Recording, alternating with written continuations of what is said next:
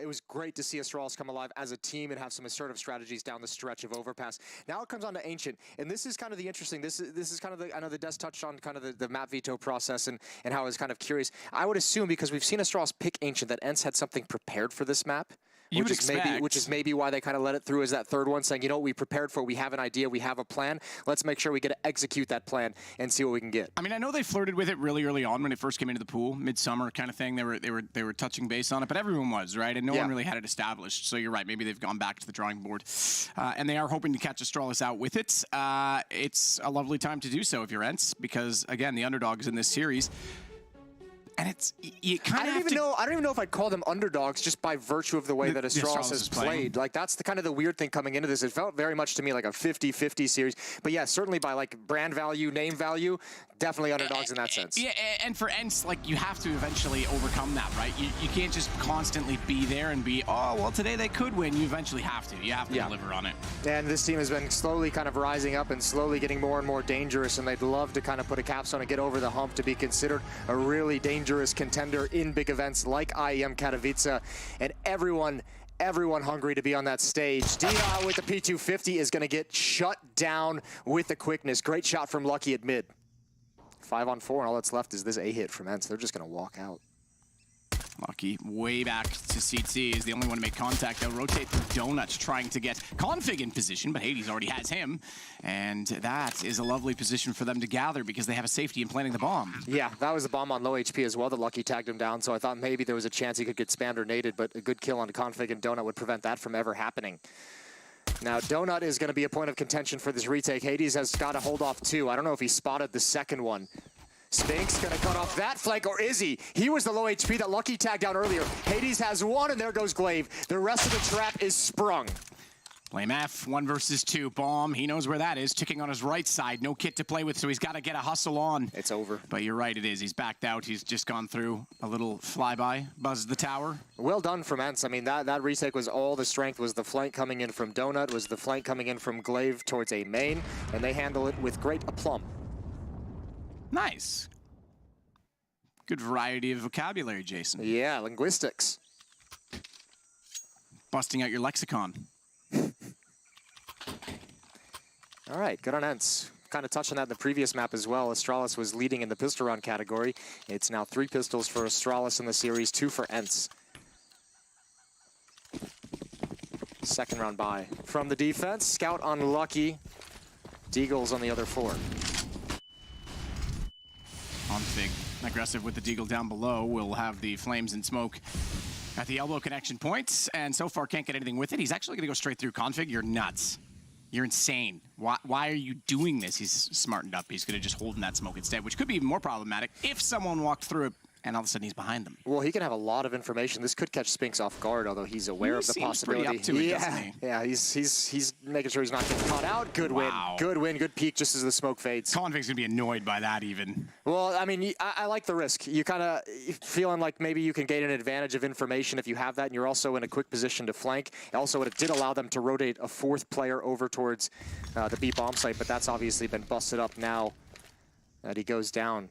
Glaive takes his position, and the A bomb site is wide open for the taking for ENCE. Then walk that bomb in the direction. Snappy's going to come back out from Jaguar, and it's Glaive inside of middle that he'll run into and runs him down with the MAC-10. Dia inside of the site. Blame F. Top side of middle.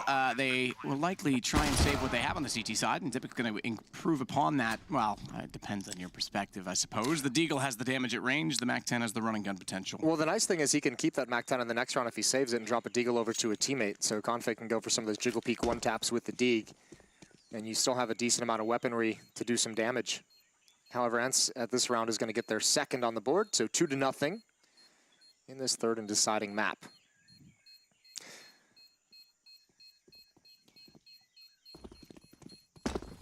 So they start off with a pistol win. That's only their 2nd, by the way, in this series. And it's both been on the T side, just to note. They won the T side pistol up. That's right, yeah. Overpass.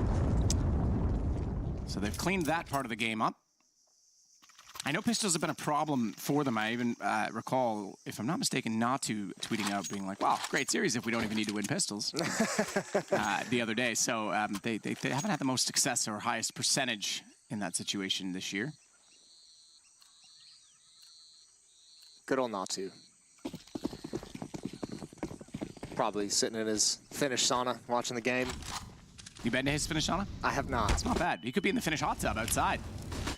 Config, flashbang. Flashbang for the sky, but he's not going to go for a peek with it. Zip does have that Mac 10. He's going to hold on to Jaguar as long as he can. Now slinks away back into the bomb site. 3 players towards A, or excuse me, 2 at A, 1 in mid. That's Glaive with the USP just jumping for information. Doesn't want fights in that position. 2 defending B. Oh, Zip likes that. He likes that very, very much. He continues the spray, and Hades could not recover in time. Snappy's gonna sneak in behind. Zipix is on low HP. He's gone. Snappy with the Mac 10. Timing on Glaive. Runs down Blame F. Give this man a big old paycheck. A fat one to cash in it though. Okay, he's dead. Well, at least he can pay for his casket. That was like a old school gangster Uzi run by, drive by. Scout shot misses. Lucky's driving the old Eldorado. Ooh, nice, right through the box. Lucky eats a nade. Good catch though. It's not bad. 3-0. Caught it with his teeth like the lucky dog he is. Playing some handball, Danish pastime. Oh, European handball's actually awesome. Don't knock it until you try it, Jason. It's always more of a racquetball fan myself. Yeah, it's because you're a racket.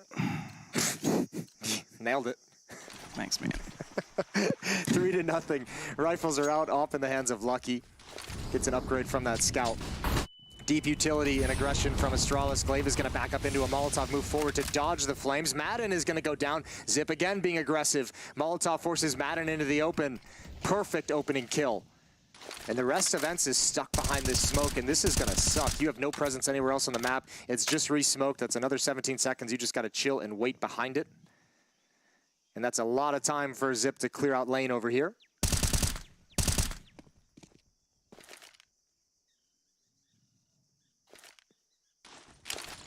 Zipix with a flash over the top. Tries to work back down the ramp as he has the Molotov as well to hold them at bay. So buying some time and space for Astralis, looking to get their first round, having already found the first kill in it. The only bummer out of this, I mean, it's great. You've eaten time off the clock. You've kept ENCE from doing anything on the map. But on the other side, Astralis, because they felt no presence or pressure anywhere else, they're starting to push A main. That's Glaive who's going to have a flank and start shrinking the map. You can see those blue dots on the mini-map rotating over to shore up the defense here. I'll say the only negative thing is all that utility used early on, they don't have anything to slow down this hit or cut it off. Config gets here, but that Molotov isn't going to do anything. They're already going to stream into the bomb site. There is still a player and Jaguar who can come back towards Cave, but Config is giving them an advantage in the post plant, but they don't even get there. Great shutdown from Astralis. ENCE never able to clear out and make that a safe bomb site for a plant. And first round on the board for the defense. Early picks and overrun or lots of utility on the site. The in-between doesn't seem to pay off. It is a CT-sided map, as we've been saying, statistically right now, the most CT-sided map. So Astralis getting started on that campaign. ENCE has done well to get the 3 rounds, and they'll have weapons this time as well. They will not be acquiring the services of an AWP. So Hades not going to have that weapon this time. Zipix again going to get aggressive to A. Down the stairs already, and peeking at the bottom side of middle has Blame F doing the same. From Jaguar, he sees them coming through the smoke. A little bit late to respond in the first. That means he's lost his teammate because Madden got the shot off before Zipix could get the kill, and Snappy turns and trades. He'll overrun the site, but Glaive smartly rotates quick to the back lane, and no smoke on it. He's good for 1 before Spinks has him done. And advantage still to ENCE as he forces out as well. Config, Spinks gets the kill by way of flames and positioning. Here comes Lucky. 41 HP, finds the first shot already. But the bomb this time is planted for ENCE, and Lucky gap in the smoke, desperately trying to find someone through it. Won't have the information if anyone snuck inside of the cave, though he didn't hear anyone go that way. So did they walk silently, or are they still on the left side? Now is when the uncertainty sets in. He finds Dia, looks again, but can't quite find it, and Hades gets Lucky underneath the gun to get the shot of the AK. That's almost some spectacular stuff from Lucky. Almost winning out in the 1 versus 3. That would have been a big-time clutch, but Hades, that's a tough position for him to clear out. Directly to his left, as you said, 4-1. Bring it up again. Ancient tends to be very, very CT-sided, so 4 rounds this early on in the half is huge for ENCE, and Astralis is going to take an early timeout going into round number 6. Lucky's got 4,500. Config, Blame F, upper 2,000s. They've got a decision to make here, though Config's already picked up a Deagle, so maybe it's just some kind of light armor and upgraded pistols for them.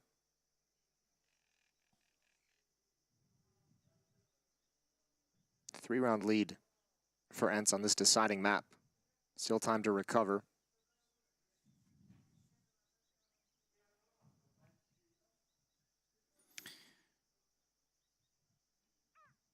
Get a candle in chat for tens.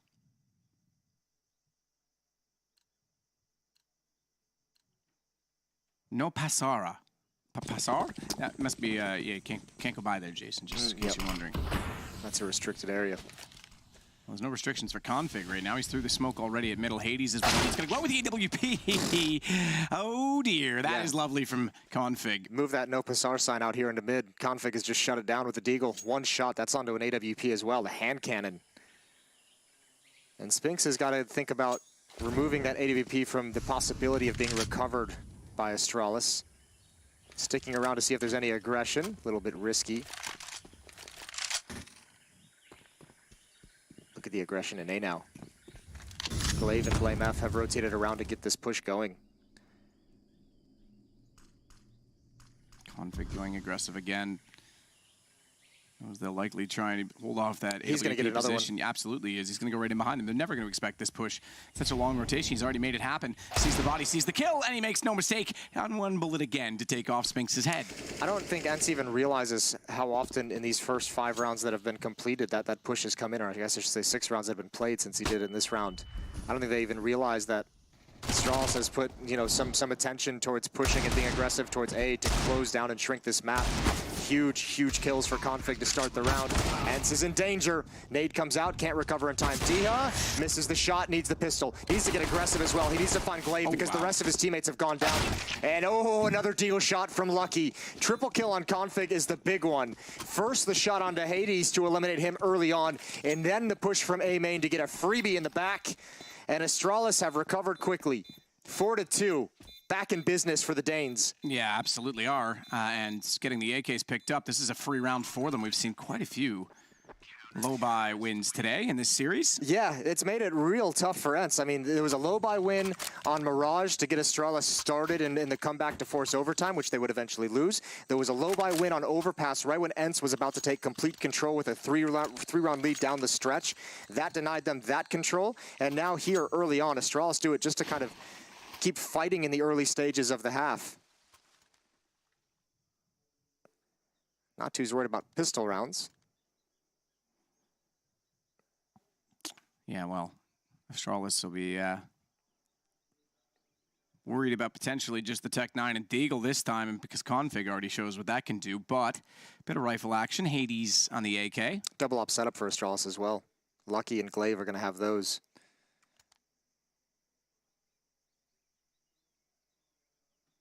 ENCE takes a timeout to talk things over, perhaps just to calm down some frustration, calm down a few miscues and mistakes, and they need to start considering the fact that they obviously need to keep their eyes on that A push. Although, oddly enough, with Astralis having done it 2 or 3 times already in this game, they might slow down for a bit. It might be something they just come back to one more time later on in this half when hopefully ENCE forgets that it's even a possibility.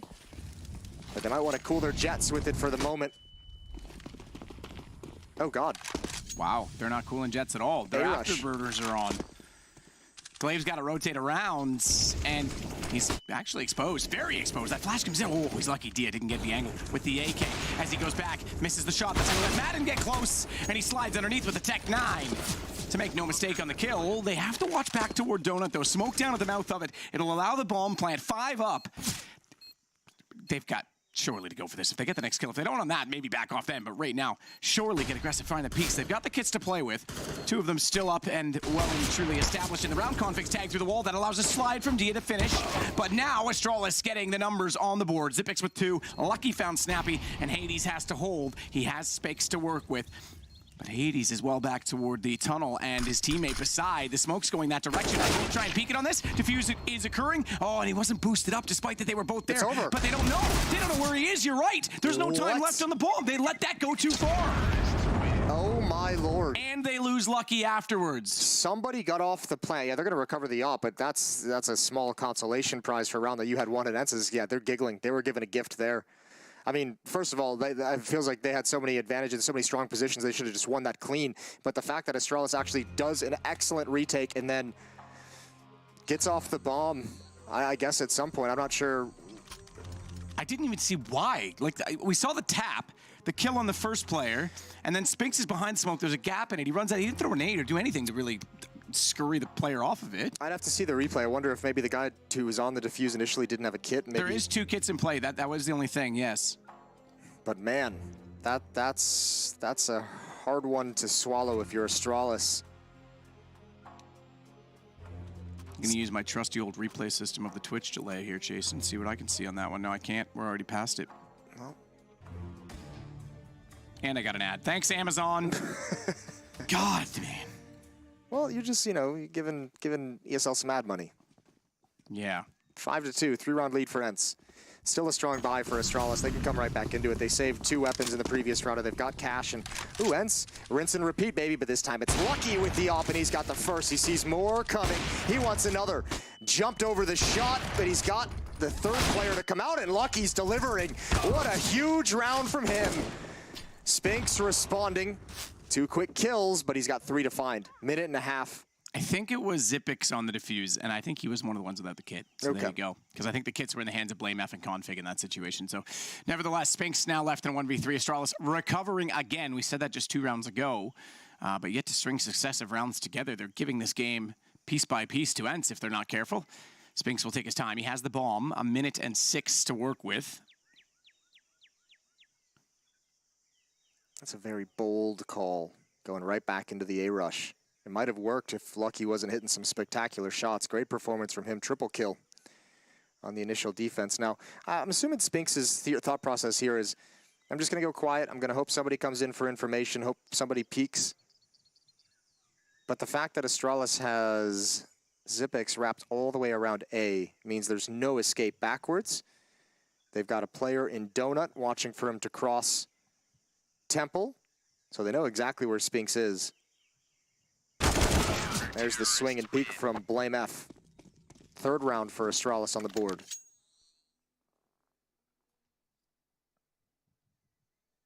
And very, very, very little weaponry this time, Jason, but that hasn't seemed to stop anyone in this game from winning rounds. Let's do an A-rush 3 rounds in a row. Okay, I'm in. 3 Tech 9s and 2 Deagles. Hades is looking toward B off spawn, so I think it's going to be that side instead. Yeah, no, they are going to rush it, though. That would have been crazy. It would have been crazy, but it would have been interesting. Are they going to rush it? Okay. Not quite.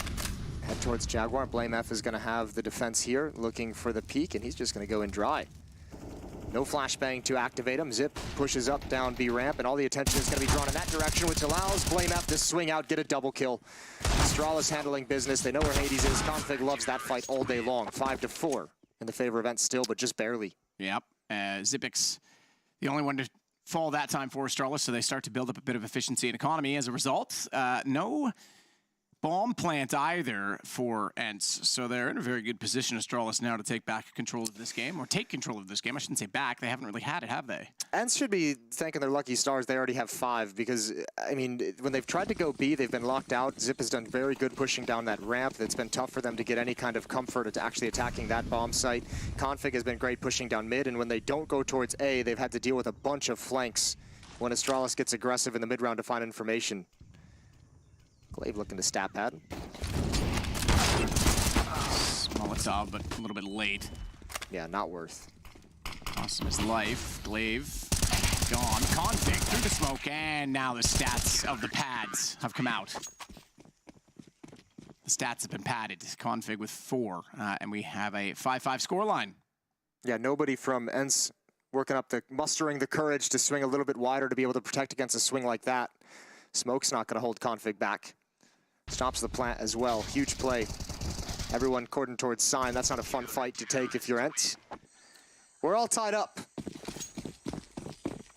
Hades really wants a scope. He's got the Krieg in hand. Yeah, I noticed he picked that up. See if he can do anything with it. A-Rush. Again. I like Lucky. LVP up close, gets the first one, knows they're marching toward him, and he finds a second angle and falls inside of the donut. And the cream filling emerges in the form of Glaive to find Madden Butts. He already found a kill before that. Config again, though. He's right back into it from middle. He'll have Blame F watching his backside. Not anymore. Spinks with the kill, 1-on-2, but no possession of bomb. And no awareness of Xyp9x working back out from B. ENCE is in a lot of trouble. You're already falling in, what, three A-rushes now in the past, like 4 or 5 rounds? Do it again. Yeah, they'll never expect it a 5th time.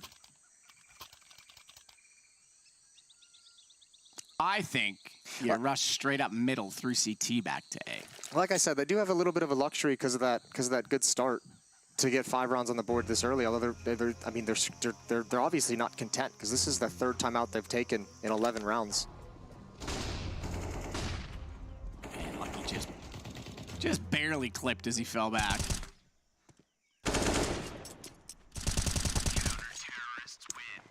So now it is very much Astralis in the lead, and again the pistols, ENCE without bomb plants to accompany the lost round bonus, which to be fair, okay, it is maximized now. It is 4 in a row now, so I was going to say it wasn't really building because it was going back and forth for a bit, but... No, it's not back and forth anymore. It's 5 of the last 6 going in the favor of Astralis.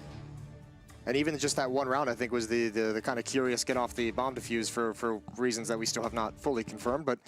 We're assuming it is the diffuser not having a kit, regardless. Archaeological zone, Jason. Okay, yeah. Can't mess with those. No. That's why you're not allowed back there. I know you were asking. Blame F's going to be inside of the cave positions if it's again down toward the ramp. He's liked it here. Oh, he's been doing a great job here. Every time they've come, spamming into the smoke. A little bit of nade damage, nicely done from Xyp. And a whole Blame F through the smoke. Grabs 2, another nade, just close up to make sure if anyone's pushing, they'd eat the damage, they tank it. He's got relative safety as he reloads. Madden coming through it. Oh, Blame F was already pre-aiming down lane, and he still adjusts accordingly. Xyp9x desperately spraying through the cubby trying to get kills, but that's enough to at least hold them aligned as Lucky gets a shot and Config emerges to get the kill from behind. 2 rounds now. This is ENCE with 6. This is the Astralis you don't want to see. They're denying everything. They're coming to fight whenever ENCE is gaining that map control towards the B bomb site. This is why I feel like ENCE is in trouble. They've got to be so happy they have their 5 rounds already because this is getting real dicey and we're not seeing a whole lot of success early on in these rounds for ENCE. Solid rifle round, AKs for ENCE. There will be Lucky in the AWP, but the rest are on M4s. Hasn't been any AKs to pick up a carryover in the last few rounds. Smoke to middle, Config, has to extinguish himself in that corner. He only goes down to 69 HP, but his position revealed. Luckily, that smoke, as we saw, was thrown to defend his position, so no one comes through and capitalizes on him being caught out. And he's going to try and utilize that to his advantage. Remember last time, though, Xyp9x was ready for this. He's on 4 HP right now. Yeah, well, there's a bigger issue. Again, Xyp pushes down that B ramp and finds a kill, and then also you're going back to the A bomb site as a group for ENCE, where Lucky has been so fantastic. Every time you've showed up on his screen, he's been able to handle it. Molotov out, not aware of the boost just yet, and he's going to go down this time. Never saw it coming. Well struck from ENCE with the boost up, but Config's got a fast flank. That's been spotted out, however. As you mentioned, Xyp9x with 4 HP, he wants nothing to do with that fight. Astralis still in a very strong position, despite the fact that they're going to have to retake.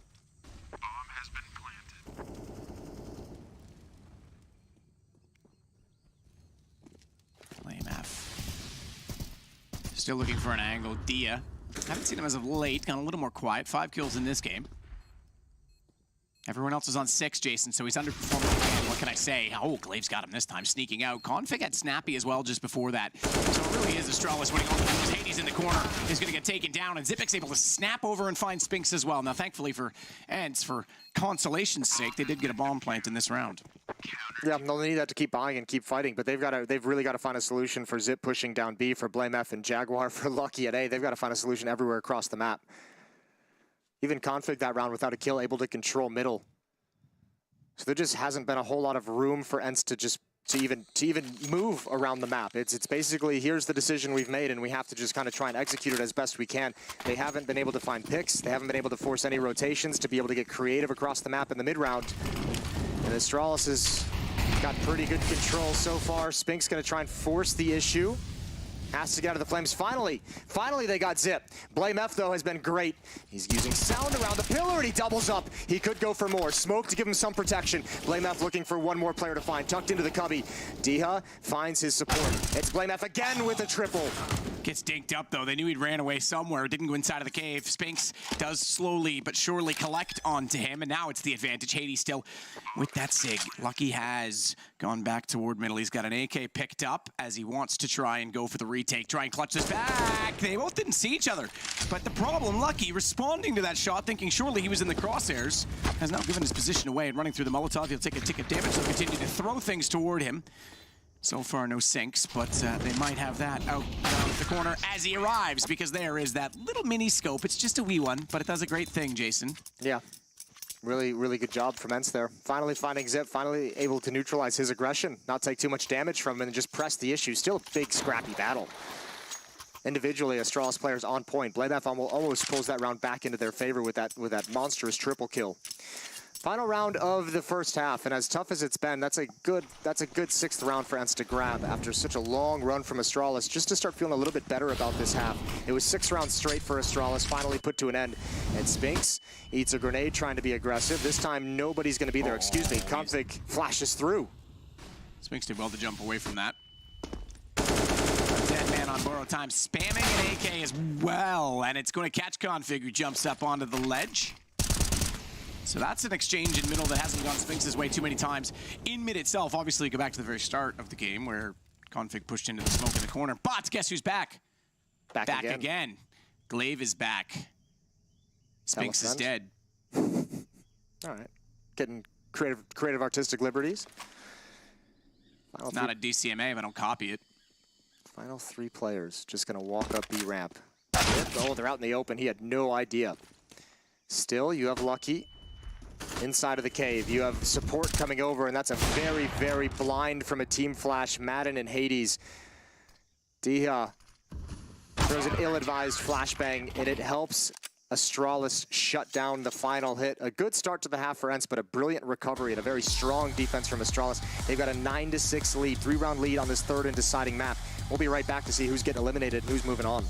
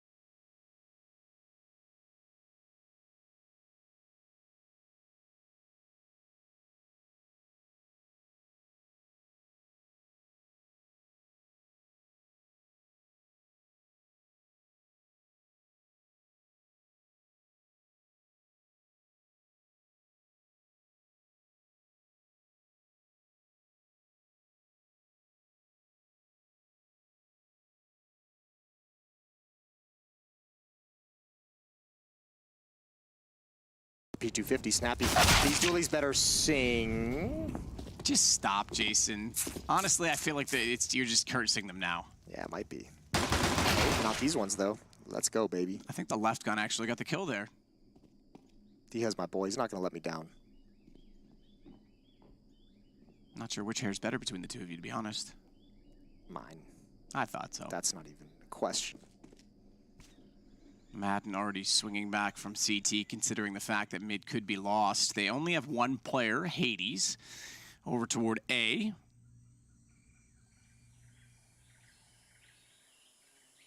And the birds are singing, Jason. Could be singing Config's praises if they rotate that direction, because he's already in the top red room. Hades, therefore, is going to be isolated. Config's got him, and swings around to find Madden as well. That's a beautiful position from him. Dia dualies, and he finds one on Lucky. Second kill for them, Jason. And maybe if I say it, it'll come true. This could be it. No, this is the problem. They're just running all the way to the other side of the map. Config on for the ace. He's going to get it. Oh, no, he's not. What a shot. That was the right gun, and it looked good. That shot from BlameF should give him the idea that it's the B bomb site that has been taken over. 3 kills. No kit, though. This has got to be fast. Astralis can play the time game. That bomb is essentially a third teammate for the Astralis defense. High noon, he's gun slinging. Slings away, though, does the jumping Zipix to...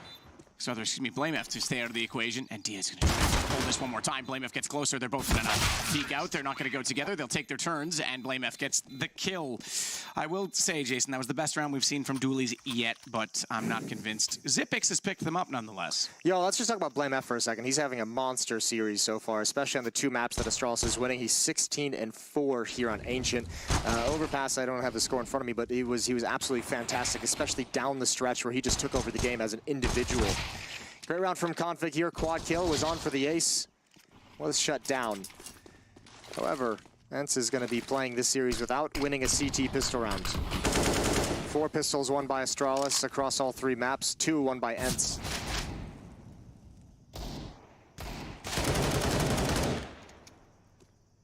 BlameF spamming inside of Jaguar position. He's got now a Molotov instead. That'll push Dia back further. Has to stay inside the cave position instead, and BlameF will clear to make sure they can move up and get closer, as Hades, meanwhile, is inside of the site on the M4. He'll back off as well and head toward the... Actually, he's not going to go full CT. He's going to wrap around and take the secondary lane instead. Ooh. That sucks. Sorry, Spinks. Sorry, Spinks. No nades left on the ENCE side of things. So it's just going to be all shooting. They're starting to get an idea. Hades is shifting over with that M4, so at least the rifle, the one rifle that ENCE has to play with in this round is going to be at the point of attack. They're coming up the ramp already. Hades not activated just yet. Swings out, grabs one. Nice headshot. He's got HP for more battles. Holding the off angle, but now he's going to have to fall away. Good kill onto a low HP Zip. It's a 3-on-3. Plank goes down, forward of the pillar as well, and Spinks knows that he's run back toward the ramp, tries to swing it out with the Deagle in hand. It's Hades that has Config in the meantime. That's 3 kills for him.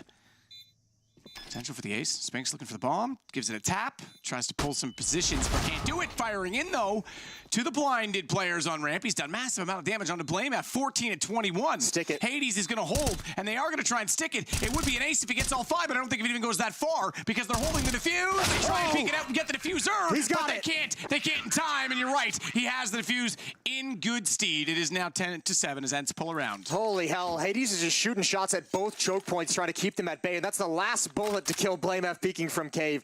That's spectacular. What an incredible turnaround, and ENCE needed it. Hades provides a miracle. 7-10, 3 rounds back still, but they steal a round away. Yeah, that's well done. That's not the ace for Hades, but it might as well be. Yeah, well, because he allows the diffuse. Yep. He does everything else. Just give it to him based off impact. Yeah, 100%. Like, that was just a foolish round from him. Timeout from Astralis. They have 2 left after this. This is... I want to talk things over. Implication, they'll be buying back up into this with the extra money from the bomb plant. Hades has been quiet in this game. As you can see, his ADR only 59. Listen, we're going to say his name a lot more this half once he gets that AWP out. We saw it in the first half. We saw how impactful Lucky was with the AWP. Hades can do just the same thing. 199 damage in that last round, though. Despite that it was 4 kills, that means he's only getting about 50 per player. But I don't think the ADR takes that into consideration because he does lead the way on 12 kills right now. So I think the ADR was likely accumulated before that, potentially. Very possible, yeah. Double Molotov, Nate as well. They're going to go right at Snappy. 4 players here. Blame F over towards the B bomb site, just throwing utility, trying to keep him honest, and he's done just that. 4 players stuck to the B side of the map. Snappy's going to be very, very much alone. Someone needs to light the beacons. Get the reinforcements on the way. Snappy playing in Temple. Snappy's there, you're right. M4 as he swings out. They come. More utility to just draw that 1 support player away. Snappy spots it though, config's in. Hades is the one that's inside of the donut lane. Flash out, Madden also coming around from the CT connectors. Hades finds Glaive, walks in, still nothing to discourage his position or to deter his vision. Bullet does take him down, and Blame F running by, finds Snappy through the smoke. They'll get Madden, and down goes Dia. It's 11-7 for Astralis. What an absolute monster Blame F is in this game. That's a brilliant shot coming out of Donut. And not just that, brilliant calls from Glaive as well. Remember, utility used over towards B at the early stages of the round to keep 4 players pinned towards the B bomb site. And then right before they just walk out into a contact play at A, utility used to block off Donut, utility used to block off those mid stairs. And the defenders there that are supposed to be supporting the A bomb site have their attention pulled elsewhere. Provides a great opening for the attack to find some space in the A bomb site. Back to pistols for ENCE. This time, no hero M4. Can they pull off another spectacular rebuttal? They need it. Headshot Hades, and he's got it. Out smoke as well. He can recover the gun. That's lovely. Yes, sir. Yes, please. He does it, gets it, runs back. That's something to work with now in the AK-47 for ENCE. Jumping up, Snappy boosted CT side. Glaive's able to get him, but he's gone low, and Spinks has Lucky down. Glaive's got to run. 12 HP, no chance. Another gun grabbed as they'll smoke that angle off as well. That's why Zippix, they're all trying to spam into that smoke, hoping he goes for it. Yeah, they're like, oh, we don't want to let you have that weapon. Spinks has got it. It's just a Galil. However, you have Glaive on low HP, 12 health. What's he supposed to do in this round? It's got to be Config and Zip that create something. Nade towards the back of the boxes in mid. Nobody's there. Nobody's home. Glaive has been relegated to flank watcher, while Config and Zipnix try and find a way out of this situation.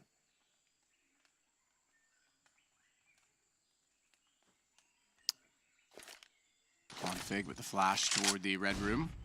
Again, just a sound cue to make ENCE believe that they're taking control of those stairs. It's keeping Diha focused on that position of the map. Footsteps by Zip, good kill, good opening. But here's the AK-47. Hades stepping up next. He doesn't have to be too aggressive, but indeed he will. Pre-fire from Zip. Oh, it's awkward. Hades don't want to commit to that fight. He didn't like it. Diha's got a lot to do. Oh, can't find the first shot. Whoa! He does get it on the second approach. And Dia not done. Will go around the pillar, but Hades has already found Config. It's Zippix left in a 1-on-3, and this time with 5 seconds, I don't think he has any chance of a sermon. Man, the play there from Diha, especially after missing the initial salvo, that initial exchange is just so good. Just working his way around that pillar, freezing them out in the open. And Hades, again, the hero of this round. They better buy that man some kind of a steak dinner. What if he's a vegetarian? Okay. A nice crisp salad. I'm into it. Maybe some goat cheese, walnuts, and cherries or something? It's too fancy. Take me out for dinner anytime, Jason. Go get some of that fresh wasabi at some point. Authentic wasabi. Blame F, 20-5. Boost up for Blame F on the box at ramp. In fact, not even going to put himself on the box, but just use the headshot angle instead. I'll spam the smoke to see if anyone has pushed through the animal's cage. Lucky in middle is making sure as well no one's inside of that position and holding the donut angle in case anyone does get aggressive from the CT side. There is a player back down that hallway. It's Spinks that waits at the corner. There he is.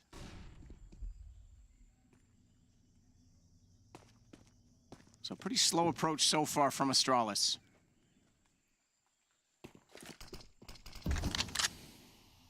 Dwindling on utility as well. There's only one smoke left in their arsenal. And yeah, they have to imagine this is, I was going to say, a set piece towards the B bomb site with that utility, but they saw something. There's something there they didn't really like. It's called off. Traveling in a death ball. All 5 players from Astralis together in middle. Another smoke picked up and deployed, so there was one around somewhere we didn't see that they still had ready to go. Sphinx, that's not ideal. This smoke and then actually gets taken down for it. Lucky was able to find the headshot through, and that means they'll have a bit more access to the site, but Snappy's still on foot, in position, and trying to slow them down because that means Hades can strike from behind. Bomb is planted, 12 seconds on the clock, but that's enough to maybe, potentially, make it work, and no, not if Madden's on the case. He comes in, and Hades on the flank. It's now a 9th round for ENCE. That was a close affair the whole way through. I think you can start to see some of the nerves, some of the pressure getting to ENCE, that missed smoke over in Donut, that awkward exchange. Things are getting a bit sloppy between both these teams. And ENCE just barely hold on to it. Crazy, crazy stuff. This is a big fight. Snappy as well, he seemed a little flustered. It's Madden who kind of delivers the big frag right here, looking for that planter, and he's got him. And Hades probably saved his life as well from behind. Just centimeters away. Another timeout, a 3rd timeout for Astralis, going into round 21. They want to talk things over. That plant is not going to help them get out any kind of a great buy. Everyone hovering right around 3K, although Zip's up at 3,900. Still, you're not going to be super pleased, and I think Astralis might have to just drop down to a half buy. Be content to set the goal at economic damage onto the defense. At least 1 hero AK on the board.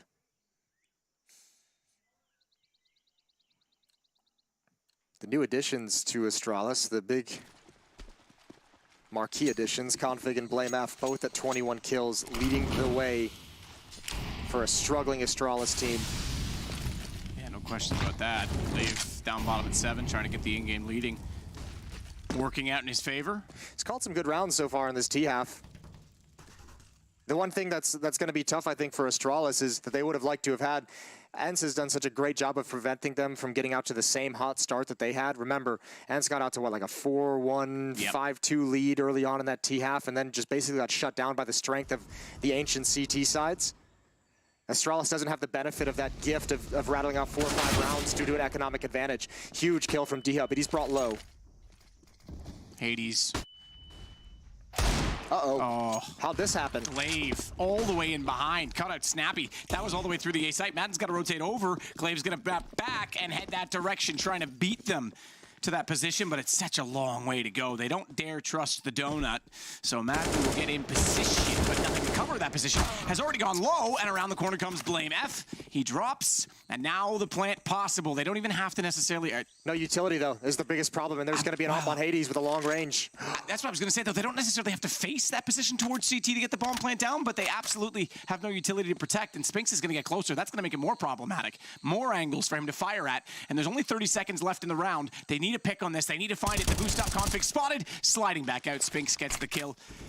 And he puts himself into some safety. Aggressive and get that kill. Madden almost, I think, tried to do too much crossing over to that back corner box. And Evan, for a while there, I felt like ENCE didn't truly believe the A bomb site was the one that was going to be under attack. They started spreading back out.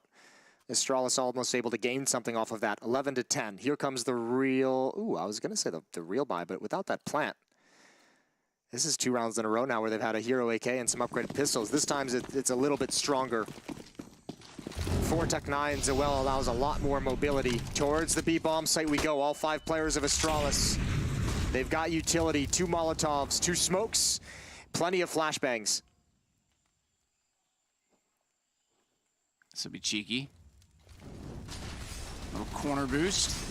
Less to fire at, see above the boxes and try and lock Astralis in. They're going to be feeling the pressure now, and they are going to be walking in to Madden, who's gone mad on them. He's got 4. What a shot, unlucky for the last one. Looking for the 8, swaps to the Tech 9. He goes down, but Dia is there. We have an 11-11 scoreline. What a great hold from Madden. That's brilliant. Astralis was in a lot of trouble anyways. Even with that boost up at mid, you could see that if they didn't get into that bomb site clean, there was going to be a fast flank and probably not enough bodies for Astralis to actually address it. We're all tied up at 11. Good transfer from Madden. A little bit of luck coming through that smoke, and obviously the first target, he didn't complete the kill until just there, so he knew Zip was going to swing from close up, but these USP shots are crisp. A lot of utility thrown over early. Ooh, one of the incendiaries didn't make it. Clipped the scaffolding up above, and you could see it just exploding in the air as BlameF ran by. So he has position at boxes that perhaps they weren't anticipating, but they aren't being overly aggressive on it from the ENCE side. Seeing that CT map come to play now, aren't we? Yeah, but it is a lot of utility used. And Madden, that's ill-advised. BlameF knew he was on that side as well the whole time. He saw a trajectory of a flashbang early on, so BlameF had all the information. He continues to be absolutely fantastic in this series for Astralis. 24-8 now. Swaps to the M4. Ooh, get that reload in. Nope, back away instead. Dia can't get the shot off, and they'll both actually relocate.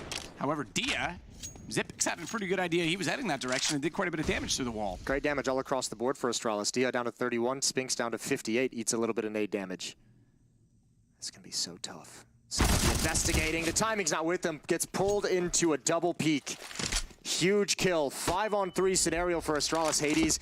Oh boy, he's delivered for ENCE a couple times early on in this game. He needs to do it once more. Second player coming from Donut, once from A main, and he knew he was going to go down. He just needed to find that one kill. He was desperate for it, and Lucky takes everything away. 12-11, Astralis nurse a one-round lead. Credit to composure. Hades is getting dinked through the box, and he still holds his angle, knowing that you're right. He had to just get one more to make it possible. It wasn't. Astralis are down but not out. They take back the lead by 1 round. Lucky onto the AWP. There is one immediately bought back up for Hades, but it leaves him as a glass cannon, Jason. Whatever. Let him have it. For those unfamiliar, no armor to go with his AWP. Remember, Hades was the savior in rounds 2 after they lost the pistol round, and then round 4 after they lost the 3rd round. He was the guy that brought him back in both of it. So yeah, give him whatever gun he wants, because he's stepping up in big moments. Even if his score isn't saying it, the impact has been massive. Boost again. This time, BlameF is in the open. Spinks makes it work. Good opening pick. They'll fall off the middle, even spraying, running, and gunning Snappy with the MP9 toward the smoke at elbow, and away they go. But the response from Astralis is toward A once more, and it's Hades. Again, AWP finds Lucky first. Extinguishes the flames behind him. That'll allow him to peek out right side or left, but the nades continue to rain in. He's down to 67 HP. He has support. Snappy is there. Oh my god. Two? No! Turn around! If he gets both there, I think he finds the 3rd as well. Very slow to react with Snappy. He was firing in his ear, but he had no idea Glaive was there. Oh, there's the double kill. That's huge. Glaive had a round-winning play. Couldn't connect on the 2nd kill. I think Snappy's just so damn focused. There's no way he's turning that quick. That's a close situation. That ENCE, I don't even think they realize how close it was to just completely falling apart. Final timeout taken from Astralis at 12-12. They've got to be so frustrated in this second half, because they've had a few rounds. They've had a few rounds where they've been so close to taking complete control, obliterating everything that ENCE can bring to bear in these fights, and they just haven't been able to get it. They haven't been able to fully reset. They haven't been able to deny ENCE at the important, critical economic rounds. And ENCE, for whatever reason, is just, I mean, the fact that they're holding on in some of these situations is crazy. Well, highlighted by the fact that they're onto a last buy position. Astralis now used their last time out. This is a very make or break point in the game for them. They'll have to be very composed from here forward, as a tie and a potential to take the lead for ENCE first time since very early in the first half. And you kept saying it, Jason, they did well to get those 5 rounds. They were lucky in a lot of ways to get those 5 rounds, and I think that Astralis will definitely be regretting some of those first half situations. This is probably the most frustrating thing for a team like Astralis that has so many experienced players, is just the amount of close rounds that have just gone away from them. When they look back, you think this round 2 and 4 in this half, you think the diffuse that they got off earlier in the first half. Some weird situations. BlameF though, he's been Mr. Consistent. Another kill to find the equalizing frag. 4-on-4, but the HP isn't good for Astralis. It's no good. Shots out from Zipix, still trying to find to see where anyone might have gone, as Dia still remains inside of that Jaguar position. You're absolutely right in terms of the kills. BlameF 25, Config 23. Lucky's not far behind. It's the new boys on Astralis 20, above everyone else. In fact, all events, all 5 on ENCE less than that. So, despite the tied scoreline, Astralis were more capable of keeping guns alive in the earlier rounds of the first half. Snappy needs to hold his nerve. Saw him struggle in this position earlier with the smoke. This time he needs to hang on. They need to be able to rely on him because Hades is in the swing position and he's going to have to divide his attention between mid as well. They're hoping that Snappy can let Hades know if anyone crosses over, but let's see. Molotov Vincere donut, that's the exact peak Config is looking for. Snappy steps right into it and the smoke is going to block off Hades. Spam coming through, they can't find the kill, but oh, they get it at the end. It wasn't going to be a retake attempt regardless of whether they got that or not, but the frag is perfect. 13-12 is going to be the scoreline. Madden has nothing. Yeah, absolutely not. Astralis will not give up the lead. They refuse to do so. They stay ahead just barely again by 1 round. And that's, again, after using their last timeout, after being on the last buy. So this is a massive win because it's now going to put the boot on the other foot, a very tough position for ENCE to find themselves in. You mentioned Lucky being up there on the scoreboard as well. Most of his impact was on the CT side. Remember that string of A rushes that ENCE tried to bust out. Lucky was just knocking them down as they came at him.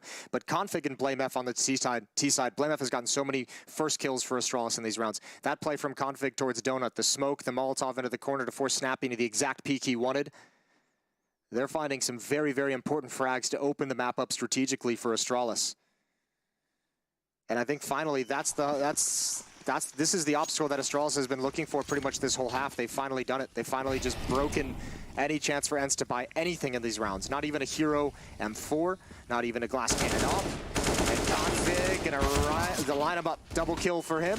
BlameF blinded, taken down, surely not. Surely.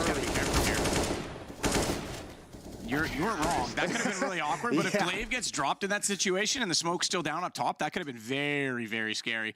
Astralis now with a 2-round lead. This is going to be it. This is going to be the bye for ENCE. They lose this, and overtime point achieved. They won't have any money to defend it. So this could be the game right here for Astralis. Could be the series. Could be ENCE's entire tournament life.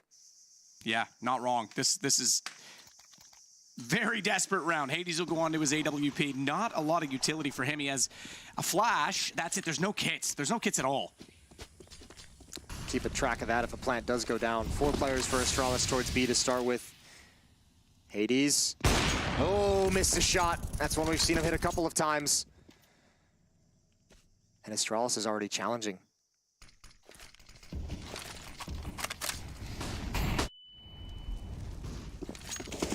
Waiting. Oh my God, look at the pull. Look at the pull they've done. Config gets 1 kill, but look how many people rotated over just by that pressure from Astralis. Now, it's still a long way to go. It's a very big map, so can they get back in time? I think ENCE, I don't even know. I guess you kind of have to be a little bit aggressive. The question I have now is Config, yeah, I think Hades knows. It's tough. He does. Spinks heard him. Hades was checking it and trying to clear. Config was checking it and trying to clear, but it doesn't work out. Config gets the kill instead. Spinks behind the box is at least in position, but Glaive has that as well. Astralis looking good now to put ENCE against the wall. This could be it. They are absolutely at breaking point as Config takes down Dia as well. Madden's got nothing to do with this. And just like Overpass, Astralis smells blood in the water. A round like this, not only are you going to win it, but you're going to take everything away. You're on the hunt. They know Madden's position now. Everyone from Astralis is going to start streaming across the map. Don't let them have anything. Don't let them save a single rifle. AK expecting the swing. Config, man, oh man, what a round from him. What are you supposed to do? 4 kills, and not only that, the information attained, it is map series and advancement, well, I shouldn't say advancement, survival point for Astralis, but elimination on the line for ENCE. I think Config's had like what, I feel like he's had at least 2, I think he's had like 3 4-kill rounds in this game. What are you supposed to do? Him and BlameF have just taken this entire map over. Well, in the last, 3 rounds since I mentioned scores, BlameF was leading on 25, Config now leads on 31. Yeah. So that's some pretty huge impact in the last 2 rounds alone. Yeah, he's been massive. Final timeout taken by ENCE, and you can understand why. This is when you kind of look into the playbook. First, you got to decide if you want to bust out some kind of a trick play or just play it standard with these weapons. 2 Deagles, 3 SMGs. It's not pretty. They had this same situation on Overpass, down 12-15 with a scrappy buy to try and start a comeback towards overtime. And we'll just say it again because Astralis was in the same situation, 12-15 on Mirage in the first map, and they brought it back 3 rounds to force OT that they eventually lost in. But ENCE needs to dig deep one more time. And dig deep with not the greatest of shovels either. They've got garden spades, if anything. They have spoons, Matt. wooden spoons. They're begging for a garden shovel. And they're gonna spank them with the wooden spoons, Jason. Life's a garden. Spinks with the MP9 up close. Tight angle to play. Can fall off. He actually finds Flamef. Good start. Turns around, fires into the smoke as well, anticipating perhaps a repeat from the bottom side of middle. That's where Glaive is, but he's not daring to go through that smoke. They know it's not worth going down 2 men this early in this round. There's a gap in the smoke. This could be so dangerous. Oh, Zip's gonna spam through it. Good heads up play. I was just giggling. I'm thinking, if you're snappy at the moment, you know that's Config challenging you. With his hot hand, you know he's going to be bold. You got to be crapping your pants a little bit. Glaive going to lurk up middle. He's going to cut this map in half, cut this defense in half. Now, the bomb is still, oh dear Lord. What? That's not fair. In a round like this, through the smoke blind, Hades is down low, Dia is down low. Astralis in complete control, and again, Glaive has found access, but now he knows. Spinks turns, big kill, big kill. Chance to try and work with that as they rotate over. Bomb in the hands of Lucky is already inside of the A tunnels, and it's Config again that has advanced to try and secure that position for Astralis as Zippix works his way back in from Donut, very low on HP. 17 only to work with as Spinks smoked off, but does he get to the plant? He's got one. They're not looking at him. He's got the bomb down. 24 seconds, and Config has to clutch. He needs another 4 kills. As you say, Hades and Dia low, but the chances of trying to find them all when they know they just need to survive are slim. And as he walks out and tries to bait at least one shot in his favor, Spinks shuts the round down. That AK, you called it. As soon as they got Glaive, it turns on its head, and ENCE have one more at least in them. That's so massive. One more obstacle for Astralis to overcome in this series. An incredible comeback in the round for ENCE. A desperate situation. Spinks is tall enough to take the task. 2 more rounds to force overtime if you're ENCE. And at least this time they have a way more comfortable aisle. Snappy's on the AWP. I think he wants to counter Config. He's saying, Config, all right, come challenge me this round. Please, for the love of God. You've been battering me this whole time. I'll take the op. Just walk into it for me. He's done dealing with the contact plays. But Config isn't there. Bounce nade goes out toward middle. Glaive is on the other side, and they're just checking to make sure there is no further regression as Spinks sprays through the smoke. Down middle. That's where Config's playing. Tapping with the AK. Knows the headshot lineup, but Spinks has the silencer. Instead, though, why bother fighting with bullets when you can use fire? He'll force him off the angle. That will open up access to middle. Config's going to go all the way.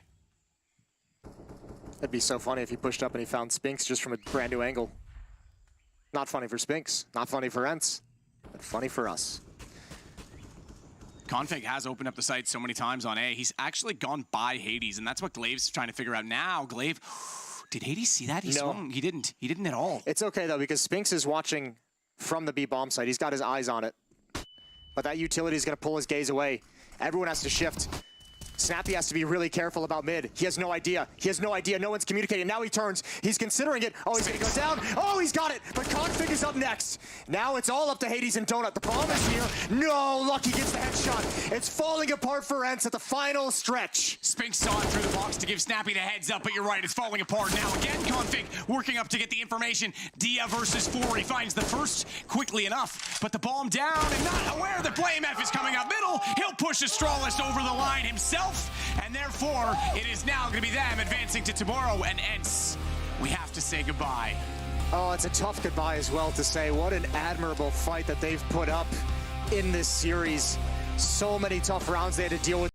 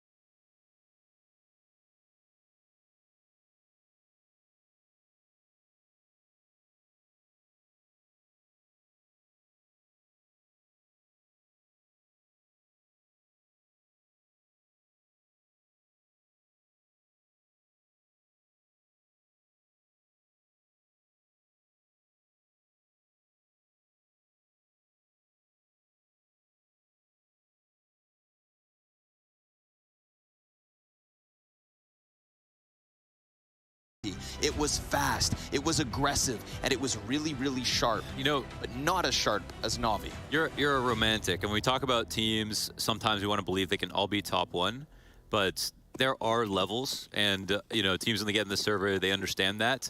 And right now, FURIA leveled up for sure with this lineup, and we can look forward to their future.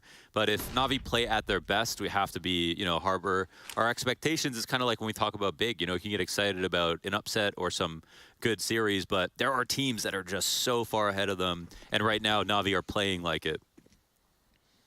If they win this pistol, it is safe to say things are over fast. And I may be a romantic. It's the French in me. But this one, man, let's just let FURIA tell us otherwise. All expectations, Na'Vi close Mirage.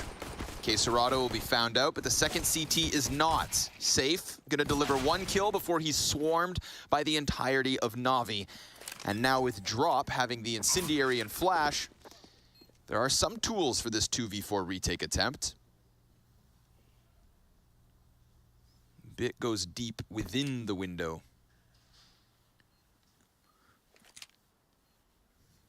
They're saving in a pistol. Yeah, it's hard to get back in. Done. That was so clean. They're so toast. That was a guillotine. We've watched a couple of matches. Now we watched this Vertigo game yesterday. Like, you never want to cast and be like, this game's over. Yeah. But you know what I mean? Like, I also can't lie. it's tough. You know, It's really tough. When you bro. see Na'Vi playing like this. Yeah. But it's great for the storylines no matter what. You know, if it's decisive for Na'Vi playing as well as they are. FURIA making this close wouldn't have been unbelievable because they probably were pretty confident after their last win. For sure. But today, in this game, on Mirage, right now, Na'Vi are two rounds away from closing it out in what feels like 30 minutes.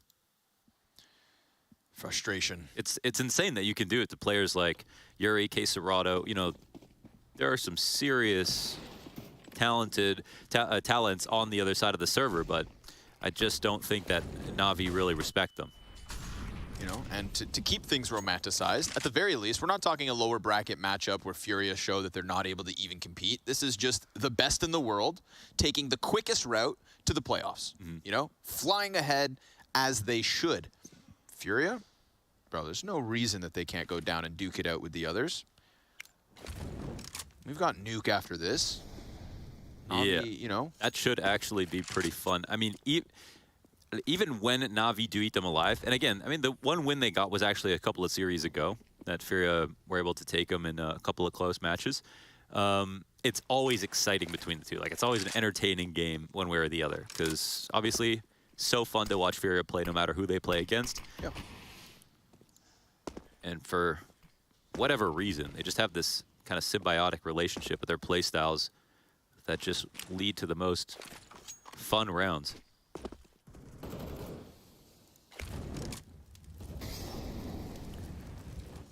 Na'Vi very much taking their time with this one, but Simple will be the front runner, and it feels to me like Safe hasn't realized this timing happened. Scout shot missed, and the T-side start to run outwards, closing that gap to the A bomb site. 25 seconds on the clock to make sure that this goes well. Bombs just being thrown over, and Simple tries to give cover, but Art over the top of the stairs attempts to crest and is sent to bed. The tap from Simple as him and Electronic just tear that A site to pieces. Ooh, that's the kind of Simple I like to see. Kayserado on the flank, dead to Electronic, his 3K, Simple's 2, a full house on the Na'Vi squad, and a 15th round secured. 13 map points. Good luck, FURIA. Na'Vi gonna have to do a full workout after this game just to use up all the energy from the meal they ate before this game started. 20-6 from Electronic. Crazy. Yeah. Lantronic, I should say, because online he's unrecognizable. Who is this guy? Definitely. Come on, Electronic. One of those guys. Yeah. One of those drop-offs. FURIA, 3 MP9s, Desert Eagle Scout. It ain't the best recipe. And with, again, the successors of the last round popping off for the start, we finally get somewhat of an answer here. Yuri gonna try to make things problematic, but Ooh, he does reposition nicely. Something to write home about. We could have a kill from Queserado towards mid. His Desert Eagle, no. That one's gonna get denied. Bit's gonna find himself on the scoreboard. As Yuri now behind smoke, his cover fades, and so do the very, very slim chances of FURIA's run back. 16-2. Na'Vi, they don't just beat them, they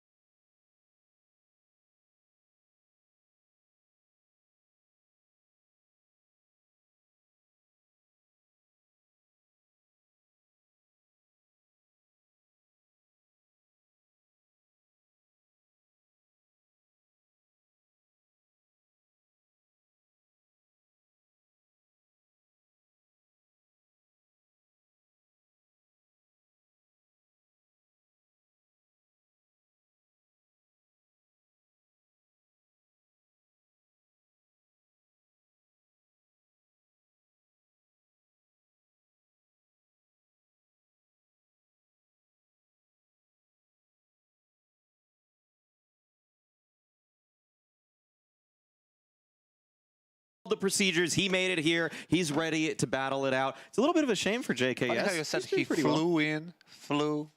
All right, well, he got here. Was that an accident? Anyway, it's so cool. I mean, it's a good news, bad news kind of situation. Yeah. Just as they get Robs to play with them, Rain tests positive on COVID, and he needs to play from the dungeon. Yeah. I think maybe my shift change metaphor was apt. It's like one punches in, the other one punches out, you know, headed back to the hotel for a little while. Yeah, this has been pretty tough. I guess like change has been sort of the rhythm of life for FaZe lately. It's pretty rough for them out here. But I think the thing is that with Rain still being able to play, they can get back on track to what they were doing at Blast. It was a pretty good look for them overall. They will be playing with their 5-man lineup, even if Rain's not in the building with them. So this should be the ideal FaZe, with the exception of the fact that Rain's feeling a little bit under the weather. It's not the same vibe. I just also wanted to know, like, what kind of, does he have any symptoms? Does he feel like weak? He said he does have. He said symptoms are why he self-tested. Yes. Yeah, that can be a little bit of an issue, because one of your star players, well, they're all stars right there, but one of your, you know, huge impact players can, if he has some symptoms, he feels weak, then it can be a little bit problem. He's not there with you in the room, so it can cause a little bit of problem. But Robs is back. He seems to be super motivated for this game, so it is what it is for them. You know, they fought so far with Justin.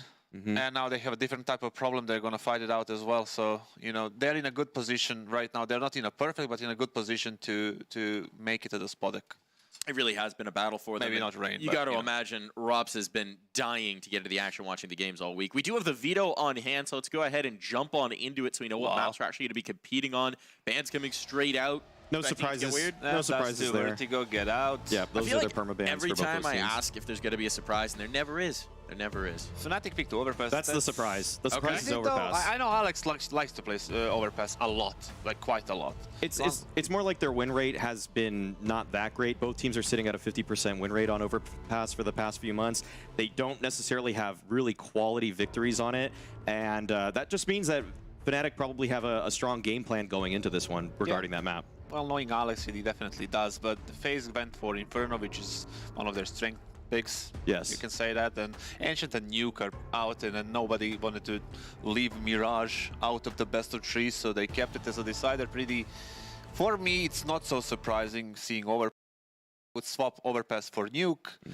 And then, you know, as a Fnatic pick, but Alex likes to play it, and they must feel comfortable on it. So. Brawlin's also just simply sick at that map. I mean, the way he's going to default towards A is one of the most flawless ways you can do it. Every time. He's so good at it. He's just so good at it. I really can't ignore when Brawlin defaults towards A. He is basically one of the picture-perfect players to watch if you don't have amazing support for how you want to scale towards that side of the map. So I'm gonna keep my eye out on him for the first map. The thing is, like, we haven't touched on Fnatic at all. You know, Fnatic made the biggest upset of the event so far by taking down G2 yesterday after the terrible first map where they lost 16-2. They just bounced back like nothing happened, won 2 maps, and now they're in a perfect position to actually make it to Spodek, and that's with the UK CS being in the driving seat for them. The best it's been in decades at a minimum. Forever, ever. I think it is interesting as well because this is a lineup where people have been looking at potential communication issues with just, you know, the Swedes playing in English for the first time.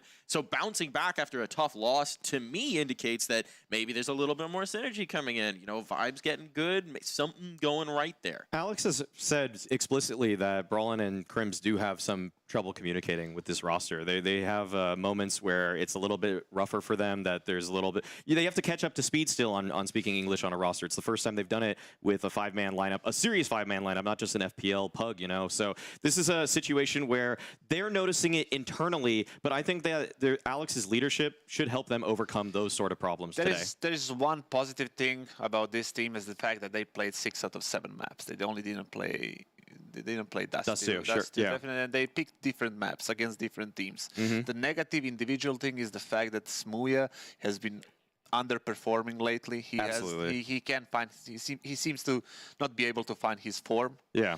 He had like 117, 118 rating, and then he dropped down to 0.95, something like that. It doesn't really matter. But the point is that he's underperforming. He said it himself, you know. And then if he gets going with this team playing well, I think they can go deep into the playoffs. The thing is that it's so disheartening to read or hear interviews from Smuya, and he doesn't even seem to identify the problems he's having. He's trying to like meme or troll, like, oh, I should bait more, but then he still makes the same mistakes that he made in the previous game. He repeaks too much, he takes bad angles, he doesn't seem to have object permanence in terms of where people could be on the map against him. Owen. He's sort of, we all like, hate you. It's not a great look for Smuya, and Brokey, sorry, I just copy what Sadicus said there.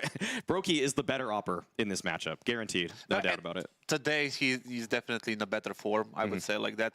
I wouldn't count out Owen because he's a momentum player, basic player, and he can just explode on any day, you know. You never know what you're gonna get with him, right? Well, we'll see if he can, in fact, get hot here, if the opping can be a focal point. But a focal point for us are going to be our casters. We had a shift change there as well. It's Sponge and Dinko. Hello, gentlemen. How you doing over there on the desk? Two rooms away. Good. I love the extremely pink polo shirt that Dinko's rocking today. I believe it's coral, actually. The official term. Get it right. I think Or so. salmon. Or Salmon? Yeah, salmon maybe. I don't know. I prefer to eat salmon, though. I mean, you're looking like a fillet of salmon. Looking like a snack in that one, Dinko. You guys have been awesome. You guys have been sounding great. These guys have been killing it for a makeshift lineup. Oh, look at this. Compliments as well before we kick off the game. That's always nice, boys. I mean, speaking of makeshift lineups, FaZe now don't have one. Yeah, look, that's what we're going to sink our teeth into here. Rops is actually putting Dot ready in the server, so hopefully he is ready, right? I'm sure you're sad about that one, Chad. You know, JK's not on the server anymore. I'm not sad, right? I'm not sad for the sentiment that we get FaZe fully fledged. Now, they obviously pointed out the situation we have with Rain, right? The fact that he's not in the building here, so we'll see how that one pans on out for the squad here today. JKS is standing by. He's in the building here just in case, but we are going to be kicking things off on Overpass here. This is a match to secure one of the two lineups into the Spodek Arena. Loser will go down to the lower bracket. We'll still have an opportunity to try and do so. Now remember, this is for quarters or semi. We'll be determining tomorrow which of the two we're making it further.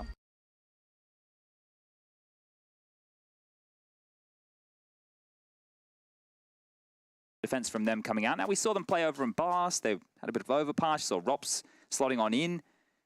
Roles and positions for him. And look, it's obviously been a bit of a wild week with Rops just sitting there on the sideline. I'm sure he's been keeping himself in shape if he was able to get back into play. And I'm expecting some, well, sharp shooting out of this entire FaZe team against a Fnatic who probably woke up to a rude shock, right? Woke up and go, oh, hold up a second. We have to actually verse FaZe with their full 5. So all their prep's gone out the window. But Rain aggressive.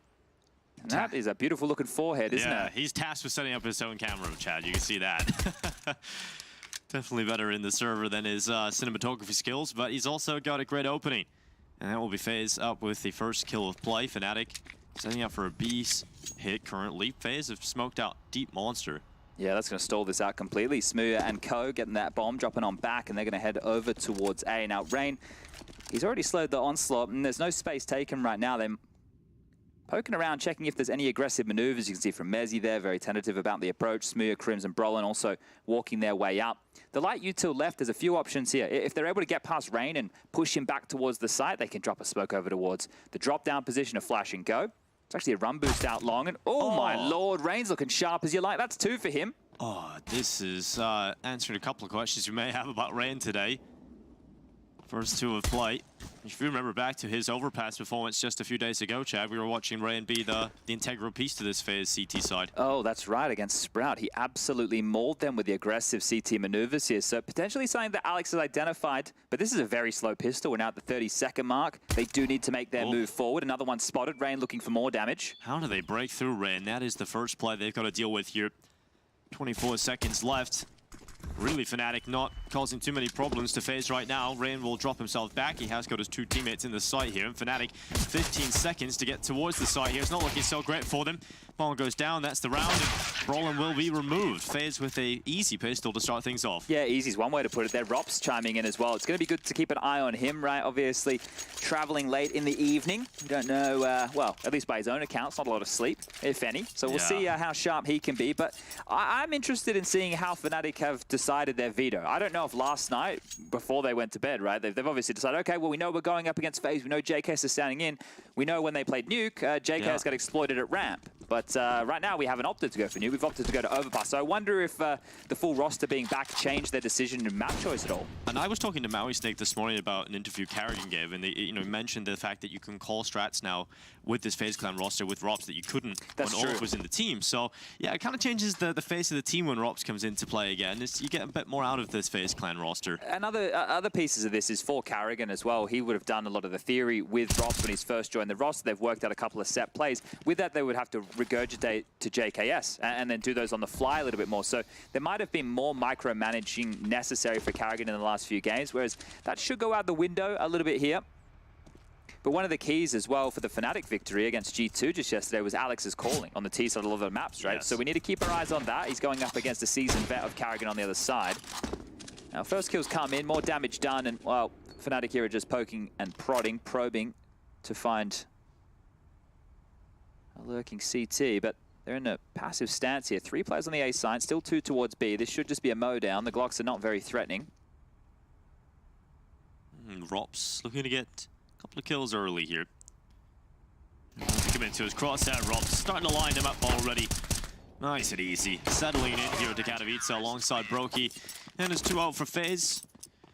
I'm sure Karrigan has had a long time, when he's playing with Olaf for that long amount of time, probably going to bed, just having dreams of using Rops in his position. So I think he's probably had a lot of visualization to set up this team. The cool thing with Rops is as well, Red, and look, for anybody who's maybe not too familiar with the legacy of Olaf, he's an absolute legend of the game, but Rops is the new gen, right? He's one of the hottest prospects. This kid, he's going to be a lot more versatile. I think in Mouse Sports, he was caged a bit. I think he knew he was not going to be there for too long. Now that he's in this Faze roster, this is where he wants to be. Aggressive, short maneuver here, MP9 in hand, and, well, Mollies will escort Karrigan into the sewer with ease. Twist there as well, so using both of the little pocket rockets up close and personal, and they want to even take a bit more aggression here. Crim's just around the corner for this. Gonna be easy kill, surely. Whoa. Flash is good, but Crim still comes away with it. Twist not following up. It's a great opener there from Crims, right? You can see completely blind through the fence, so good stuff. That's just a flash to at least hint that they want to get aggressive towards that connector position. We'll hold Mezzy there for a little bit longer as the bonus round for FaZe now is down a man.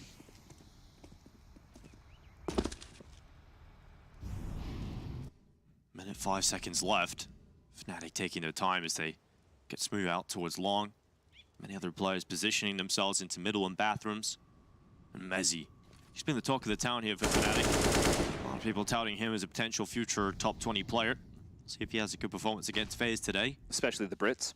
Oh yeah, I mean mainly the Brits actually. I think Alan's been touting that one. He's been in your ear a bit. Yeah, he has. Well, Rain's been in the ear of Smooth because he's dead. 0-3, not the start Smooth is hoping for here. You heard Kassad has had the pleasure of, well, having Smooth in his team for a short stint of time, talking about him being a momentum player.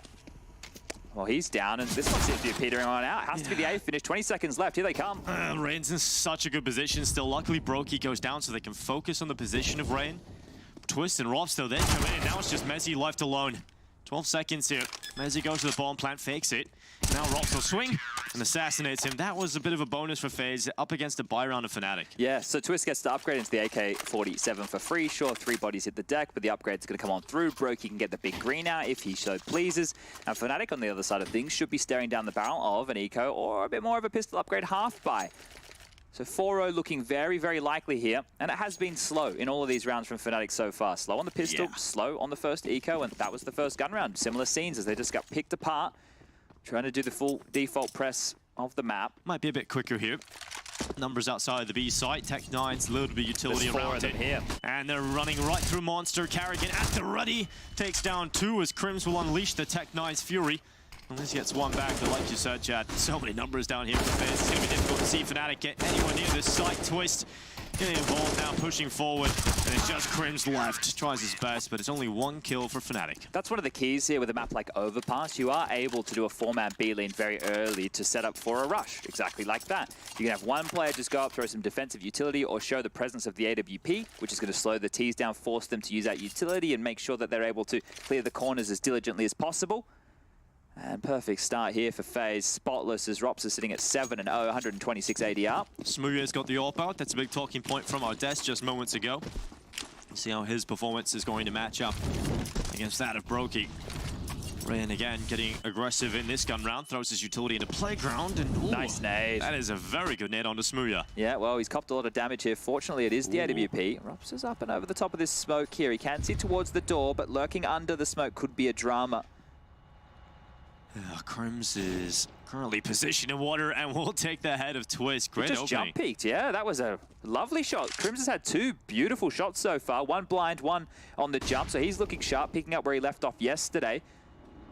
Oh, Rops not reading that one, Mezzy. Rops up on top of the sandbar, gets that kill back quickly. Awkward angle, isn't it, right? It's not something that you expect when you swing that door open. And Rops actually overstayed his welcome after the smoke had faded. So a big one to draw back here with a minute left on the clock. It is Fnatic just limping around the map.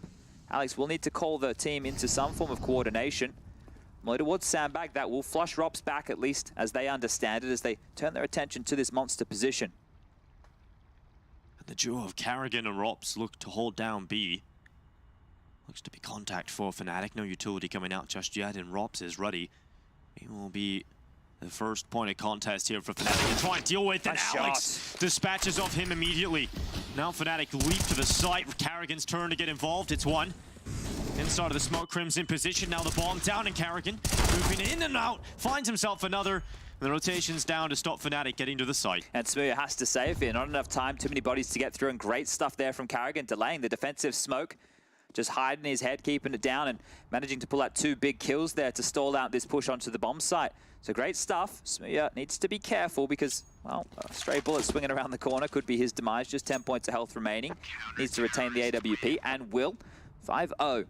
Now, pace change, right, on some of these gun rounds will need to come in at some point, but the question is, what has Alex been able to condition with the 2 early gun rounds they've had? Nothing.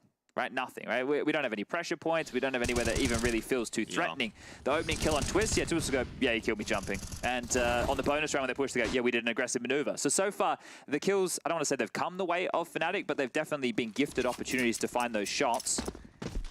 Oh, it's so hard to try and work against some of these gun rounds when Fnatic don't really even have weapons now. They've had a gun round here and there, but it's been spotty, and now they're back down to upgraded pistols. Now, traditionally, when you do have a saved AWP, you want your pistols to go out and find some information. You don't want them to die. You want them to buy some room and put their bodies on the line so that Smooth can find a pick. Then you can grab yourself a rifle. They've got some armor to go alongside it, and that's how they can start building an arsenal, rip them out of the CT's hands. But Smooth's actually taken the AWP up through connector. So we can see on the radar, closest member is Rops, just on the other side of things here. It's going to be a very difficult clear for an AWP. Door swings open, Smooth appearing in. Ooh, could get caught by timing there. Twist was looking like to go around the short angle, but decides to hold it down, and Fnatic are starting to send those numbers back up to A. Are they leaving the door open here? That could be a drama. Rops could slink in behind them here, flash into connector while all of this is going on down, and Rops is taking the space. And he feels the timing. Starts to wrap around the backside, and this could be a massacre. Fnatic, low by Rops. He's going to find them looking the wrong way. It's one onto Mezzi. Decides to drop back with that, back into the darkness, and Rain's turn to get involved. Peekaboo. These 2 players lightning hot right now. 8-1 on Rain, and for Rops, 9-1. Well, they get the kills, and they immediately reposition. There's nothing you can find. Brolin down in the smoke. Alex with a consolation. Make it 2, a third. Almost on target there, but he's going to go down to Karrigan, and it is just Smooya. Well, missed shot. Starting to drop back, 20 seconds left. Not really a winnable situation here for the AWP. Better to have that in the later round. Again, right, rinse and repeat the conversation we just had. We're sounding like a broken record here. Oh, nice shot, but 10 seconds. The best thing about that, he's on the board now. You know, as a player, you know, you're sitting there, you're looking at the goose egg, you're going, I just need one. I just need one. I can't go 007. I can get away with one, and he has. So 6-0, scoreline reads, and a fantastic start here for Faze. Now, this Faze, this constellation of players, no disrespect to my boy Justin JKS Savage, right? But this Faze was super exciting prospect over there in Blast. And with you have the trio of Brokey, Twist, and now Rops, right? If you can see the pieces come together here, you get Rain doing some of his best work, entry fragging on LAN. They can become, look, a title contender is maybe a little bit early of a conversation, but definitely this team has the potential to be pushing deep into playoff runs, right? So with them back in contention, if they can win this game, they can lock themselves in for the playoffs. That's going to be really exciting for next weekend. Yeah, and there's a cool thing. The narrative always around Karrigan is how quickly he can get new teams working, get them hitting the ground running. And for Karrigan, this acts as sort of a reset because he didn't really do that with the last roster, but let's be real, that wasn't a real roster with the Olaf still there. So you bring Rops in, not only is he a very known quantity to Karrigan, but it's an upgrade, and that's very exciting. This could act as a reset for Faze Clan really to move forward for Karrigan. We'll see how that's going to pan out here in Katowice. So obviously, a couple of issues for them, but Fnatic feeling most of the issues now. Yeah, new look here, Rain down to connector, door blown off, aggressive move straight on down, and is he going to take the fight or dip on out? More mollies to assist here. A lot of bodies put into this here from Faze Clan. I love watching Rain's POV via his glasses. So quick down into those positions. And Fnatic haven't really had to deal with Brokey just yet. They're going to take long side. No one here gathering info for Faze. No one going to be challenging them anytime soon. No, not at all. Over towards Monster. 2 players are playing on the fade of the smoke. Alex and Crims are looking for a pick now to test Karrigan on B. Karrigan's been good so far this time. Will go down without a kill. Now Ren has got back into position quickly. Fnatic not going with this just yet. This is what you need to open up the account here. Now they can actually toy with the mid-round. Force out a rotation, force out an aggressive maneuver. More utility towards B. Twist is next up on the plate. Twist at the ready, misses. And Brokey luckily getting back into the round. Pulls that kill back. He's surrounded here. Deck, and Smooya's holding his fallback. Oh, here's the shot. Brokey will go down, and now we've got to look to the 2-man advantage for Fnatic, and still a good chunk of time to play with. Is it A or B? Down connector, bomb over towards the backyard. It's going to be on Rain, who's currently over towards the barrel position. Just that M4 in hand. Oh, he's been so good so far, Chad. He might be able to do something about this, but no. Faze so far getting dispatched over in this round. Well, there we go. Finally something to work with here for Fnatic. Great opening, right? You could see there they wanted to pressure over towards the B-bomb site, opening the account onto that of Karrigan, and then the rest of the kills come their way. Rop's trying to pick up the AWP, wants to retain that forward for his AWP player of Brokey because, well, cash for Rops is only at $700 right now. Karrigan getting the 1,400 loss bonus into the next. He should just be in the ballpark, and, well, guns can be dropped across. So there shouldn't be too many dramas here whatsoever as far as the buy goes, but Fnatic are already starting to work on that account. But it was quite a simple approach. It was a default spread. It was work on a pick. They hit their shot, and you can see from there just how they continued to work off of each other. Some good flashes, some good teamwork. It's going to be 6-1 right now. If you missed the game, Fnatic took on G2. The opening map was Nuke, and it was a 16-2 scoreline. And then, well, after that, G2 got made to look a little bit silly, right? Alex and co, fantastic job. Crim's a big part of that. Yeah, you know, you can look at the individuals and the performances they had, but the standout to me had to be Alex's calling, right? That was just so incredible. Versus Alexa B, was 2 steps ahead of him. A little difficult to do that against Karrigan. You know, Karrigan on land can be a real difficult IGL when you enter that Brim more. All right, well, the guns are back out. Just one defuse kit to make it 2. Twist has 1 as well. Extinguish of the molly. Going through the paces here. They're looking default spread. Crims once more through the pipe in towards the sewer position. Smooth's AWP, though, is lingering over towards that monster tunnel. So on the fade of the smoke, Twist and Karrigan are just on the other side.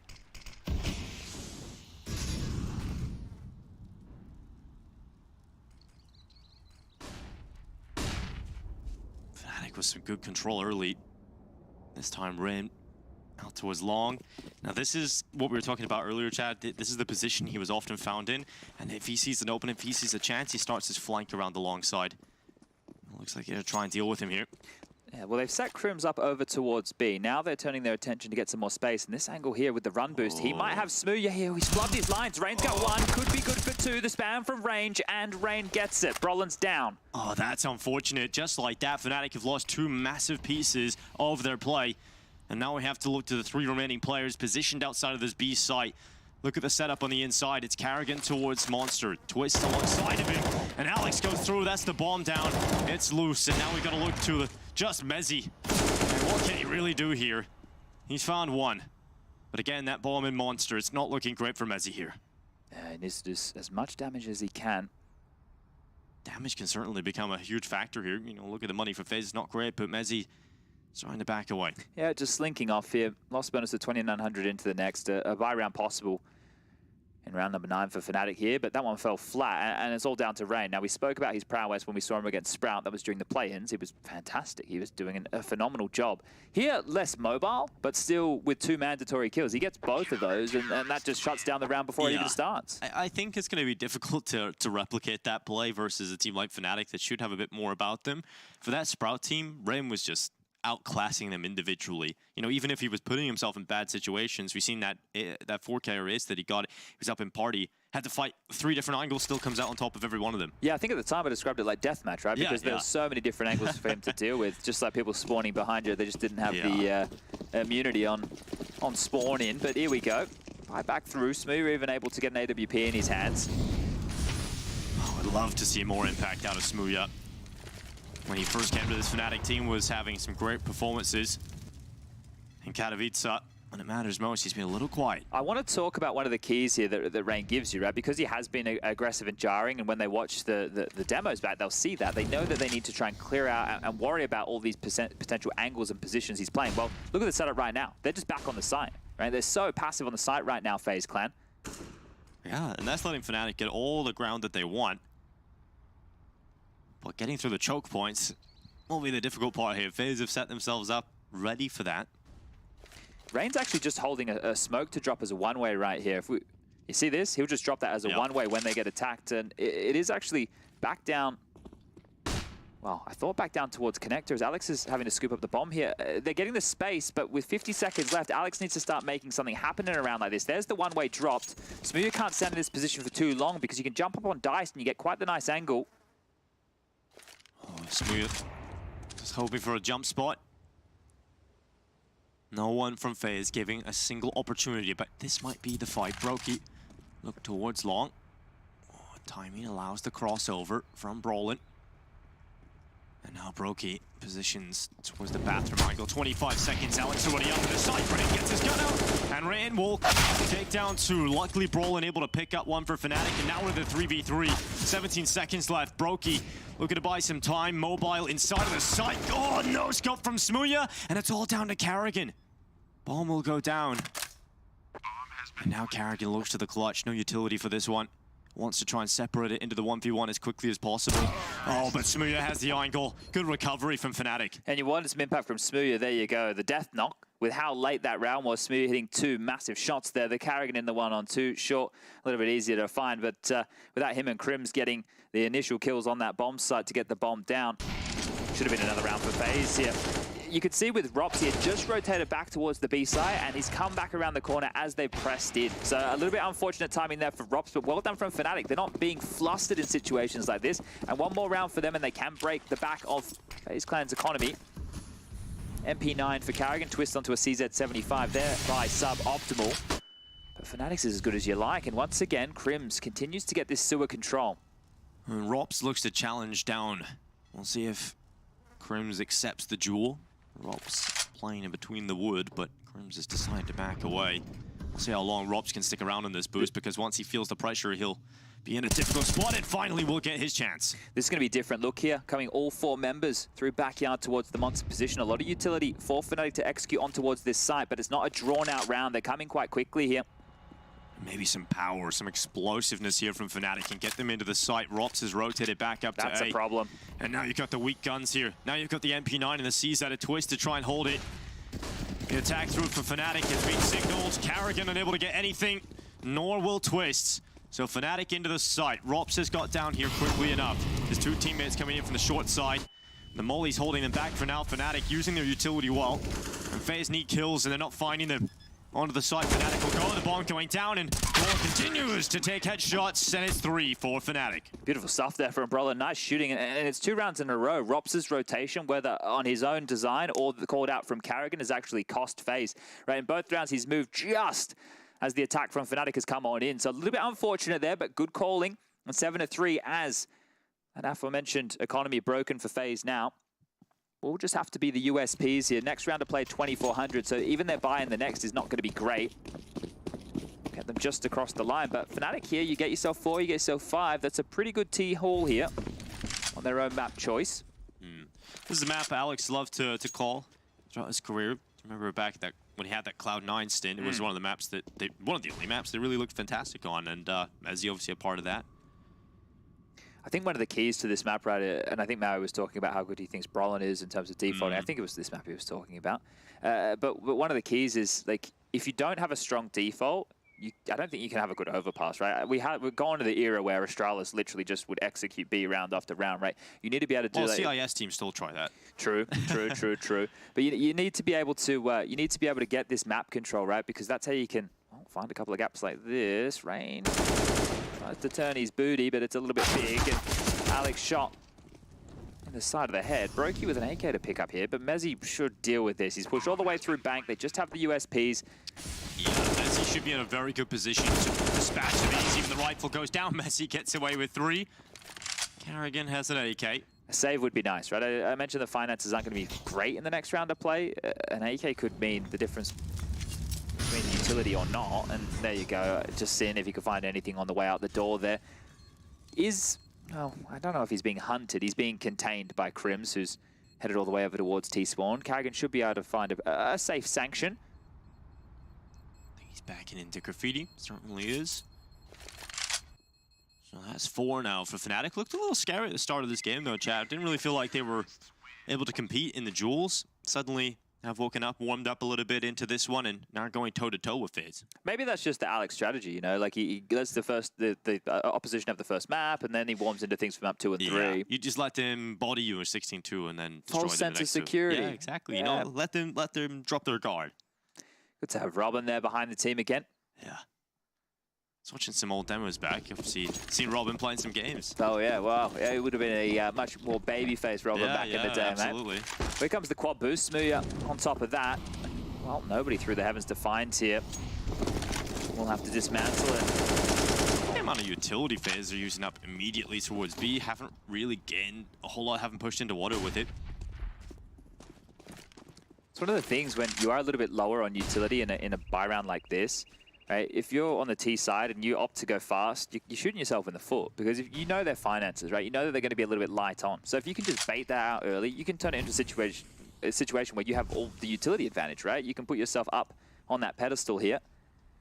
Well, they park Crims over towards Sewer once more, and this is same and same again, but it is Rain they have to get past this time. Rain, he's in a good spot, but he's going to be having to deal with 2 iron goals. Oh, they're going to sandwich him. Rain's in a tough spot here. He's often able to get himself out of this. He has been uncleared, and it's one for Rain. Looking down, but Crims will 1 for 1. It's still impactful right there. The fact that he, was able to keep his head tucked on the stairs. 1 kill, is it enough? Rop's rotating back over now. 40 seconds remaining. Alex and Co are pressuring this side. Brolin will be the next to test it. He's very close. He's lurking through. He's caught the timing. He slipped out, but Robs looks back. Oh, Brolin, he thought he had it there. He thought he had the opening. And 20 seconds. Faze hold the advantage. Robs, he's dropped back. That's the bomb down, and it's loose in the sight. It's all down to Crims, and it's just 1 for him. Faze finally tastes victory. Yep, just swarmed them right there. And you say finally, that was 3 in a row. Broken now by Faze as they get themselves 8. They've won out the half, and not only that, used them to burn another timeout. Keita, the coach of Fnatic now, with an opportunity to chime on in. And you can see him there, mouth chirping away. Money situation is enough for a buy. 6k on Crims, Brolin 6.6, so plenty of money to splash around. Smooth can even get the AWP. The only ambition might be on the back of Alex here. But that was more what we were expecting from Rain, right? Up in these jarring positions, and you have to take some risks because they're just allowing him to play almost on his own. The rest of the team needs to play around what happens to Rain or what gets past Rain. So when you have somebody so aggressive like that, you need to be aware that, yeah, just because you see him on the radar in a position that you think is covered off, the Ts can slip past him multiple ways. That's the thing with overpass. The CTs tend to hedge their bets. Do we do 2 over towards the banana/middle? Do we do 2 towards long? Do we go into connector? And if the Ts are able to find that path of least resistance, you can slip into the back line. Something that Buster from VP is very good at doing from the long position. But here we go again. The buy's back out. Alex has been granted an AK-47. Drops this time over towards the tree. Rain jumping up. Bullets through. Light damage done to Brolin there. He's put on notice. There's 3 players up through the connector this time round. And look at that. That's good info from Carrigan. Great info. As he's going to start making his way up top, con into mid. And now with that information picked up by Carrigan, can adjust himself accordingly. Smoke goes down, and he'll take up position at Divider. Just the other side of these toilets are Mezzi, Alex, and Smuya. Numbers for Fnatic. Just coming up through middle. Rain once again has a chance to try and take a few numbers down here. Flash and Brokey to set him up. Rain can swing with it. Oh, he's got 2 right in front of him. Can't get much more than 1, though. Oh, look at the flank, though. Robs could just shut this one down on his own. Brokey, it's all about just delaying and running some players down here. Brokey's found 1. Again, eyes on Robs coming around the backside from the bathrooms. 45 seconds in play for Fnatic as they still try and encroach upon that A site. But Robs, he might just rattle a few of their cages here. Right behind them, they converge, and it's only 1 for Robs. He's looking for a follow-up, but Crims actually gets the window of opportunity. Bomb goes down from Fnatic. Shot from Brokey's good. And now it's all on Mezzi. Luckily, Twist is there to get Faze their 9th. And it's very irritating right now for Fnatic trying to figure out where all of these Faze players are. It's so frustrating, right? If Rops wasn't there on the flank, they have multiple members alive there, and they could have turned their attention to deal with Brokey. But what's lucky for Brokey is the fact that Rob's held on to long the entire time. So as soon as he gets pressured on the site, instead of having to drop back CT or bank, or stay dice or stay truck, he knows that he gets a free escape avenue of long, right? It gives them another avenue to work with right here. So really good stuff coming on out. And Robs, he's going to be hating the timing of that. Almost at a double up. Gets traded out by Crims here. Shooting from Brokey, and Twist just with the mandatory to finish this one off. Bomb does go down. Money is in a bit of an odd spot. Alex was dropped the gun in the previous, so he has the most. There's 2 more rounds of play here, so you'd love to see a half buy to keep it competitive. 2,400 into the next. So if you want to work this one out at home, guys, you want to keep about 2k. Because if you get 2,500 in the next, it's going to give you just over that 4k mark to go for a buy with the AK, the head armor, and your nades of choice. Rain's been practicing that hedge nade. Very swooshy.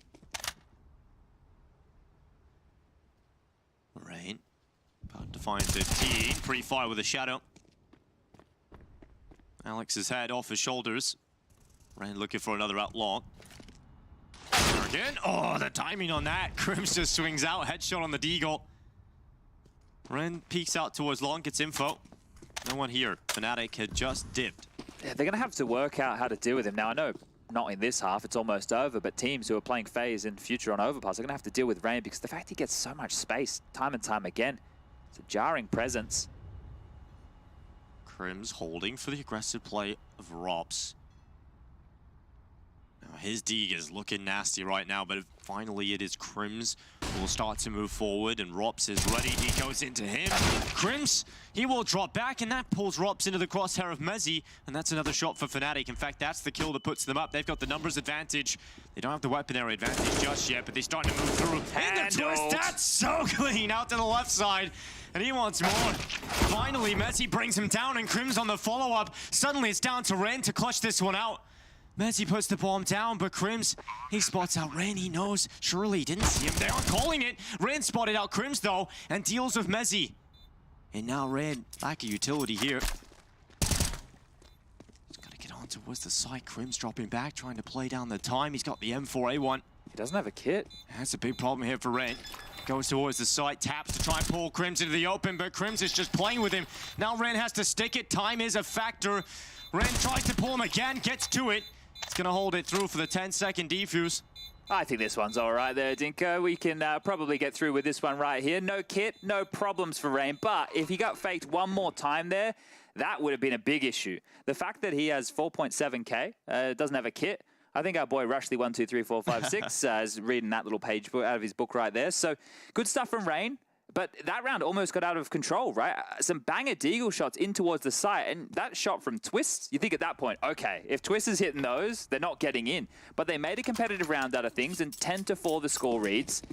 You'd love one more here for Fnatic on the way out into half-time. Deep Molotov from Brokey. He stares smoke, Rain up and over. 17 for him, but it's 3 players over towards A this time. Rops aggressive long. Brokey and Connector and Rain, well, he's been mollied back. And they're about to walk this smoke, and Ren is ready. One, but couldn't quite get his crosshair back down, and a missed shot from Brokey. Also, Rops has been picked out of place. They can run into A here. They can just hightail it. Brolin's already pushing front sight. That has opened up a massive chance for the Twist has got over here, though. Can he do anything about it? Clean on the headshot, still with the A4 here. Let's see if he can make anything happen with it. Smoke goes out, creates a corridor for Twist to take a wider angle and try and deal now with this long offensive. Fnatic, and they're now going to have to deal with the rotation up. Twist in the smoke, dealt with by Mezzi on the left side of it, and now Paradin. He's up on the side from Bank, he'll get one, and now it's down to Brokey. 1v2 to try and gleam 11 for Faze. Bomb not yet down. Lack of utility. Like a kid again here for Brokey. But Fnatic yet to put that bomb down, and with how slow they're playing, Brokey's starting to second guess. Maybe they've got past me, maybe they've started a flank around the other side. But no, Fnatic are taking their time. Still on the site. Could set up for this default plant into the bathrooms post plant. Brokey's going to hear the utility being used up now, starts to move forward. Clearing out these close positions. Bomb does go down. He spotted Smooya. That's him out of play. And now Mezzi down. Oh, Brokey close to it, but Mezzi will win a 5th round for Fnatic in this first half. We're going to see if they can pull it all the way back after this break.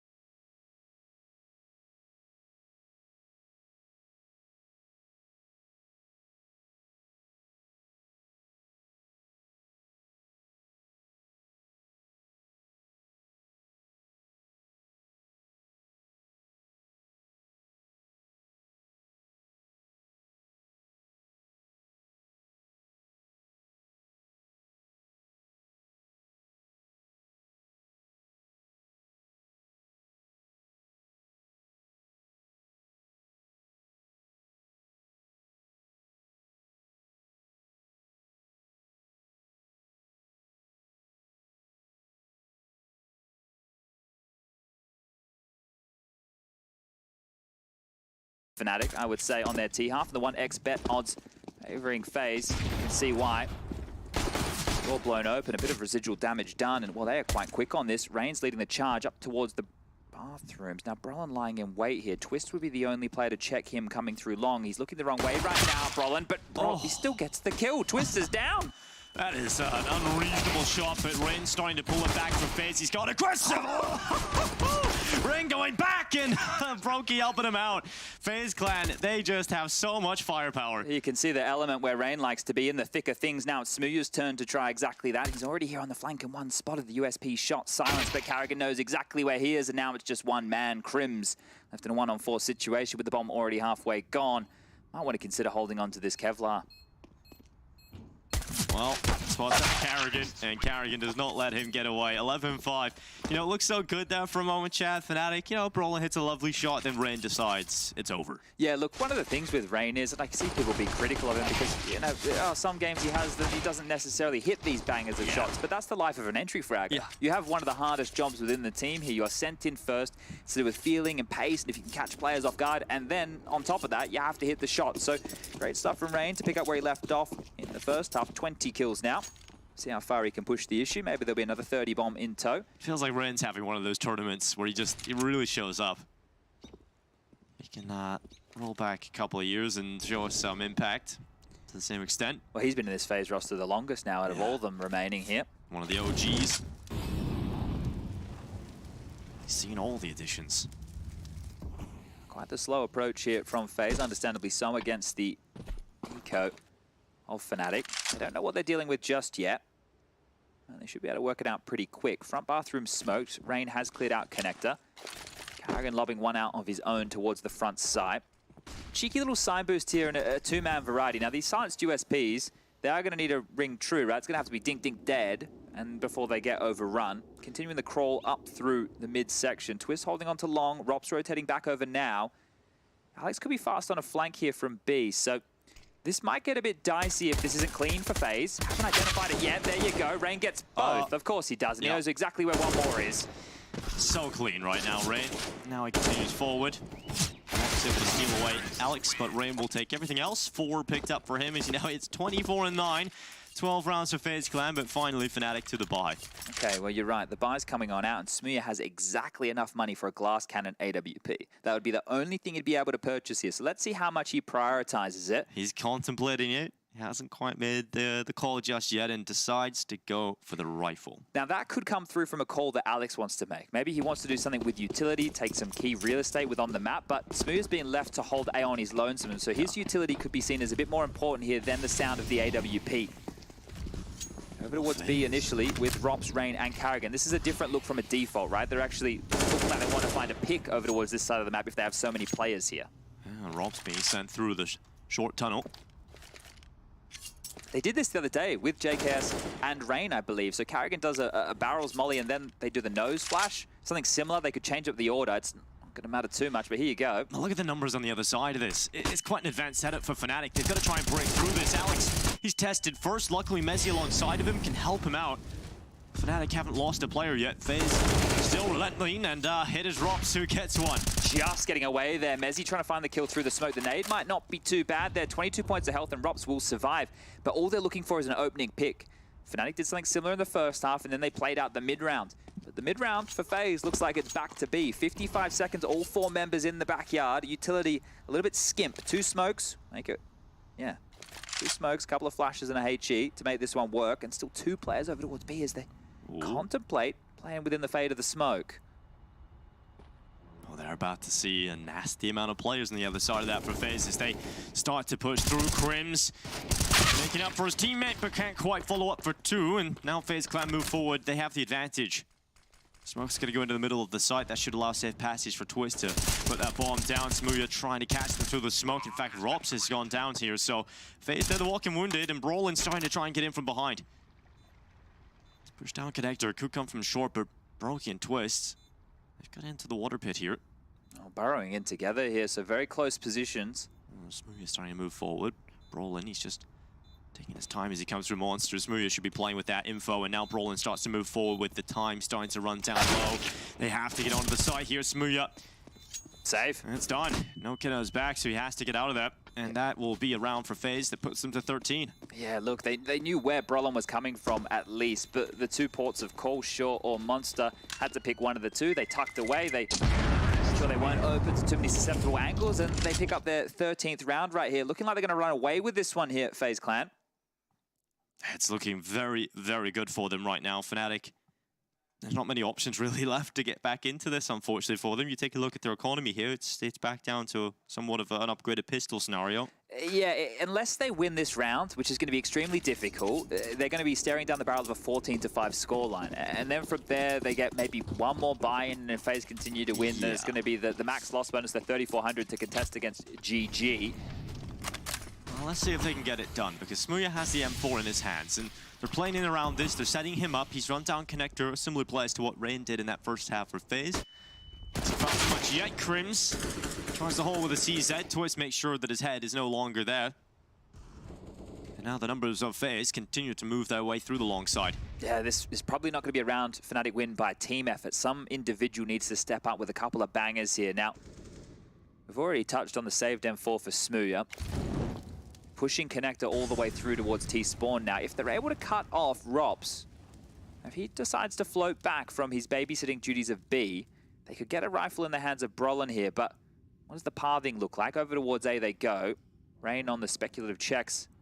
Likely peer on in and catch something. Exactly that. Brolin down, and well, now it's a 3-on-5 with plenty of time left on the clock here for FaZe. And Rops is pushed all the way around B, but Smooya eyes on him because the bomb, well, it was long. Now it's going into the bathrooms. Oh, timing. He's going to catch one out. That's Twist at least goes down, but now they've got the info that the rifle is towards long. So FaZe with a quick play down connector, and Smooya gets there.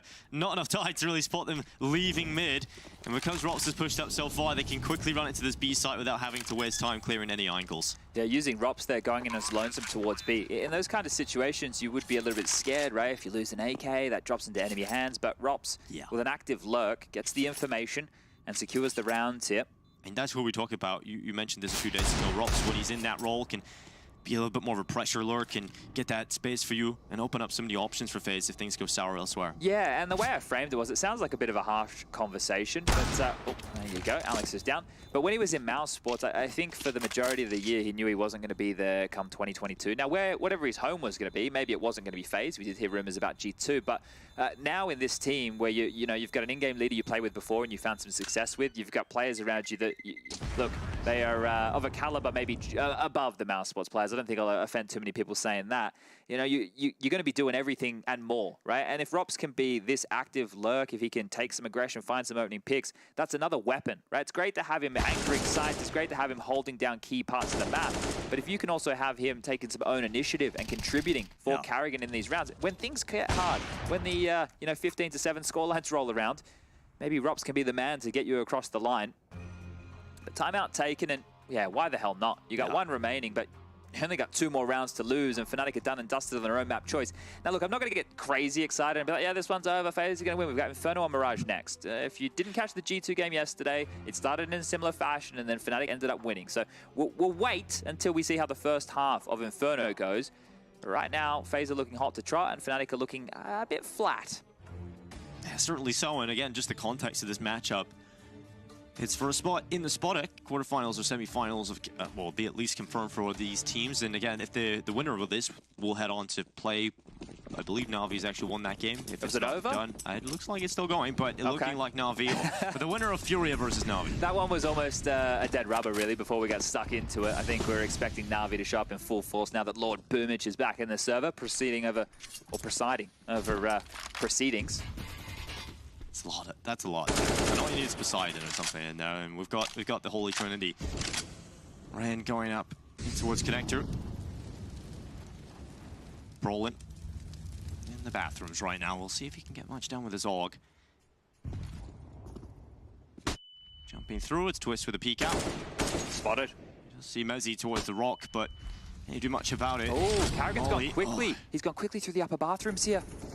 Brolin's trying to wrap around the backside, but Mezzi's been pulled out, and Carrigan's got away with that, and Brolin can't do much to help him. Can't do anything really to pull that back either. That's a massive kill for FaZe to start off this round. And again, this would break the back of Fnatic. Smooth with the AWP over towards B. Could deal with this monster lurk. Rops, when he lurks out pipe, might go down, but Smooth's looking, well, the wrong way he was, I say.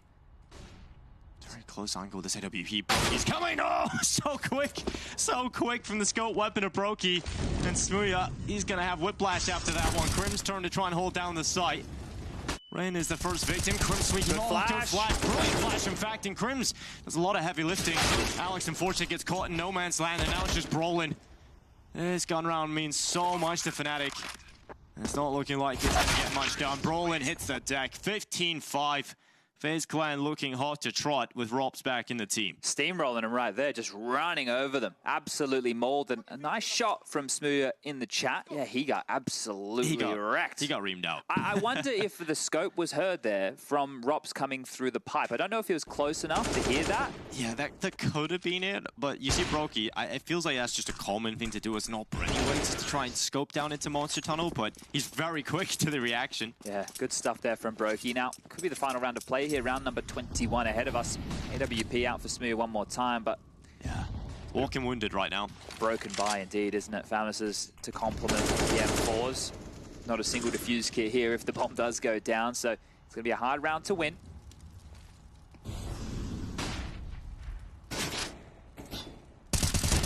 Crims double pushes with Alex through Monster. It's worked out for a couple of kills, and Fnatic actually look better. FaZe up in this one. They've got the player advantage, but now FaZe Clan starts to decide it is a B play on the cards. Start to group up with 3, but the flank around the backside here could be a little worrying. Yeah, Brolin could win the round on his lonesome here. Now the timing could opt against him. The monster smoke will be fading in the next 5 or so seconds, and Brolin's actually gone towards A. He's gone walk about the wrong side, so pressure on Crims here. That could have been something, but yeah, Crim's a lot more pressure on his shoulders here. Luckily in this tournament has been fantastic. But this round, Twist decides, you know what, we're gonna take it all off, Crims. You know you're bald already, but no hair left, nothing left on his head, and it's done. Phase into the site. Now Fnatic have to look for the retake. They have to try and get back in from all sides. Brokey picks up info that there is a potential monster threat and even sees one towards heaven, so Brokey has info on 2 players. Good shot from Twist, continuing here. Brolin cleaning out Brokey, but still so much more for Brolin to do. Has to get back into the site here. The time is starting to tick for him as well. Has got a smoke at his back, but 2 players to try and figure out where they are. They could be anywhere at this point. Brolin no longer has that information. And Twist from Barrels. He's looking to close it, and he will. Clotheslines Brolin, 16-5. Convincing from FaZe Clan.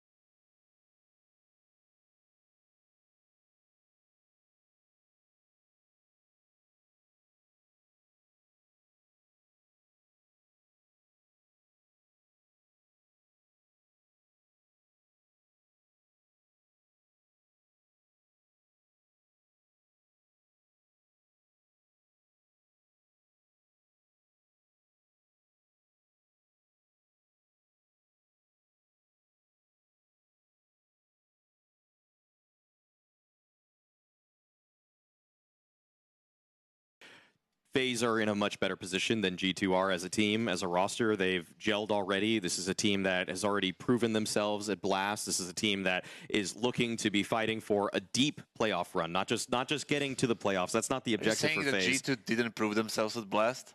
Not quite to the same degree. Not quite to the same degree. FaZe looked better, I'd say. I mean, I think FaZe is individual. They did. Oh, all right. I know where you guys want to take this conversation out, but we do need to talk about Fnatic a little bit here. So let's focus back in on Overpass just a touch. Obviously, a lot went wrong. What went wrong specifically?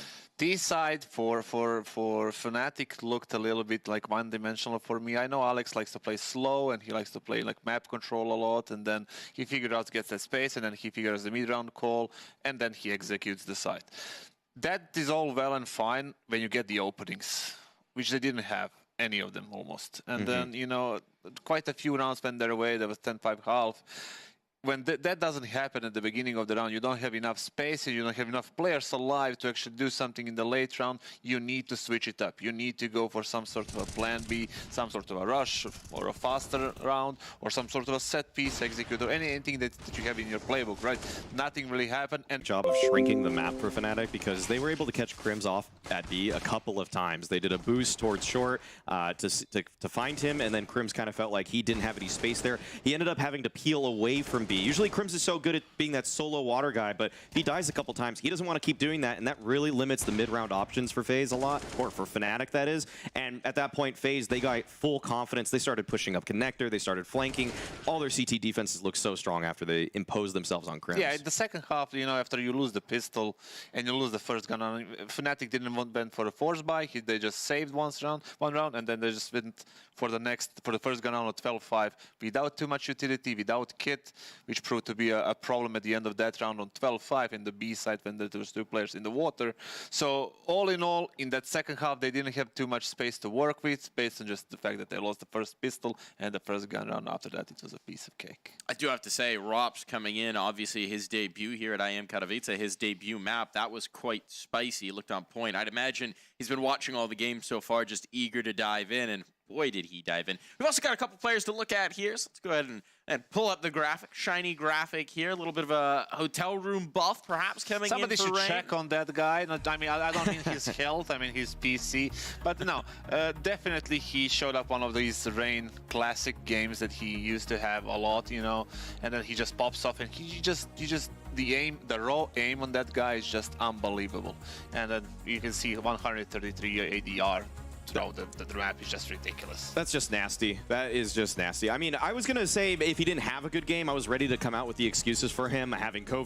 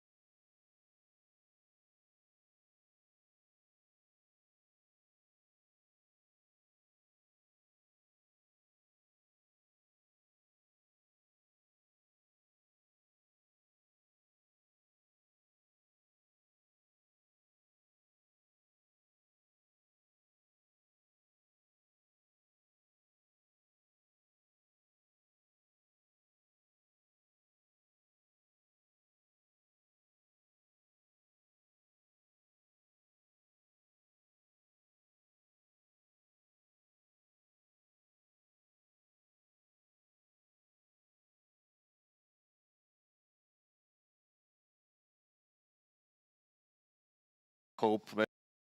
Not too worried about them, simply because yesterday's game against G2, where they just got demolished on the first map, and just straight out won the next two pretty easily, if I may say. So, all in all, I wouldn't write them off just now, but it doesn't look good.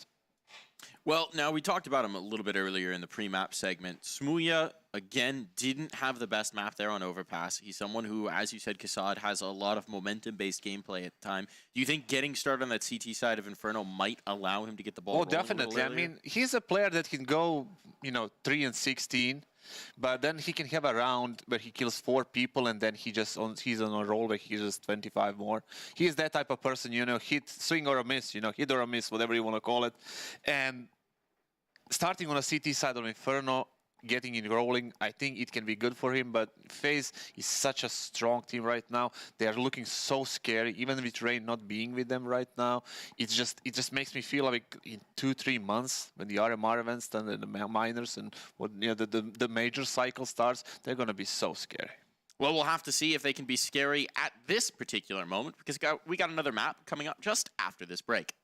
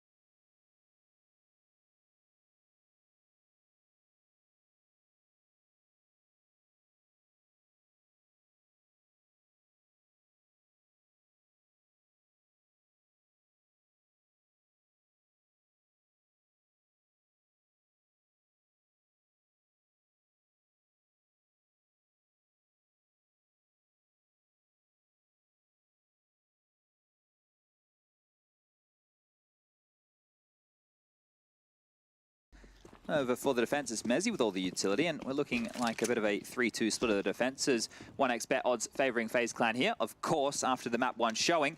And a slow start as we're not ready. We're having False start. stop, dot abort. It's all right, because I prepared something for this moment. Yesterday, Dinko, we were... Wait, hold up. How quick are they going to get back into this? I can get this out. You know, yesterday I was talking about what's good for the goose is good for the gander? Yes. I did some research because someone tweeted at me. A gander is actually a male goose. Oh, so it's a gaggle or something like that? It's a gaggle of geese. I've heard of that. So the way that the saying goes, it's basically just, it's used to say that one person or situation should be treated the same way for another person or situation. All right? I thought the way that it meant was what was good for one is good for the collective, but it's still the same sentiment, I suppose. I think it works, Chad. I think it works. But really I've been well. misled all these years. Yeah, I mean, there's a lot of stuff like that. I think there's you ever heard of the Mandela effect? I have. Yeah, there's a lot of things like that where everyone kind of collectively agrees as a unit that something happens or exists, and no one actually knows that they're not thinking about the right thing. But we do actually have, unfortunately, some tech issues, so hopefully we get that resolved. It does become quite difficult. You got some players here in the studio, some at home in their hotel. Yeah. You can run into some problems. Well, this is the era that we're in right now, unfortunately. This is almost an unavoidable scenario considering the state of the nation. This one could be a prickly one, so bear with us here. We'll do our best to juggle. We spoke about juggling yesterday. You got any party tricks? Any party tricks?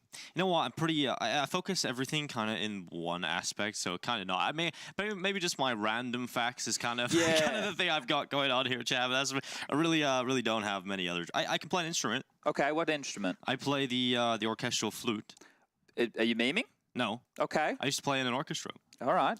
All right. Yeah. So that's something, I guess. An orchestra. Yes. Interesting. Used to be the thing I did before CS, and then I started playing Counter-Strike, and I decided, I'll drop everything else I have and just play Counter-Strike. All right. Fair enough. Look, I've never played an instrument, so I don't think I've ever.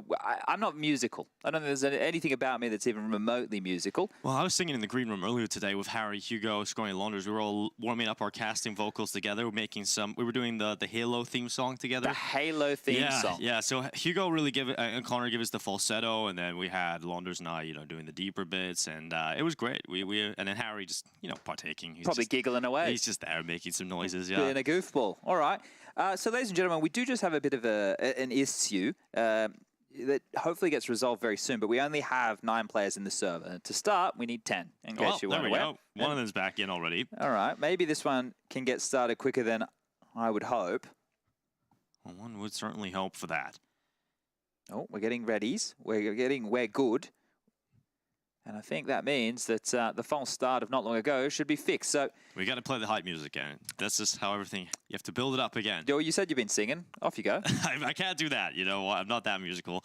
Maybe we'll get the flute out. ESL theme song. Here we are. Pit stall getting underway. FaZe Clan going to be starting on that T side. Brokey equipping himself with some utility, a smoke and a Molotov for him and for Fnatic. It is going to be everybody apart from Mezzi on Kevlar. He'll have a smoke flash HE. We'll see what FaZe have up their sleeve in this pistol round. Well, it's exactly the same as they ran out the gates in the previous here, and it was looking like a passive stance from FaZe. You can see Rain and Brokey to deal with any second mid-aggression. Twist is going to tuck himself in towards Logs early. Carrigan has a flash in his hands in case he gets pushed. And I'll help out Twist if necessary. And Romps with the P250. Do you know anybody who wants to show themselves top mid? First 30 seconds of the round have gone past, and there has not been a biff or a battle anywhere. They're just feeling each other out early here. And, wow, if they regroup for a B execute, as we do have our first point of contact, could be looking good for the swift execute into the site. But back up towards mid they go. 2 smokes, the flash and the molly. Lots of options here. A long smoke, a moto smoke, molly towards the pit position, and a flash and go could be nice. We'll see if Smoothie can deal with this. They're going to start coming up the short side. Alex has got Crims alongside of him as well. So numbers here for Fnatic. Let's see if they can deal with this onslaught of FaZe players as they try and burst their way through short. It is Alex who holds the bunch for just a moment, but he's still got to deal with more. Smoothie in the side gets away with one. And now it is Alex at the back of the side that FaZe have to try and deal with. Finally, it is Carrigan leading by example, getting that kill back. And that bomb will go down. Fnatic into the Brolin and Mezzi retake attempt. Carrigan already with 2 in the round. He's got Twist, one of the sharpest weapons he's got. And with the headshot, It has put Mezzi into the 1 versus 2. He'll try and get forward, but Carrigan's smart reposition deeper into the site has allowed FaZe clan the pistol. It's a very deep smoke that Mezzi just threw there. You've seen Alexi being thrown on this one. Actually, it's been pretty common for a lot of time on that retake coming in through Moto, dropping the smoke to give you an avenue to peel into the site. That one was a bit deeper for Mezzi, and it was handled there by Twist. Now, we need to talk about Twist's on the T side of Overpass we just saw. He really started to heat up on the T side. That's where he came alive. The City side wasn't too much needed of him, but on the T side, he was an absolute force to be reckoned with. So let's see if that continues here into the force fight of Fnatic in round number 2. UMP for Alex Deagles for 3 and Smooya there on the CZ75. Deep nade down, lick of damage done. Just going to chip away at Brokey slightly.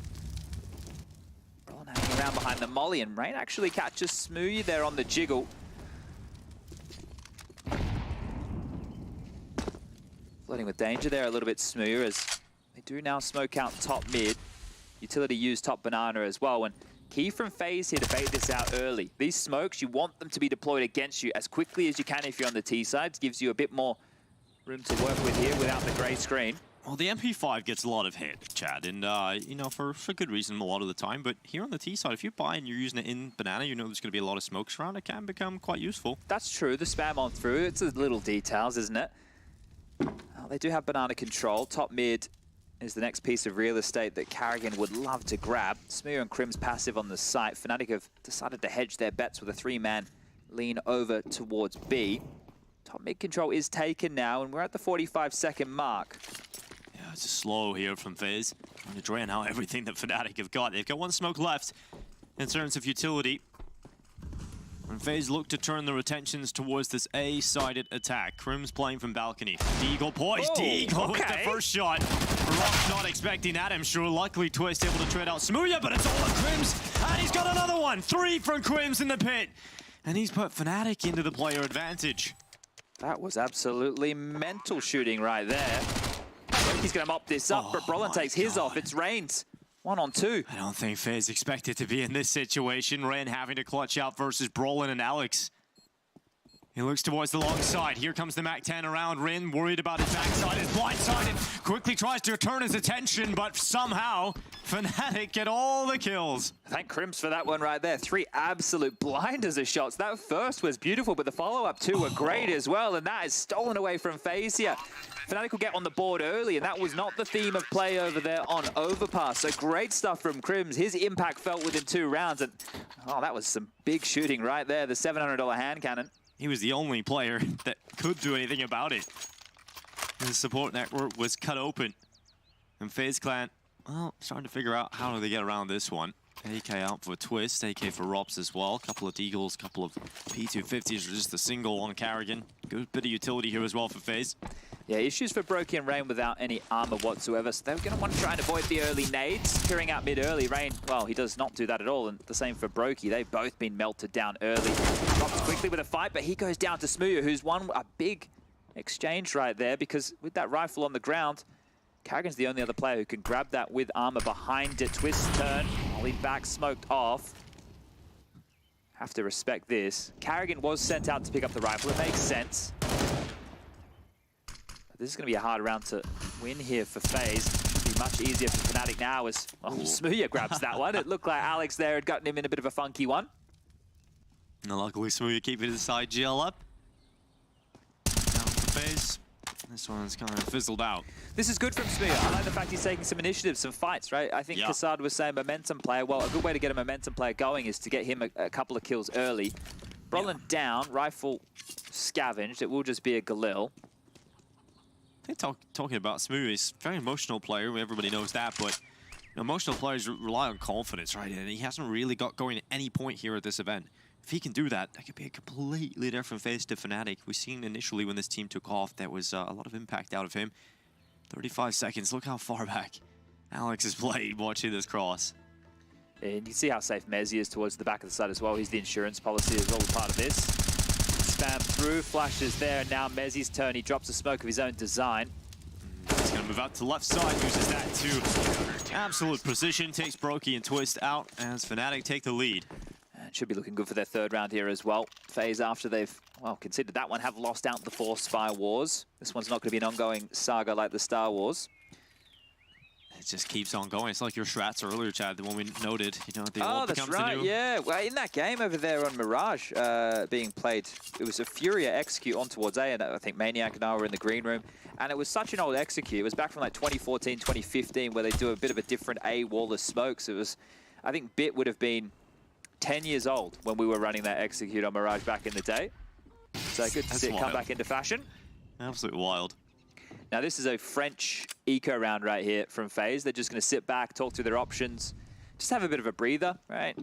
We know that you can wait out a lot of the CT utility, force them to reinvest here. Everything costs money in Counter-Strike. 600 for the molly, 300 for the smoke. You got the flashes at 200 apiece. If you get a kill, then there's going to be a full investment later.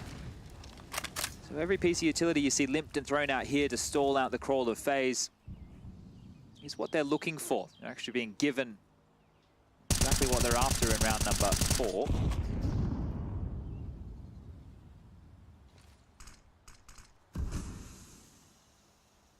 Another smoke drops, but up top mid, they will have to walk into the crossfire of Alex and Smooya. This should be a blender. Absolutely, but they swing. Alex does well with 2. Smooya cleans up the rest, and actually just Twist surviving. He has 2 out of that phase. Yeah, not bad, right? They make sure they expend almost all of the utility. They get 2 kills. Those reinvestments are going to have to come on through now, but will Smooya opt to bring out the AWP? That's the question. Can be very mobile with it on the CT side. Lots of different places that you can look for picks, and yeah, he will. Brokey, on the other hand, going to pick one up for the attack of Faze. 5 AKs. Light util for Faze. You can see we're talking smoke flash. Only a couple of players with 3. Nobody with a full set of nades going into this gun round. Passive smoke drop there from Twist. Very passive indeed. As Karrigan, Rain, and Rops swiftly make their way into second mid. This might be a little bit pouncier here. Karrigan's looking like he's already starting to set up some nades. Smooya in a position to come away with one, but the flash is good, so it's Crims and Alex who have to take the first 2. Great job just dealing with some of that top mid aggression from Faze, really trying to force that brackets control, but it hasn't worked out in the favor. The T side forced back. Lots of damage done. Unfortunately, another single kill coming out of that. Now in the 3-on-5, things get very difficult. Twist on a project on his own. Bates out of smoke towards top banana. But they've got nothing left to attack with. It's bullets alone, and this is the trio that Karrigan and Zeka play together for a very long time. Twists, Brokey, and Rops, the youngsters, the star trio of the team, need to make this one work. Back over towards banana, they pedal. All 3 residing. Need to get past Smooya's AWP now towards back of sight. Yeah, Smooya looks to destroy their bicycle as they remove the wheels. Smooya at the ready. Scoped in at coffins. Double scope on the right side, and oh my god, that is quick from Brokey. Messi's turning Brokey. Well, just cracks it open. So easy for the AK. Rops looks down towards CT. Brolin luckily good for the headshot. And yeah, Fnatic are the walking wounded right now. Light util, a smoke, 2 flashes to make this one happen here. Brokey picked up the AWP. It's Twist to hold down Ruins. Twist will certainly bide his time. Fnatic needing to make that move. Brokey pulling him in. Flash. It's going to remove the vision of Twist, but he will now remove everything. 2 picked up, and Faze, what a recovery. Brokey with just some lightning fast shots. If that's a sign of things to come with that trio when they're alive, that's bonkers stuff. The fact that they just brute force into the B bomb site without a single lick of utility, it's bullets alone. And yeah, Brokey with 2 bangers there. Steal this one away from Fnatic, and they're going to be scratching their head a little bit. Yeah, we held strong at top mid. We stopped out this push completely. We're in a 5-on-3 situation, and we still dropped the ball. So that one's going to sting, and understandably so. A timeout called just to get on the mic. There is enough money to spread across and go for the buy into the next round of play. And this is how it started. A shutout. It looks brilliant. And then Brokey, bang and bang, just straight on in. Beautiful shooting. That first one is ridiculous because it's not even the common angle that you hold with the AWP. It's more to the right. And so Smooya should actually have a millisecond extra to react, and usually that's a load for an AWPer, but Brokey is so quick. Yeah, that was nice to see. Now, Rob's yet to get a kill here so far within map number 2, so it's good signs for Fnatic that he is yet to get on the ball, but how long can they hold him to that? The default spread for this team. Rob's over towards the apartment position can be a real pain in the ass to deal with. The buy has come through for Fnatic. It's the all back in the hands of Smooth. 2 M4s for the Swedes, and the leftover Brits with the Deagle and the UMP. There is a kit for Crims as well here, so at least we have a positive in the post plant. Nade down mid. Decent chip damage done. Makes them susceptible now to the one bullet of the M4.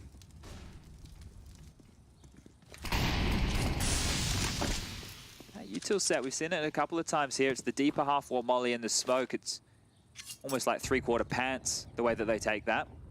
I'd say the top banana retake can be some shorts, and when they go deep, that's a full pair of trousers. So yeah, the three-quarters is out right now. Yeah, I remember three-quarter lengths used to be somewhat fashionable. I don't really see them around too much more. I like to show my ankles a little bit, Dinko. The most skin I have on show. Well, banana control has been taken, right? They just wait out that early util. There's no dramas.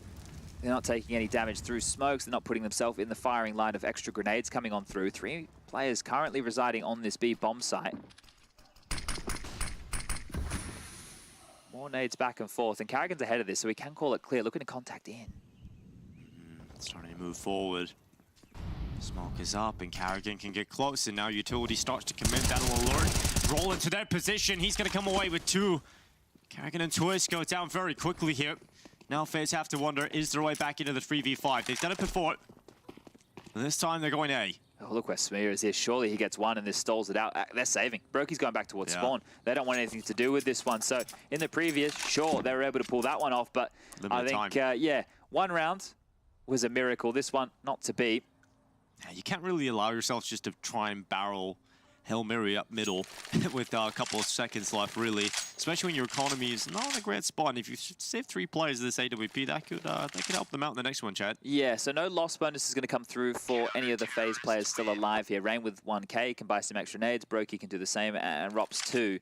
It is Twist and Carrigan who don't have enough. Now, in a scenario like this, you get a couple of options here. You can take another save, loss bonus will be there, and you know you're going to have to wait an extra round or 2, or you can force buy in behind the saved guns, and that is the option here that they've gone for. Makes a bit more sense, right? You have more potency behind these saved rifles. 2 Tech 9s to complement what was left over, and Fnatic are smiling ear from ear. They're able to get themselves some upgrades as well. Back towards Banana. Carrigan quite quick on this, might want to charge on up. Carrigan very quick, but Twist to the headshot. Now Messi starting to sweat a little bit, trying to throw out the utility as quickly as he can to try and slow down Faze to allow his teammates to come back in and help him. He needs backup. He's reporting it quickly, and now Messi, he's good for 1. Everyone's here. It's a full rotation. Fnatic have gotten on the site, but they're just getting peeled away. 2 players are surviving with Crimson Smoothie, the last 2. Oh, Brokey trying to be quick. He's going to start putting that bomb down, and now Carrigan climbs on top of the stack of the right side of Crims. And now Smoothie is trying to get involved, but he's stuck behind the smoke with his teammate down. It's not looking so great here for the British. Oh, Burn nearly gets caught on the walk to the smoke. Brokey's hunting him down, and Smoothie at least still has an AWP, but there's numbers elsewhere. Rops is on the other side of things. He's not holding on to this, is he? No, what? Okay, quick shot. Surely not ready for Rops, he won't be. And that's Rops' first kill all play. So that's going to be 3 for Faze, and that's unfortunate for Fnatic. Yeah, and back and forth we go with the economy here. Fnatic should be on an eco right now. 3.5, well, 3.9 at the high end, 2.7 at the low. Some upgraded pistols at best here, but they were very quick with the Tech 9s. So the fact that they had the saved guns, it was actually the Tech 9s that opened up the account to get them on towards this B bomb site here, and they were just there so quickly. Fnatic tried to scramble, they rotated all of their forces, but they were locked on out. Too little too late. Carrigan's thrown a deep top banana smoke there. Bloom towards the half wall. Gonna make sure there's no aggression coming on down banana here to deal with Twist as he throws out a nade of his own, and Brolin will swallow that one. 12 points of health remaining. Alex, gonna be a jarring force, has multiple chances there and does take down Robs. Luckily getting away with the 1. As Rob's gonna be frustrated with that kill. But for Faze, still plenty of time. They're going to start turning their attentions towards Banana, and currently Messi around the other side of this half wall. Oki holding for an aggressive pick, but the Mac 10 of Twist should go first. Oh, he's going to be so clean on the kill of Messi. And now they just round down this B site. Twist has the smoking CT, will cross with that. And now on the B site they go, not much resistance for Fnatic. Yeah, they picked up the AK, at least from Rops' corpse. So Smoothie currently has that in his hands. If we're looking at anything positive for them in a round like this, that's it. Should be tying it up 4-4. More damage done, right? Look for a couple of exits here. Crims is actually having a looky-loo himself. He's in a biff with Twist, the MAC-10 versus the Deagle, and, well, the MAC-10 reigns supreme. But this has been very back and forth in the early stages with the pistol, and then the Fnatic with the Force Buy back. Won out the Force Buy wars to set themselves up with 3 consecutive. A insane 3-on-5 for Faze to put themselves back on the board. Then a shutout from Fnatic with a hodgepodge buy of their own. And, well, here we go. We're back into the thick of things with 2 consecutive now for Faze Clan. Well, let's just think about the rounds that Fnatic have won, right? The fact that they even got into this early game was because Crims hit some ridiculous bangers with the Deags. And that got them into somewhat of the contest at the beginning of this. We haven't really seen consistency on the buys here for Fnatic yet. It's really been a scrappy game over the last few rounds.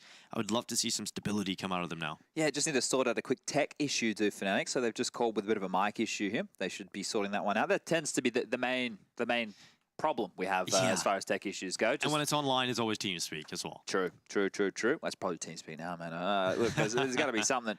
But yeah, Fnatic should have enough to get a tasty-looking buy up, especially with that saved AK from Smoo up. Stroking his man right there is Crims. Yeah, you can see him in a lot of the B-roll here at Katowice. So many competitions played here, so many trophies lifted here as well. Looks like they're good to go. So another quick one, another quick tech issue sorted. That's what we like around here, like a pit stop in and out. Yeah, super fast stuff. And FaZe actually have a timeout off the back of that, right? They've called a tactical timeout of their own. So it's important to do so here just to set the tone of this, because this round can set FaZe up to have a fantastic first half, right? They're able to grab another one here. It's only 2,400 as the loss bonus into the next for that of Fnatic. So this is an important round. If you're able to grab this one as FaZe, you're able to steal away all those rifles, obliterate Fnatic here, can set yourself up on a beautiful silver platter. Run maybe even up to 6 or 7 quite quickly, right? That's what we could be looking at here. Twister's opting to hold on to the MAC-10. What type of a spawn is he looking with? He's kind of towards the front of the pack here. Him and Brokey. Could have him trundle up banana as quick as you like. Do a good job with the entry of the Tech-9 previously. Timeout has transpired and away we go. 3-man B-lane early. Crimson Smoo to defend A. Oh, so quick from Brokey. Good start to the round here for FaZe. He is going to continue running up banana. Utility trying to just dispel him and force him back. And Brolin hunts him down. Battle of the youngsters goes to the Swede. Just as grab the AWP. I'm not sure if he wants to hold on for that for too long or just deny it as Brolin continues to creep forward behind this smoke calls. Logs clear. That's huge. That was a sound cue. I'm not sure if Twist would have heard that. Well, certainly going back to check anyway. He rattles a few shots through the smoke, and now Alex tested from porch. He has got Crims outside again with him. Crims will be the first drawing the distraction, allowing Alex to be set up for a couple. Crims good for 2, and now Rob's left in the 1v3. Oh, this is one of Rob's strengths is in the clutch here, but a 1-on-3 is going to be a tall task for anybody. Alex is in graveyard now. What a reposition this has been. Yeah, it's hard to get into this one if you're Rob's. Got a smoke and a flash available. Still got so many players to think about here. Just by cutting noise here and not showing himself, Mezzy will eventually have to rotate back over towards the B bomb side, but Alex is starting to leer on in. And the timing could have been worse. Robs looks away. Alex is 5 for Fnatic. Such an important round for them to find. Yeah, so there's still money right now for the buy of FaZe to come on through. And they can get the purchases up on everybody other than Robs. Might have to be a lighter buy for him or a drop from a teammate. Let's see how merciful old Carrigan's feeling right now. Robs has got the Tech-9 out, nothing behind it. No AWP retained for Fnatic here, so Smoo will have to operate with an M4 here. He went down very early on that wide peak mid. Brokey booked him. Round number 10, let's see, do we continue the back and forth affair here? Utility bombarding FaZe Clan in banana. They're trying to be very quick. Oh, that's gonna sting. That is huge. FaZe at least keep all 5 players up, but they are softened down. Hey, Robs, maybe come back over, mate. I got a present for you, says Twists. Yeah, take this. I'd love to see Robs on the AK this round with Twist down to 5. And that is a great start for Fnatic. There we go. Exchange of weapons. Bit of a mother's meeting over there towards the squeaky door. At least he's got the AK back in his hands here. But again, a bit more of an offensive mid-hold. If you notice from Fnatic, they tend to be keeping this mid-control with multiple members. Yeah, and it's been working. They've really found a lot of impact. Faze have struggled to get the brackets. Alex, he's again going to swing this time with a flash. Oh, and he's got to, drop back. Alex with a third kill. Faze Clan just really struggling to deal with his top mid pressure. And Smooya's alongside of him. That's the bomb loose, and now Rops goes down to Smooya as well. Fnatic keep it clean again. They're going to have to start using some more utility here to get this top mid control, right? We're going to have to see a molly top of porch, maybe one under the porch as well, applying a bit more pressure early towards halls, because once that happens, once you apply pressure to your halls player, usually the mid players have to drop on back a little bit. So might need to see something a little bit more A-heavy out the gates early here from Faze, as opposed to this banana control, because that half-wall utility, or a little bit deeper, the 3/4, as I think I've dubbed it, is just stifling out Faze's control over towards B. And they're just down to pistols here, so Fnatic, of course, corrected. Now they can set themselves up for a very strong CT half here. It's great to see them getting into this series. You know how good their T-side were yesterday. So getting themselves a nice buffer here could certainly help matters out. Rob's really slow to start here at the moment, 1 and 8. I think they haven't really been finding too much space towards this A side, so he hasn't really been ever in the position to get something done. No, and when you're the halls player, right, you want to be a little bit lurky. Your team needs to get success elsewhere, at least trying, because you're up in halls, you want to pull the pit player out, he rotates site, Rops can kill him as he's rotating away. Can do similar scenes as what we saw in Overpass, where he walks through Monster, he can walk out halls for a pick, but just haven't had enough opportunities just yet. Brolin holding an off angle here. There's not a flash to push him off the line, but a deagle bullet, and they're going to run through this, Mezzy. Oh, Faze still charging forward, but Mezzy again deals with it well. That's 2 picks that slows down this Faze Clan side and allows Smooya to come back in to help him out. Now the cross of 3 into the crosshair of Smooya. Mezzy looks to close, but it's Smooya that will claim 3. It is Fnatic with 7, and that held pretty clean. When Twist has a lightning fast shot like that, you start to get worried, but handled very well by Mezzy. Yeah, I think it's because we saw what Brokey did a little bit earlier, right? Yeah, Maybe we'll get flashbacks, see if he can do that again. But so far, we're getting some good impact from Alex with multi-kills. Smooya's here to play. Crims was the player who got this party started. And it's Brolin and Mezzy, who are the 2 of the little rifling superstars of this team that are currently down the bottom. So wait until they get an opportunity to shut things down. 7-4. 5 back, no ult for Brokey. Galil in lieu of that, and Utila's still skimp on here. Faze haven't been in the best position as far as the buys go throughout this first half. Bombardment of nades. Rain takes a chip. Only 9 damage done, so... Yeah. I mean, there's a blanket of mollies usually thrown down Banana. Fnatic have used a good bit of utility just to force Faze out of that, but Faze haven't really challenged, they haven't contested. Yeah, and what I was talking about, to get this mid control, they might have to opt to use a bit more utility. So there's the long smoke coming out. A molly to land over towards porch, and there you go, right? They have to use this extra utility. They're getting corralled, they're getting kept in their places. Yeah, Smooya swinging out. Brave. That's amazing from Smooya. He's actually come away with a kill on Karrigan. This is looking like a whole different team so far. Smoke fading. Smoke fades away just at the right time, Alex. With 1 on Rain, and again, just stifling the play of Faze. They can't get this brackets controlled cleanly at all. Yeah, 3 on 5 again here.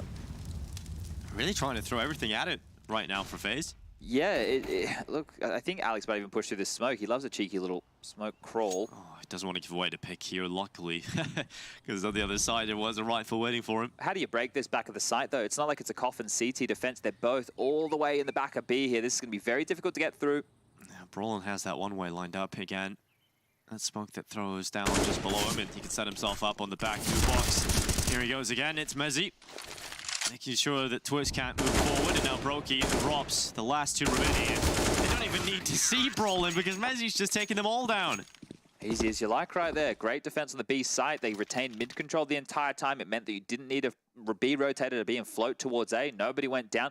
This is perfect stuff. A bank is now established for Fnatic as well. So as we look at the tail end of this half, they're looking like they're in a great position here to hit double digits. It feels like they've got into a rhythm, right? It feels like they've got into the system.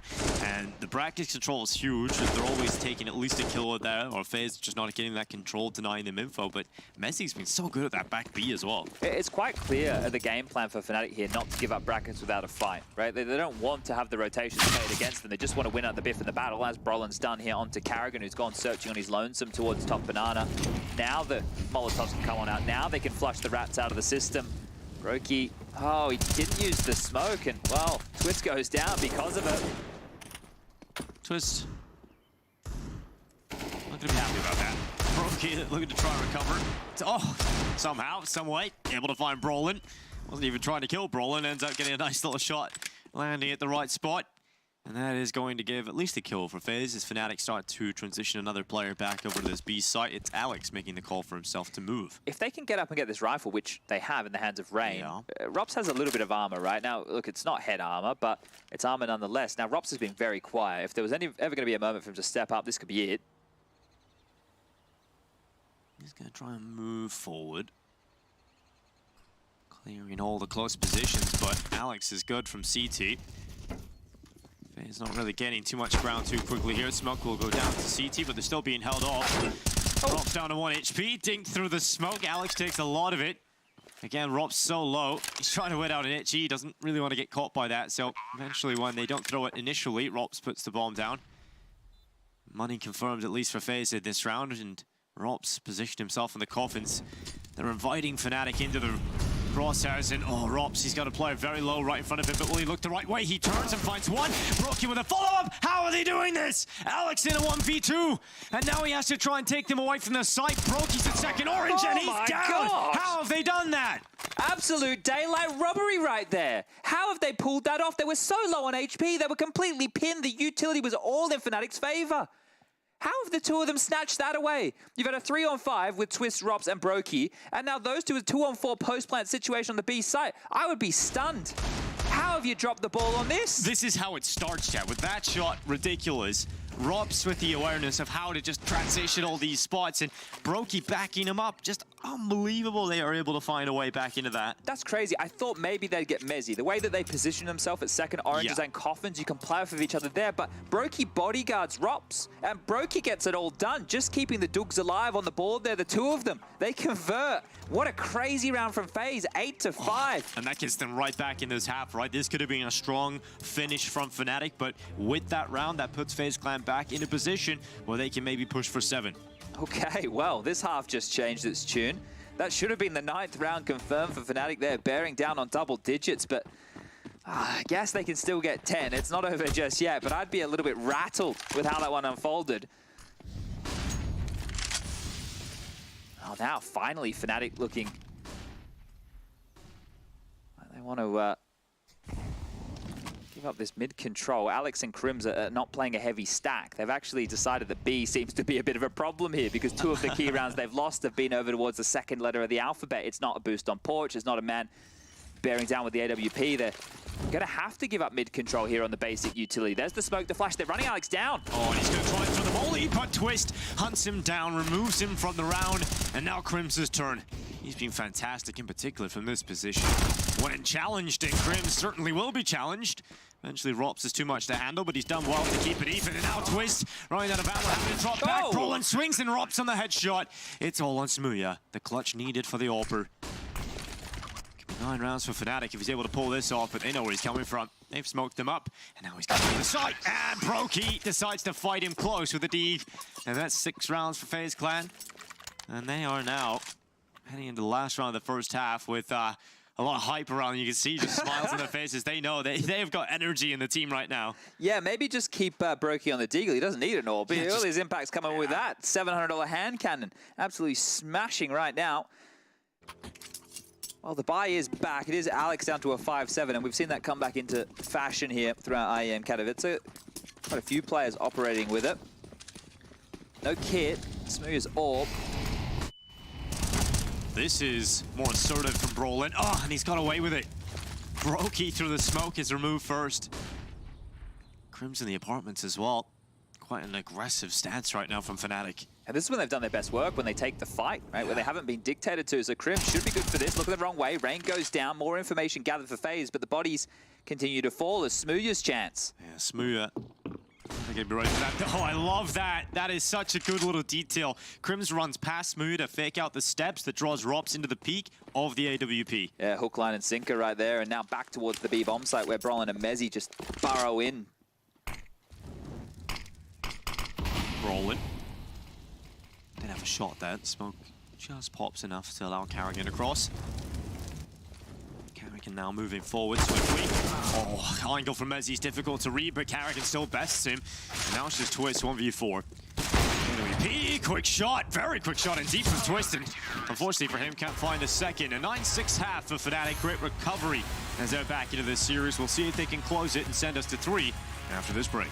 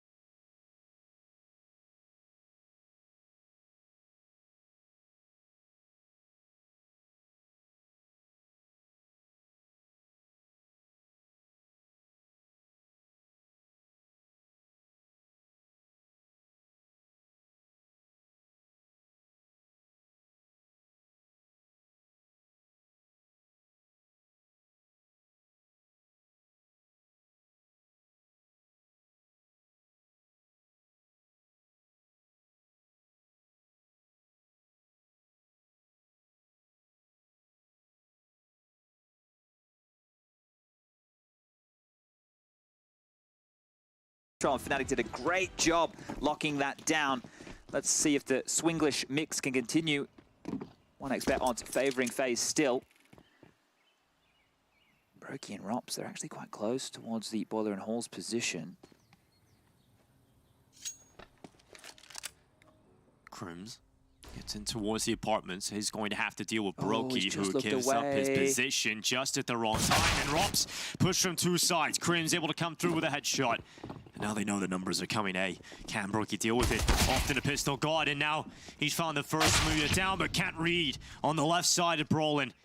And now it is all Onto the remaining players to Twist, Carrigan and Rand to get themselves back into this. Carrigan's actually crept into the grave here quite quickly of Broke. He's made some steps. His position is noted. Rock in a hard place behind him. The shots aren't landing, and Mezzi will deal with him. Just 2 to find now. Yeah, they're going to boost over this Moto smoke. They're really trying to find something, but at this point, Faze, they have to call it off. Yeah, back off. Save the Kevlar right here. You got absolutely destroyed on that, and I love how quick they were to react on on Brokey's position. It was Brolin who jumped straight out the halls and just dealt with him immediately right there.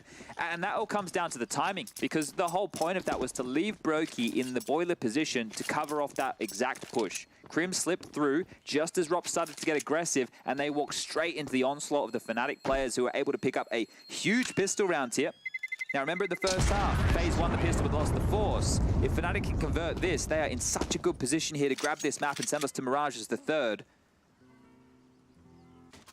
If they can keep them in this weird position, right, we are going to see the force buy come out of Faze, but just want to paint this picture here, because Faze going in for a buy like this, they lose this, they have to take an eco, and then their first gun round's still going to be a little bit spotty, right? If they're able to get through those rounds, Faze are never going to have a great buy necessary to lock this down. You want to make sure they're in a pressure position where maybe someone always has a FAMAS, or they're always lacking a couple of grenades, because that's one way to close this down. You talk about the wall of the Faze clan players. You got Twists and I believe Rops playing over towards A to lock that down, Brokey on the arch side, and Rain and Carrigan over towards B. So if you're able to push them into a position where things feel awkward as far as the buys go, Fnatic can win this. Alex can call his way around the map, make sure to continue the pressure points on Carrigan and his boys. Yeah, and yesterday that was a big talking point. His Inferno T-sides look fantastic. A lot of cool rounds out of that. So I can certainly do it. That long smoke is very important. It's actually completely denied vision for Carrigan and Twist, but Brokey's retained some mid-control with the scout from the short side. Rain will drop a smoke of his own in response to the pressure coming in top banana now.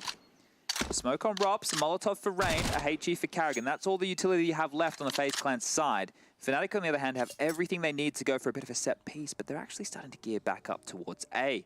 Through the apartments they go. Rops will be the one that they have to deal with here. They will overrun Brokey, right? Rops has to get multiple kills here because Brokey only has the scout, and if they're in his face, it's going to be hard to hit some shots. If Brokey can soften them up, though, as well, that would help out the team of Rops, but Rops only good for one, Brokey for none. Yeah, insta-death right there on the two of them.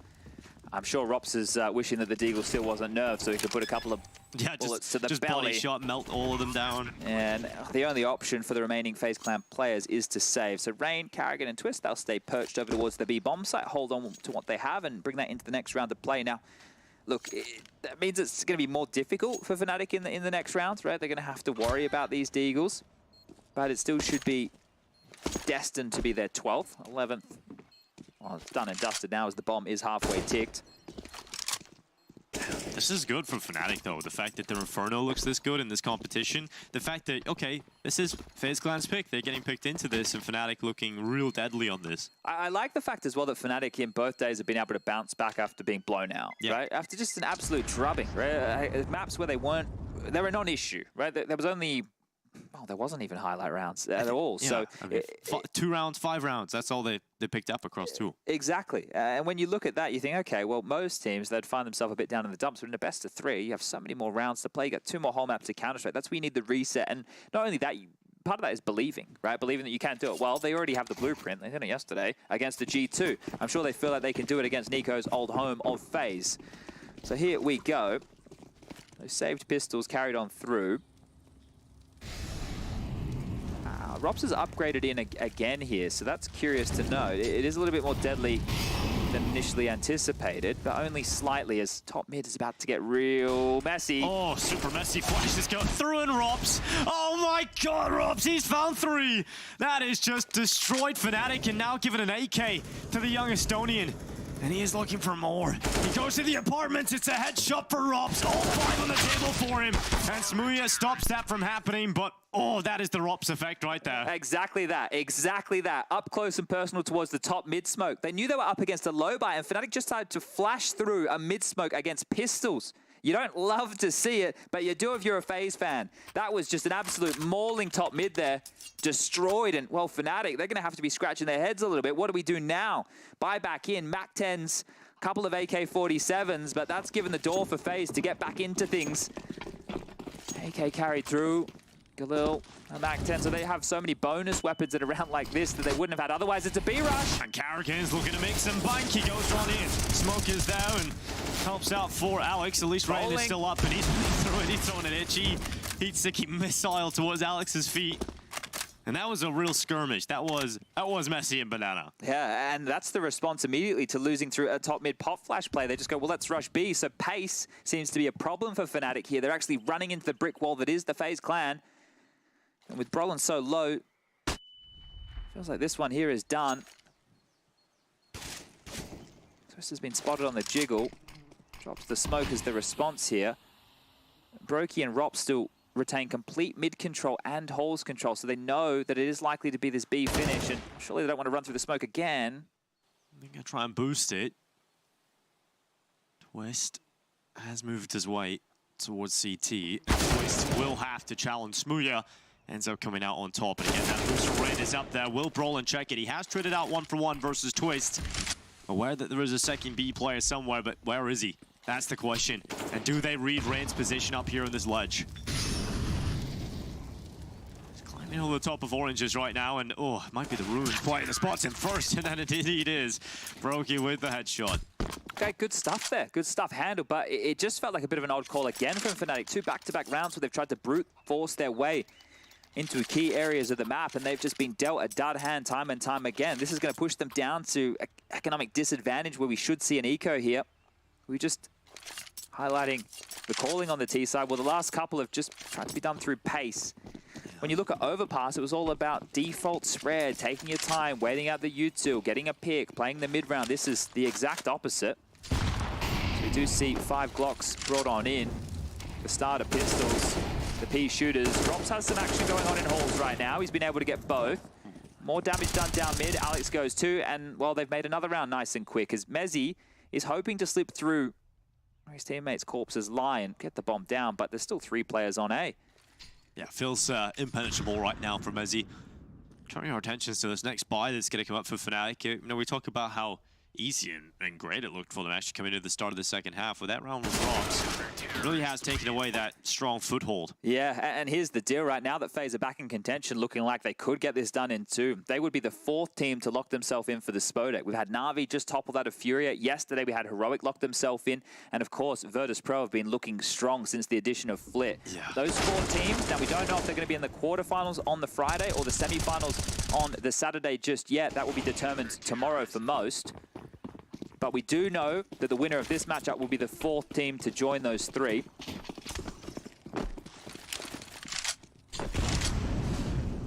Smooya. AK in hand, not enough money to get that big green. The challenge of Brolin that starts first and has worked out. Red's head gone. Good flash from Alex, and that sets up Carrigan's death as well. And now Faze is the panic system. They have to try and get back here. Brokey trying to slow them, but Brolin runs right through the molly. Flash out from Brokey. Smoke up at the coffin. Does he play around it? He does. He goes through it. Feeling like the risk is needed, and unfortunately for him, a kill does not come from it. Needs to be a save here. I know they have a lot of cash left over. Try and get exits, try and punish Fnatic in that way, but going for a 2-on-5 retake of the B bomb side. Best of luck, boys. They do backpedal their way out. Both residing over towards the library position right now. But good stuff there from Fnatic. Good opening from Brolin. Just having a little bit of a look through the brackets. We were talking about this earlier. The upper bracket final, Heroic versus VP. That one for Group A is going down tomorrow. That's 4 p.m. And for Group B, which is where we currently are situated, Na'Vi beating FURIA set themselves up in the upper final. Winner of this will meet Na'Vi. So all the teams who have had a hard go of things here in the upper bracket still get a chance to battle through in the lowers. Vitality versus Gambit would be the main fixture on today's, well, fixture. Yeah, absolutely. That game is the one to keep your eyes on. That's on the A stream with Scrawny and Launders coming up at 7:30, so you don't want to miss that one. But there's the money still through for FaZe. I don't have any AKs as they all went down to the hunt of Fnatic. Warning shot of the AWP for Brokey here. Molly to slow down an early push. Smooya will have to play ahead of it as not to get burnt down or be in no man's land. Some Rops over towards the pit position early. Carrigan rotating over towards the A side to fill the void that Brokey left. He's brought the AWP over towards B.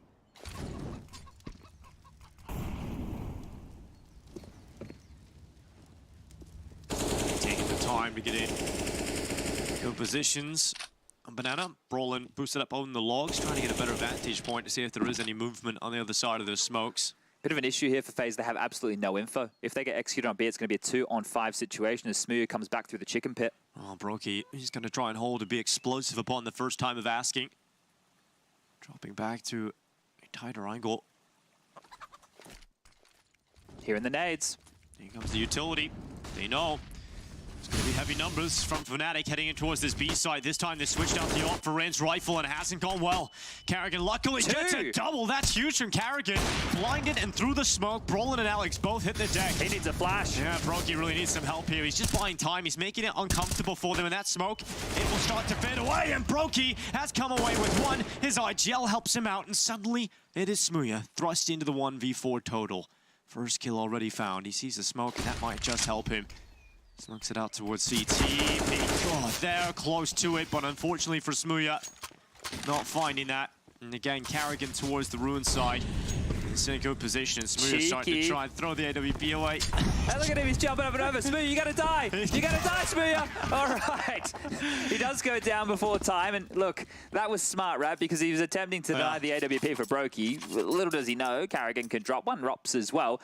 But Karrigan, a bit of a guardian angel right there for Brokey. 2 through the smoke. That was the difference maker right there. The luck of Karrigan on that spam is absolutely everything. You catch it here, just holding down the trigger as they run on through.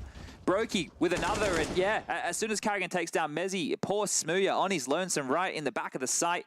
No time, no chance. I mean, Smooya, unfortunately, going to have to continue without his AWP. Yeah, and they probably could have made it work if they wanted to prioritize it here, but we have spoken about this time and time again. I'm sure you hear the analyst desk talk about it. We mentioned in the cast how difficult it can be to AWP on the T side of a map like Inferno. The utility is so constricting, it makes it difficult to apply the trade with the big green. Well, we did see Jude 2 trying to run a new meta. They were double AWPing on T side. That's right. I'm curious as to how that one fell apart there, but they won the round. Quickly as well, Brokey and Twist, 18 kills apiece. Those two are going beast mode here. Continuing with the deep scuttle nade down mid. This time, Mezzy cops a bit of it. They've quickly smoked off towards long. They're applying a lot more pressure mid here quickly. Rops and Twists are passive, so this isn't going to make them too worried. Rain and Karrigan still on B, and I think they want to go quickly on this.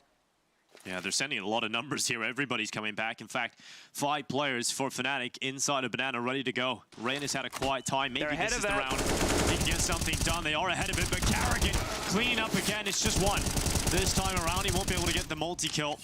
And Rain, unfortunately, without a single pick in this round just yet. He is still up, though. Let's go in to try and soften up some of these Fnatic players. A couple of them are damaged already. They're all coming through CT here. They've got some smokes, some flashes, and some Molotovs to work with as part of this retake. Smoke top Banana, Molly's towards the back of the side to flash in the go. Damage done. Rops has found one. And Rops, that kill could make a difference here. Mezzy's towards Banana, playing inside of the smokes, taking a bit of a risk moving forward, and here comes the utility. And it's so clean from Mezzy and Brolin and Smooya, backing them up. It's all on Brokey.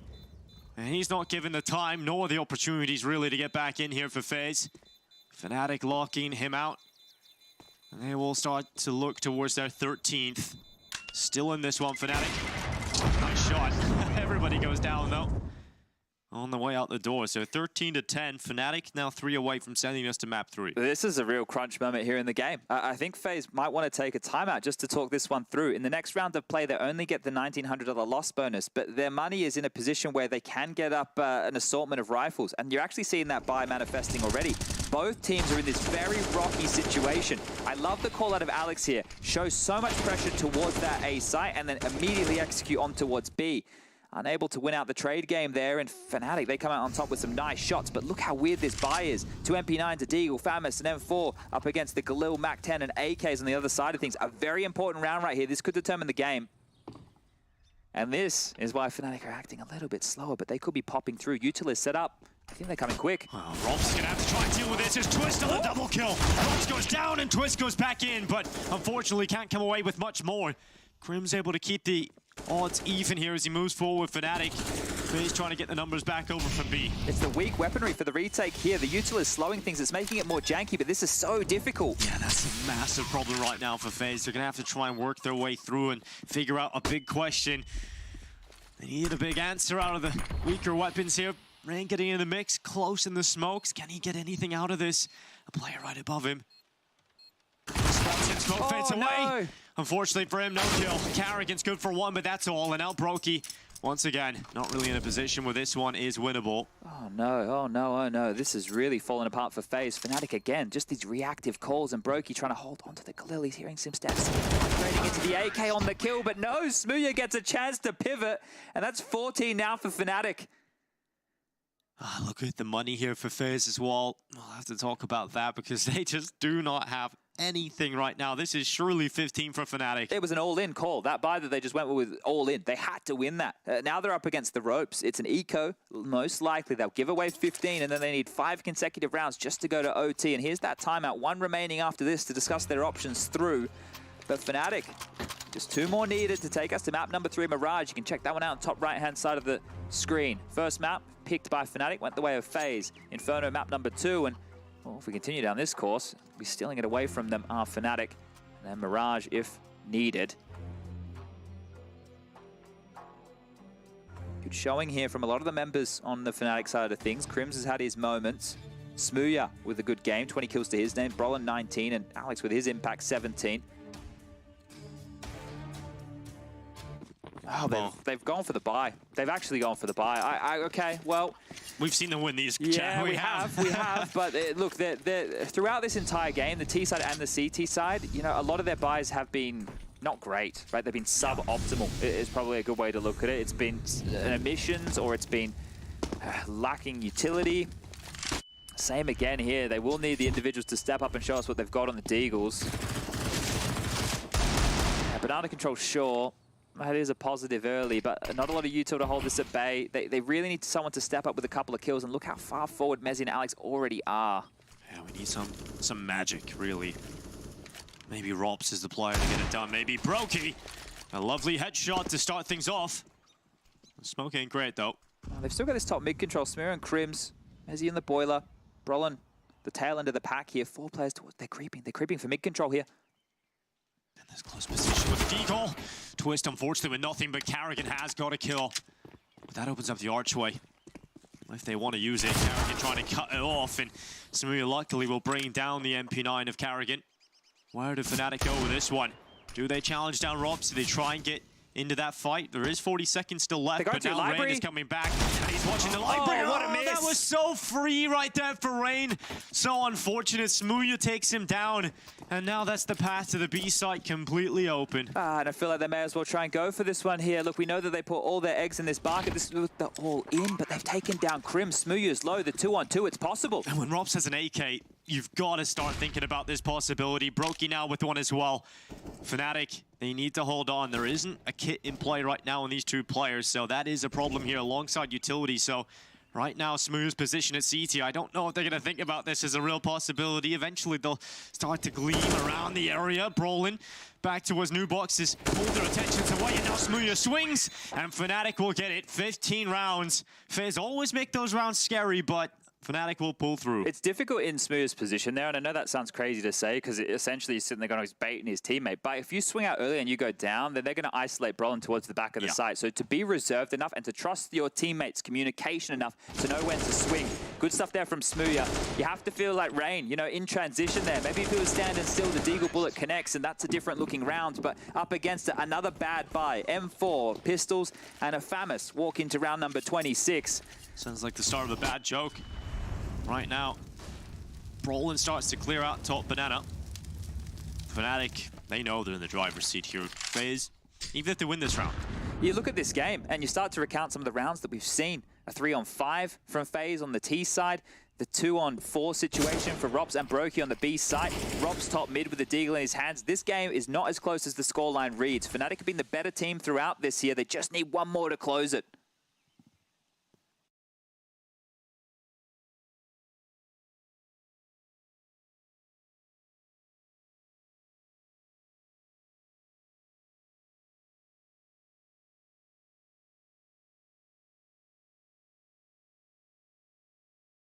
A retake, and for Fnatic, I think they're feeling good about their chances here. Brokey, nice shot, traded out quickly, but after by Smooya. Now we look to Twist and Robs, the 2 rifles still up. Surely not. Have the flank as well. Crims could just be the player to end it and send us to map 3. One headshot is his. Rob's now alerted to it. Now he knows it's done. 16 to 10. Fnatic answer back. They bite back here on Inferno, showing their prowess.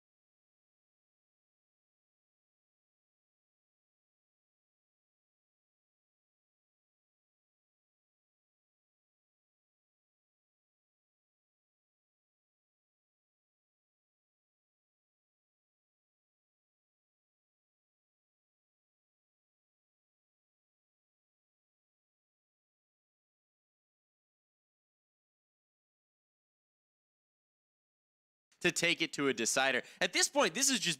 I'm convinced that Alex is the best mid-rounding in-game leader on Inferno at this event right now. I've seen a couple good Infernos from different teams. VP had one of them, but it's more of like the game plan just goes very well. Alex is actually able to read the game in situations where they lose a player, they have awkward map state, map control, and yet they're able to piece it together, and they outmaneuvered Faze in a couple of those rounds. Honestly, I think this map was just ridiculous. First of all, Faze had no business winning more than 5 or 6 rounds in total. Do you remember all the rounds they won? It was like Eco, some sort of force entry into be some 2v5 clutches, stuff like that. It's just unbelievable how many of those, you know, one round kind of that happens in one game happen in this game. It's just 5 or 6 of them, right? It's just ridiculous. All the way, like on the T side, I didn't see any protocols from. It was always a problem. There was not a molly on port, smoke long, couple of flashes to clear off that top mid area. They were just walking in and dying. On the B side, you know, it was relatively simplistic, in my opinion. not too many executes, nothing really special. They just won rounds by, you know, brute force and just luck. And some of the brute force was failing on this one. I mean, you see two of the stars down on the bottom of the screen.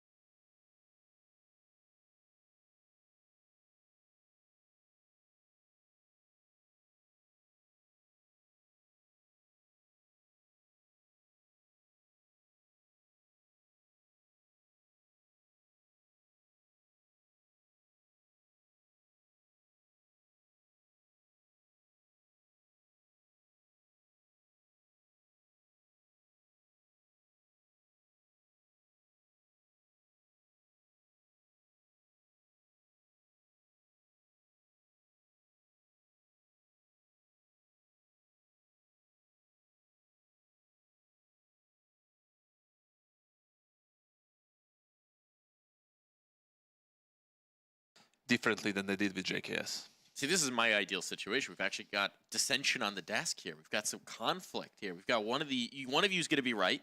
One of you is going to be wrong. Serbian against the American. Yeah, it's a classic battle. no, okay. Well, Mike, what are you going with? What are you going with? Like, I got a hosted opinion. I hope that both teams have a good time. You know, I think I do. Okay, No, softball answer. I do like what I've seen from FaZe so far. Obviously, on Inferno, there were a lot of issues, and there was a reliance on mostly the Brokey prop-offs to even get some of the rounds that they were going for. I hope there's going to be a little bit more of a complete picture here. I suspect if you're a player like Rop's coming back in, and obviously Rain playing from the hotel, there's maybe some ebbs and flows to the energy levels. Rop's so what's your pick, having man? a late night. I'm saying FaZe because Swiss on so that Philadelphia roster. / Hawaii against Serbia? Yeah, well, FaZe has the American. Yeah, North American. I want to bring up one more But point. Titan, he's the French Stars. Yeah, I want to bring up one more point. Fnatic is the UK Stars. that's pointing me away from Fnatic, and that's that Smoothie just had one of his best games of the play-in and the entire tournament itself, and it was rifling the entire time. He needs to be able to opt better if Fnatic have a chance in this Rifling map. is not going to work on Mirage. Exactly. Yeah. That's why You need an I op. can't pick Fnatic, because he needs to have a little bit more impact with the op. Right now, I'm not seeing He's it a happen. confidence player. If he played good one map, he can transition it Okay. into an op. That's All right. the thing. So can Smooya translate his confidence onto the Zoom shooter? We're going to have to find out after our break when our casters come back to bring you through the action.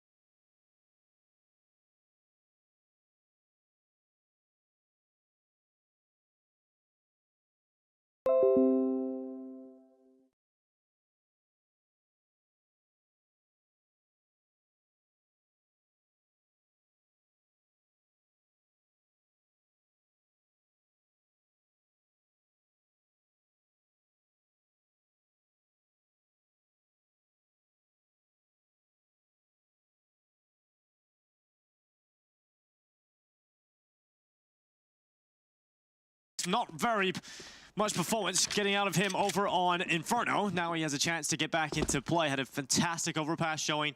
Now creeping his way into the pistol. He's 2 already. Bomb down to the left side of the con. His Rim will now walk his way down the stairway. Brings out to the right side. Oh my god. He knows How where has he he got is. himself into this situation? Rain can win this now. Molly Crims spreading. dropping down. The Molly spreads and forces him back, and Rain looking for him.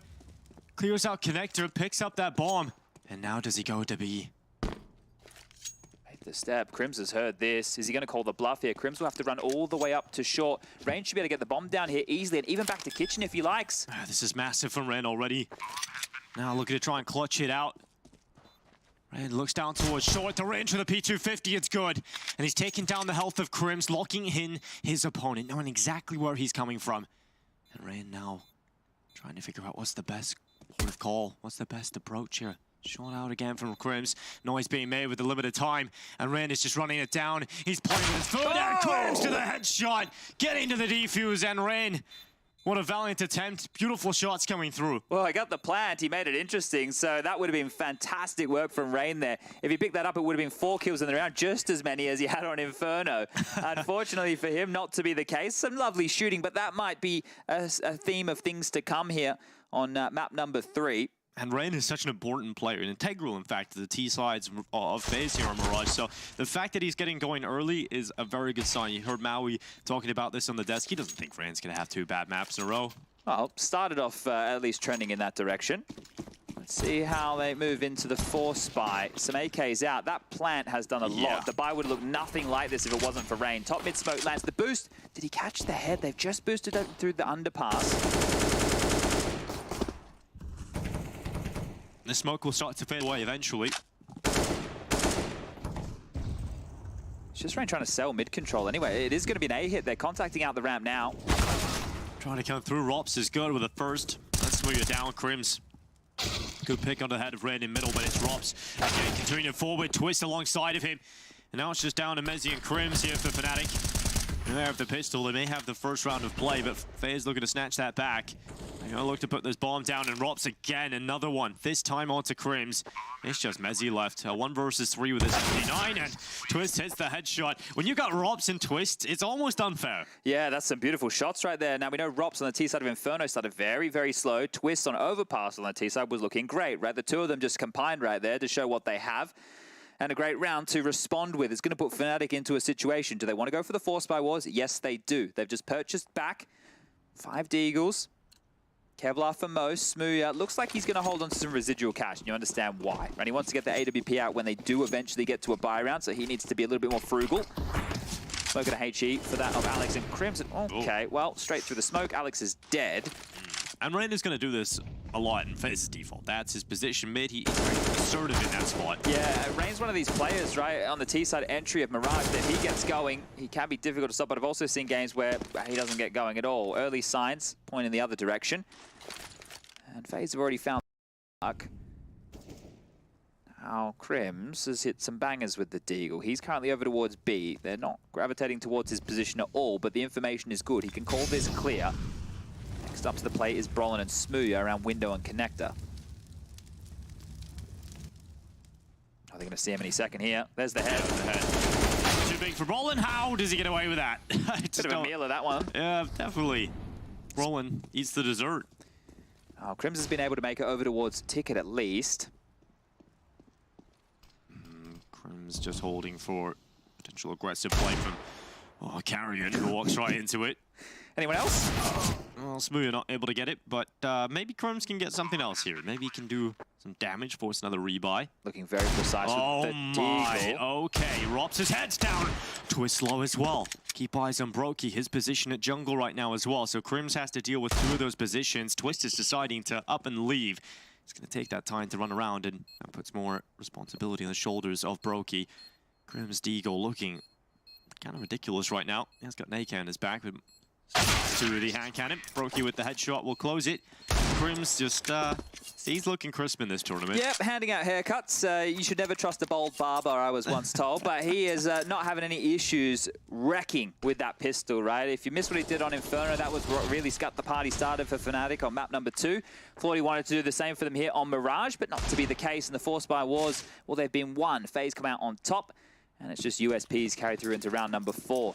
Karrigan's got a Mac 10 in his hand, so I think we'll see the in-game leader take a couple more liberties. It's quite the mid-stack. They're pushing up Rain and Twist to stop this. Main's looking to do so. Twist goes awry, and Karim's able to get a trade kill with a USP. I mean, anything you can find here for Fnatic is massive. You're not really expected to get anything done, and Karrigan would love some money. Here comes the money. Show Karrigan the money. I'd love a trophy a bit more than some money, I'm sure, old Karrigan. Yeah, he definitely would love that. I think he's got enough whittle away there. I think a trophy cabinet, you know, it's a little barren still. And this is the best team he's had in a while to be able to do exactly that, right? So then picking up this victory here, we don't know what's going to lie in store for FaZe within the next week. Obviously, there's going to be some unknowns that need to be answered. But in terms of them qualifying for the arena and stepping themselves up for at least that opportunity, this is a must-win map, right? This is the best way you can do it. Now, this is not meant to sound horrible to Fnatic by any means, but if this was FaZe versus G2, I think we'd all be back in G2 in to pick up that matchup, right? So this is a great opportunity for FaZe, but they're coming fast onto A. Brolin stands tall. He gets one. The trade needs to come in. Alex looking to swing out to the right side, but Karrigan, good shot from his AK. That's the numbers even now. Rotation coming back from Fnatic, trying to get the numbers here, but Twist burns away Brolin. That puts FaZe in a comfortable position. Now they've got the bomb down and the player advantage. Things feel very good right now for FaZe. Yeah, with Rops lurking in mid, it's going to be so difficult to get back into this. Smooya held at bay by the molly for now. Karrigan peers around the corner and takes off his head. One more hits the deck, and it's a 2-1-4, but the nade in exchange. This is still on. It certainly is. Two players already starting to make their way forward. Lovely shot from Crims. Karrigan now down. Rain's position strong up on top of the stairs, and Robs to play alongside of him. Bomb is planted for the smoke is up though. Crims with one defuse being stuck, and Robs. That is surgical precision. How does he get first bullet on the diffuser right there? It's like he's crosshair locked straight on the head. See you later, he's alligator. He's a robot, Well, Chad. we've all seen what he's done with the nades, haven't we? The kid's got a supercomputer in his head, but 4-1, and a decent attempt there for Fnatic. They were given away back into the round. You think after Karrigan swings, takes down Smooya, it's all over. The nade comes through, some nice shots followed up. A timeout called. But this was good work here from FaZe to brute force their way onto the site. Yeah, look at that. You think, jeez. You know, normally the players are sitting there spamming 25 bullets before one hits. That was the first out of the AK after he dispatches the bodyguard. Back down to the pistols here in the Fnatic side of things. Loss bonus in the next round of play will be maxed on out at 3,400. Well, let's see. You know, when we talk about FaZe Clan, we talk about the amount of raw aim and nutty aimers they have in the team. I didn't think Karrigan was going to be one of them, but he's had a couple of shots here. Karrigan has his old game here and there. Like, a lot of people could look at it and go, oh, he's just giving away deaths and he's doing the wide switch. But when he's finding the timings and he's being able to thread the gap, he looks, you know, just as threatening as anybody. Yeah. And he sets the tone, he sets the pace. You do love a good wide swing. Yeah, I miss him. Once upon a time, that's all we had. Jiggles are a thing of the Zoomers, but here we go. Rain, he's already pushed quite up far. Cat, I think if Crims has any kills coming his way, we might want to see just how potent his deal can continue to be. Karrigan with connected control now. And Smoke fades away just as Brolin transitions position. If he takes a wider stance, he will have to deal with players in there. And Rain, good one for him, but fortunately unable to follow up. Karrigan does indeed follow up for FaZe Clan, and he gets the follow-up from that. So now we look to Mezzi and Alex. AK in the hands of the IGL of Fnatic. Not for long, because Karrigan just eating him up. This could be very exciting if Karrigan keeps this up. It's good for your in-game leader to get the eeks, you know, let him have the eco kills. Fire him up. Get a bit of stat padding going on, feeling good about the game, finding the gaps, knowing he's going to hit the shots, it's going to be less wobbly in the future. But that's the thing, right? Imagine if Karrigan can just be a force to be reckoned with as well, and he doesn't need the contributions of the rest of his team. Yeah, when we talk about Karrigan, we are talking about him a lot here. For any new viewers that really don't understand this guy, we'll get back to that. Maybe Mezzi starting to try and do a little bit more damage. Karrigan looking to remove his skull. Mezzi trying to pull him in to fight Karrigan. Well, he accepts the invitation. Mezzi wasn't ready for the arrival, but that is a great round to clean up for FaZe. Yeah, 4 kills for Karrigan in total right there. And finally, the buy will come back out for Fnatic, and immediately into double orbs. Immediately into 2 orbs. One for Mezzy, one for Smooya. Diffuse kits, well, currently not purchased. Brolin has $400, so I'm going to keep an eye on that. If he buys it on the way out, he did. There you go. Okay. Never mind. At least they have one. Yeah. Hey, someone's gone, hey, can you get a kit, mate? And he's gone, yes, indeed, because that might come in handy here. Smooth's orbs over towards A to start off the round. Mezzy's over towards B. And Faze are actually looking like they want to set up for an A set piece. Now, Rops has 2 smokes to throw from this position. Have to be quick to them to make it look convincing, and certainly will be with Rops throwing them out to the A site. Smokes for jungle and connector. Alex sets up a one-way, expecting a possible mid play, but it is still numbers heavy towards A from Faze. But that's perfect, right? They did exactly what they needed to. They wanted to pull out utility on the site. They still have Smooth's eyes glued towards this ramp, but eventually has to look away, because once the palace smoke starts to fade, well, they don't have anything to re-smoke it with. The only smoke's left on Mezzy, who's over towards Market. So they need to drop into more of a passive defense. Maybe just relying on Smooya to try and drop some of the numbers here. It's 1 for Smooya, but he's lost 2 teammates just like that. Rops and Brokey putting Faze in a very good spot. Smooya has to drop back in more recessive position given to him. Twist out towards the mid lurk, cuts off Cringe, so the supply of support's not there for Fnatic, and now the double off. Good luck with this. This is just going to be an expensive exit here. Mezzy, he's hit one up towards Palace, but yeah, he's caged. Yeah, Rops is already flanking here, so Mezzy with a nice shot is trying to fight his way out of this. Only 2 to find now. That's actually stalled out Rops' flank here, so that Mezzy has a chance, and he has that leftover smoke, but the kid of Brolin, where does that lie? Well, trying to get onto the bomb. He does have a smoke, actually, but no kit on his back right now. So he taps it. He tries to pull them into the open, but look at that. Faze not peeking, and Mezzy knows once that happens, he's got no kit on his back. Time to save. It's the AWP for the next one. Smooth will be happy. That's if Mezzy wants to give that one over, but this is how it started, just on a flash there. Good finds from the likes of Rops and Brokey, Twists lurking out middle. And this is one of the changes on the T side here that FaZe have actually operated with. Previously, when Olaf was in the team, Olaf was doing Twist's job over towards the underpass and B apartments. And that meant that Twist was doing the Palace lurk. Yes. Now they have Rops over there. Rops was doing that when he was in Mouse Sport. So it's a more comfortable role for Rops in that position. And Twist, well, he's doing the lurking on that side of the map quite fine. So looks like things are working perfectly for FaZe Clan here as they take their first time out. It's like you just have these 2 unbelievably gifted riflers on either side of the map in your default. That is scary to go up against. Yeah, and then the pack, when Rain is feeling it, and you can see the space that Karrigan takes, those 2 are going to take the space to help set up their Orpra of Brokey, right? So that's the trio of the pack of this map. They're going to be doing the mid control. You have the 2 superstars with aim on the extremities, on the lurks. You can even use them as sharp weapons to find your opening kills.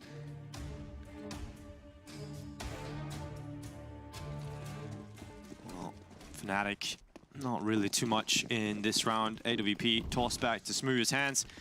Alex going out mid with some aggression. Will unfortunately be forced to fall back into the connector without too much found. FaZe now put 2 players towards top middle, spreading out, playing somewhat of a spread out default. Yeah, this is just about avoid the AWP. Or where's the AWP? Or figure out where the AWP exactly, is, yeah. Right? So where is Smooya? Right now, not doing a whole lot. We've just highlighted his position in market, so they're banking on a set piece, right? They're banking on the fact that FaZe just go, oh, let's do a B execute. Right now, Smooth's not mobile. He's not looking for kills. He's just sitting and waiting. Now they're actually going to try and pivot him around for some information, but there's nothing here to be found right now. See that defensive molly, it gestures that they are going for this standard mid control. They're going for a B split. Hold up a second. This could work out here for Smooya, you know. This really could if he can find the opportunities to peek out and he spots the barrel. That's the first victim for Smooya's AWP. They're calling it off, but Smooya can rotate immediately here. The bomb's dropping on back through underpass. And Rain is still shot. The bomb going back. Lovely shot from Krins. That's another one down here for FaZe. They're trying to put Twist up in the window quickly so he can cut off these rotations from B. He might get that chance, but now he's been spotted. He doesn't find a kill, now has to worry about short. This is falling apart. Alex can win this. Oh my god, the position of Alex could be absolutely huge here. He's not being cleared out. And now he hunts around the backside. Bomb does go down, but Alex finds the kill. It's Brokey that hits the deck, and now Rob's desperately looking for a shot, but Fnatic, they don't even lose a single player. Absolute miracle round right there. They walk into the stack where the AWP lies. Smooya gets the first kill, and then everything just continues to fall apart. They see the AWP, and they just get scared. They just get scared. They start to run on back, and everything seems to work out for Fnatic. It's like it was predestined. It's like a pre-planned round. Straight into the jaws of Alex waiting on the site there, and he kills Brokey in the back. At that point, Brokey's just going to think, what have I got to do? Fnatic had the perfect setup to deal with every move the FaZe threw at them in that round, and that has given them a lifeline in this first half that they just did not expect. You can see the timeout coming out right away. They know this is such a great opportunity because now they have double up, but they also have so much money left in reserve. Yeah, that's key, right? They won the pistol, they lost the force, they lost 6 rounds consecutively, and then they've bounced back with a round like that. That will get you fired up because you're not meant to win a round like that, right? And for the longest time in that, it didn't look like it was going to be the B finish. Smooya's reposition helped him profit because if he was in market still, he wouldn't have been able to take the fight to the short players. And with Karrigan dying, he is the one who's made the call. He said no. He's from the grave. He said no, let's fall back. And that's where things started to fall apart. Well, there is still a buy here for FaZe. It isn't the end of the world just yet. Residual cash for Robs. With the loss bonus coming through, Rangers to be able to purchase as well. The same could be said for Karrigan. So it's okay. But Fnatic are in a position now where they can start to apply some pain. Alex is out the window. Rain's already taken the space. Already a connector, and Brolin answers the call. Yeah, Rain trying a little quicker move, and Brolin keeps up with the pace for Karrigan. Oh, there we go. That's a way to get back into the round. Karrigan leading by example, and Robs now stepping up as well. Fnatic down to 2 players just like that. The explosive ability of FaZe coming to help them here. Smooya, he read it, but he couldn't get the kill. Luckily, second time of asking, he knocks him down.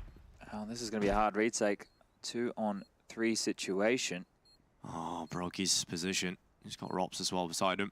Do you try it? Do you give it a crack? They're flashing forward. Oh, it's hard to see how Crims gets out of this one. Oh, somehow he does. He gets Robs and forces the AWP back. Luckily, Brokey will stay up and is able to reposition, but both players coming back in from CT. That smoke allows them a corridor across. And now they have to realize they have to play with these smokes. Brokey. And now Brokey wrapping around the backside. It's been a tap, but look at the time. They have to try and stop this. Brokey gets the kill, but there's no time for the defuse. That's going to be FaZe Clan just about scraping through. It was looking clean for them, Chad, but Fnatic make it close again. That's the round that counts here, and I love the maneuver of Twist and Brokey. The penny drops at the same time. They see the defensive smoke come in the side to give them passage over towards default where the bomb is planted, and they both use it against that of Fnatic here. It was very, very key for Brokey to go for that type of play. He was the insurance policy in this round, right? Just confirming it was one. As soon as that kill comes in onto the diffuser, there's not enough time for it to come on through. It doesn't matter that Smooya gets the kill, but it matters that the double orbs are retained. Let's see. Fnatic are able to put more pressure down. They've created a gap of their own design with that Molotov. And calling it off. They don't want to test the waters here, so FaZe a bit more of a passive approach this time round.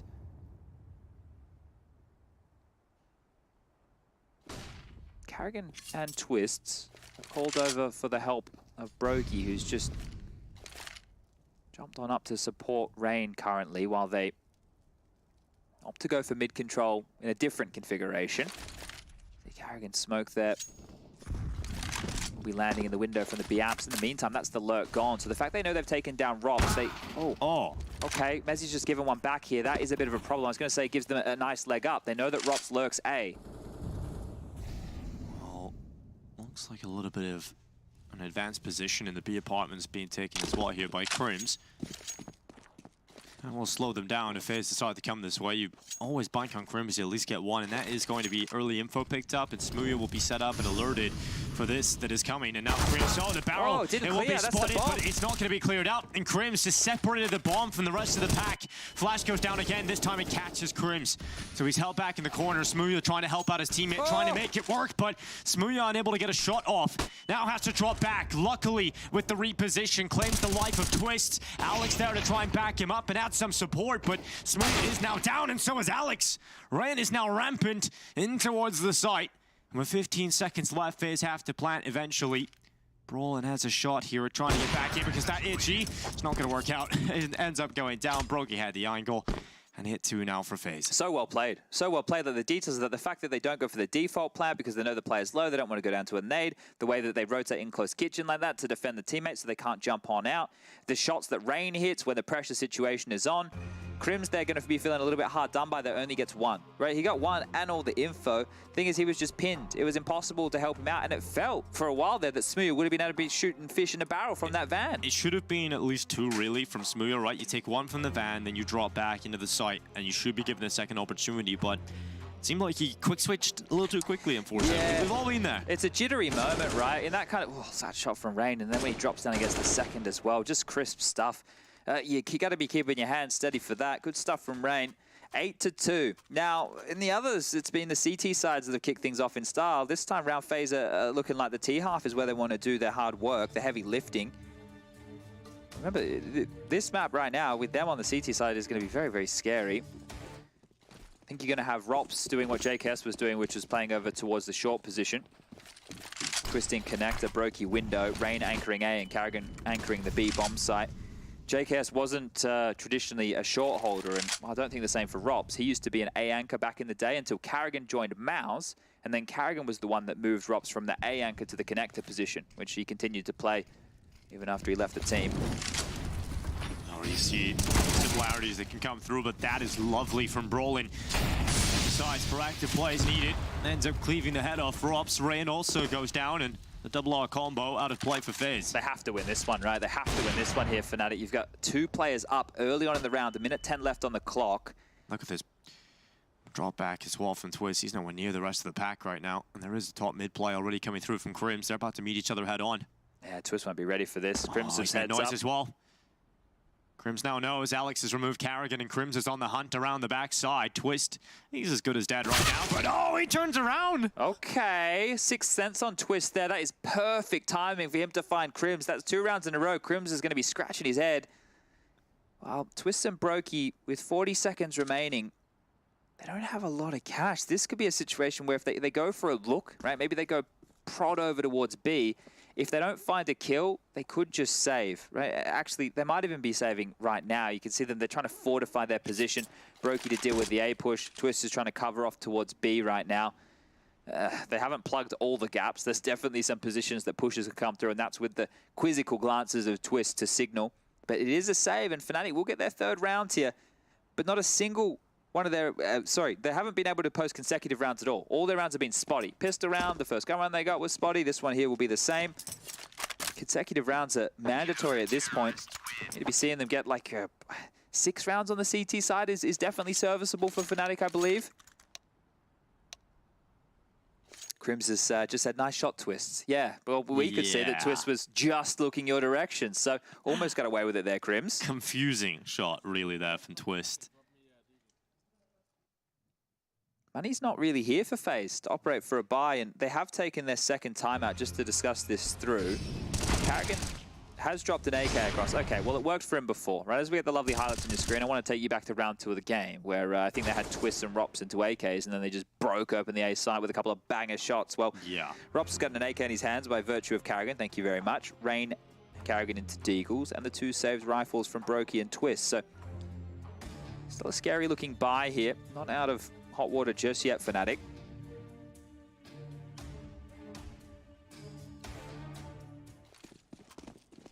Well, smoke goes out into mid for Faze. It's going to go into the window. Let's see if this is going to work out for the Ren. The first man into mid. Alex looking to play from Con and ends up getting caught by the boost. That's a great way of making your op work. Yeah, beautiful stuff, right? That manufacturing an opening right there. Right? No, we boost on up. We get a nice high angle where a player thinks they're traditionally safe. Not to be the case. Now Alex has to watch this next 1:30 from the grave. So regardless of the weapon disadvantage, Faze have now put themselves in a very winnable position here. The AWP of Smooya was playing over towards A. It still is currently on ticket. It's going to have to move once the Palace smoke fades. So I think that Fnatic have to gamble here. They kind of have to hedge their bets. They are going to need to play together.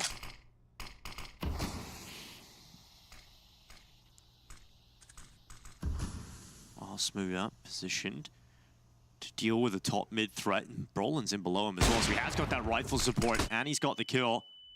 So Karrigan will no longer be in the round, and here comes that rifle.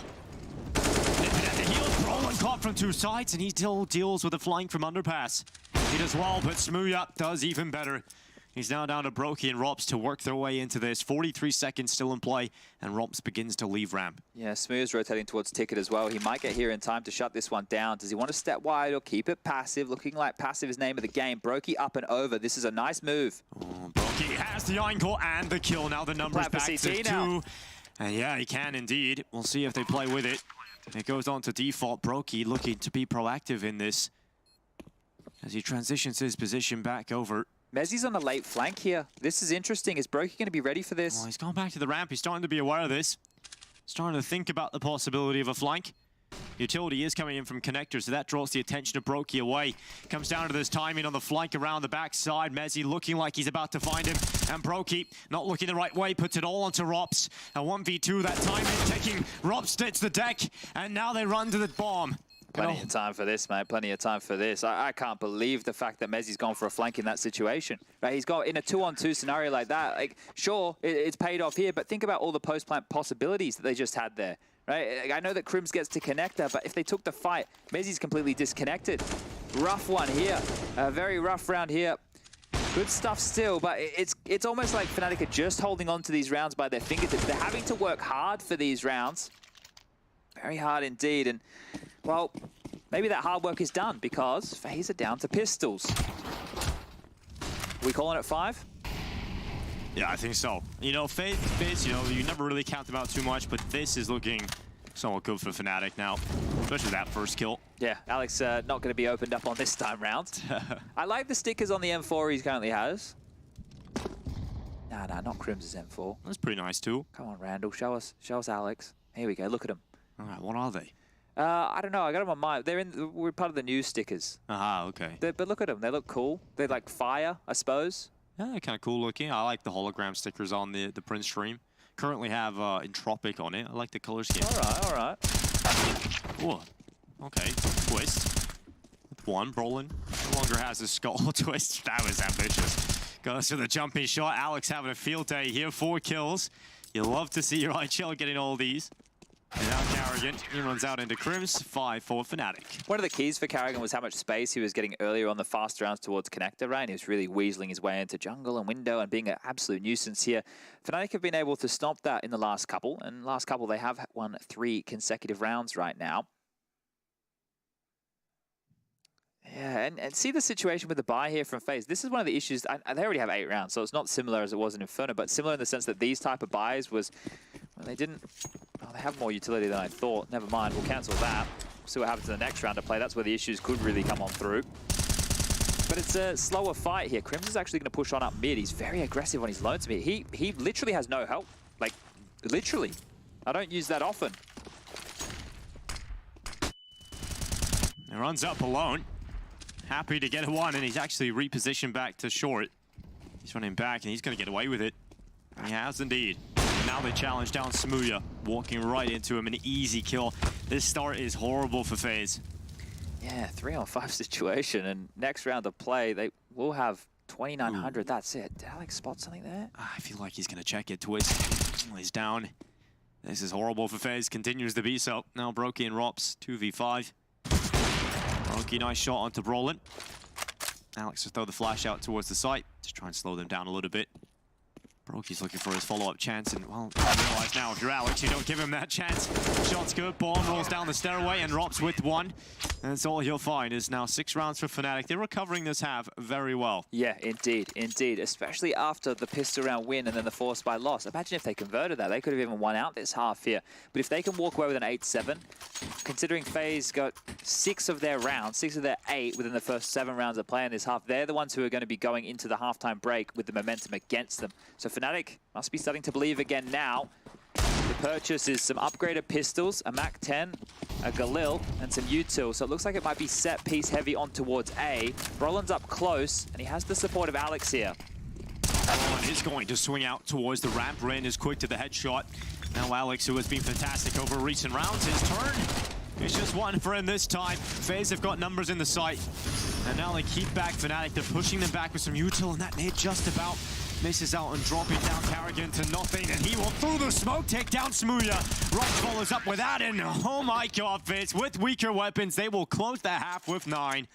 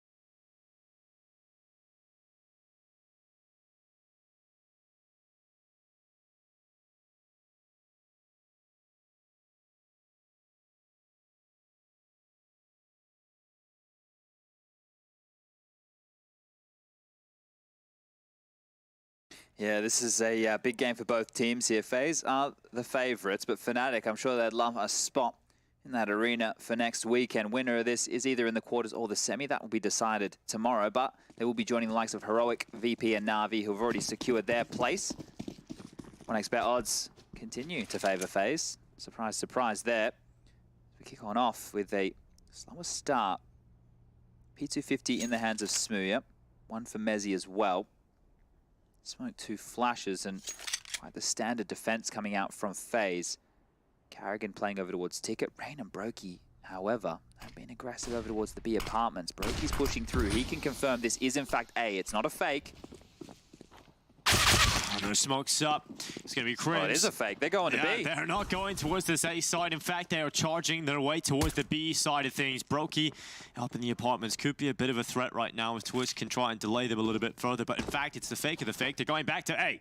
Back and forth, and yeah, you're right. A is where Karrigan resides. Still over towards Ticket. He can hear some of these steps as they trundle closer. Oh, yeah, 2 running in front of him, not looking the right way. Karrigan trying to deal with the Palace player. How does he get out of that one? Yeah, should have gone down there, but does survive a 3-on-3 retake possible now. Twist taking significant that's damage. The bomb loose. That's the bomb loose and a ridiculous headshot from Brokey. A follow-up is there as well, and now suddenly down to Alex. And in the open, Karrigan brings him down. How did that go so wrong for Fnatic? They shouldn't have gotten away with that. There's no way in the world. Karrigan should have been dead to rights right there. And I think Brokey, he's probably been the best pistol player of the day. His Deagle work on Inferno, the USP work right there, that is nuts. He just saved them huge. I think Brokey's the best pistol player in the world at this point. Okay. I think he's unbelievably good. That's a big claim, Dinko. Yeah, it's either him or Zywoo, man. I think Zywoo's pretty nutty on the pistol as well, but dude, Brokey looks incredible when I see him on the pistols. Just time and time again, the USP just hits the most ridiculous shots. That was crispy indeed, and now it is just back down to these Glocks. You see Fnatic are the type of team who don't like to operate with the Force, but in that second round of this T-half, they know they can get the AKs out, right? They know they can get the AK-47s with some light util in the following. A plant right now would be great. Oh, jumping on in. Rand will grab that one. Karrigan's turn with the MP9 up towards the B apartments. For Karrigan. And that's easy peasy. On to Brawl and Smooya and Crims. You know, he's trying the classic matchmaking strat there. You know, everybody run B and I'll slip out Palace try to get a bomb plant. It's quite curious here as well. Just then with FaZe Clan, it actually had Rops over towards Connector and Twist over towards B. Now, I'm pretty sure JKS was playing short when they had him stand in.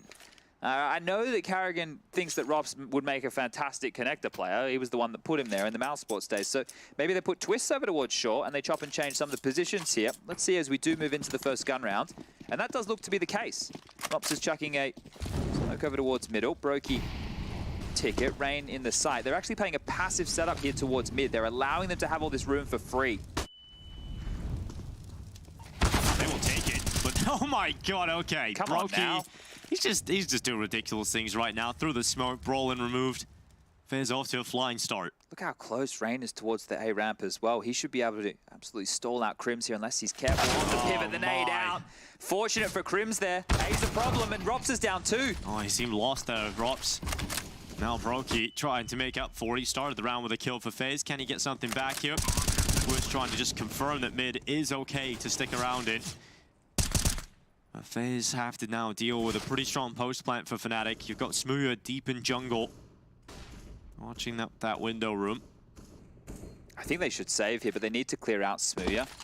Just so they can get away. Oh, Karrigan runs back into him. To his own flash, he was completely blind there as well, I do believe. Alex top mid could catch Twist looking the wrong way with his pants around his ankles. Does just slip down through the underpass. And Brokey away to the B site. So they should be able to retain these rifles, and that's important. But Fnatic, they do draw blood here on their T-half. Yeah, to me, Chad, that felt like a round that FaZe didn't really do too much wrong. It just felt like a little bit of timing working against him there. But yeah, timing was a problem, right? You can see the backpedal from Rain, not ready for Crims up close and personal towards ramp. And then similar scenes for Rops there, getting caught out of position. But for Fnatic to be able to grab one back here, but the saved rifles give FaZe an opportunity to go for another buy. Still no AWP out on either side here. Kits in play, Util looking okay as well. Both teams gearing up for round 19. This will be our first full rifle round of the second half. Well, that's Twist. And he's quick. He's gone in towards the underpass. Alex using the smoke up to deal with the Molotov top mid. Rops alongside Twists. Two of them coming here, Crims and Brolin. It's going to be hard to break this down, but if there is two players in Fnatic to do it, it would be these two. Trying to deal with Twist and Robs. Twist first dealt with, and Crims, he'll smack down both, showing the old dog still got some tricks against the Zoomers. Yeah, this is a problem now. Faze trying aggressive maneuver, they get absolutely nothing for it. It's a 3-on-5 situation, and this is where Alex can make his money. Just call out a stable mid-round, regroup, execute together. Use the number advantage that you have. Carrigan's taking so much space here. Oh, a lot of space. Alex right is just to his right. He's in blind spot. Yeah, in the blind spot the whole time. Alex will take that one. Carrigan's not looking. And it's a 2-on-5 situation where I think Brokey and Rain might want to try and save, but they're on polar opposite ends of the map right now. A little difference here in how FaZe approach. They try and throw a little bit more of a curveball into the underpass setup. It doesn't work out for them at all. There's a very stop-start, though. With the way that they did it, if you're not going to continue through, you're hoping that players walk into the underpass exactly like they did. It's just like they didn't put up any resistance. You had Twist on the speculative jiggle there, just seeing on the timing, and Rob's trying to cover off top mid. Maybe they weren't actually expecting that many players to come on through, but regardless, now they're up against it. Brokey and Rain, both at ticket. Bomb getting planted. Yeah, this one feels super difficult for FaZe. Rain with one. Immediate trade from Smuya. Brokey gives away his position, and Crims is around the backside. Brokey is trapped. Like a lamb to the slaughter, he should be, but he's taking the head of Smuya. Molly prevents him from moving closer to the site, and in fact forces him back into the fight versus Crims, and he's just dancing with death now, Brokey. Multiple different positions occupied, and he goes to smoke, but messy, well played from Palace. Just keeps that constant pressure, stops him from creating space, and Fnatic have an 8th round. And this is the real chance for Fnatic here to quickly nip on up to 9. FaZe will have to take a pistol upgrade round, won't be anything else behind it. Maybe a nade or two, a flash wouldn't be bad. Next round of play, we'll see them get 2,400 as the loss bonus. I don't love it when I see FaZe have their buys, especially their rifle rounds that always seem to be lacking because they overspend it around like this. You can understand why they do it, but it seems like they're being conservative enough to guarantee a good buy in the next. So many players are available to respond to mid here. Brokey and Twist are close connector, Rain in window, and Rops is in sandwich. So what avenue of approach to Fnatic opt for here? It's Brolin and Crims, the Swedes again, working through the underpass to clear out anybody close. Smooth's already pushed all the way up into Delpan, and Alex is top mid.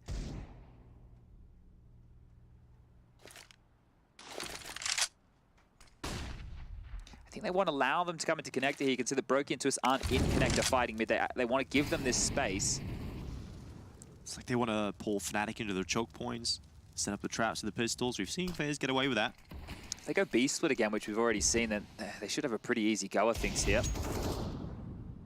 It does a lot to Carrigan. He's only got a USP as well here, but they're actually coming right into the Lion's Den. Oh no, this could get real messy. FaZe have got pistols in this spot ready to go. It's in the hands of Brokey. He's been a pretty deadly force on the pistol, but luckily Crims and Brolin pretty effective at breaking this one apart. They do that very efficiently. Now Rops, oh, he gets cleared out as well. You can see Fnatic just so ready for all these pesky little pistols. Carrigan, the only player to get something done in the round for FaZe, but Fnatic take 9. Yeah, and this game is on. This game is wide open right now. Either team could pull the third map across the line and lock themselves in for the Spodek. Navi do await them in the upper bracket there for that semi-final match, but it doesn't get much easier, does it? No, this is the thing, right? I looked at this from Fnatic's perspective last night. They go, okay, we're going against FaZe. They have a stand-in. That's positive. Now they're going against the full team with a little asterisk because it appears Rain and Brokey aren't with the crew. Those smoked. Rops has been able to quickly jump himself up. At least he can pivot into the vent room if necessary. Crims is actually being sent out on a bit of a mission here to look for a pick. He's just contact playing forward. That's great from Brokey just to punish up to the apartments. Crims was setting up utility, didn't have his gun out in the wide angle, and so quick to the kill. Now Fnatic's response is to take some mid-controller, starting to push a couple of players up short side, and Smooth up, peering down into the A site, hoping to spot something, but doesn't look like many opportunities will arise for him. Instead, maybe Rops can get something done.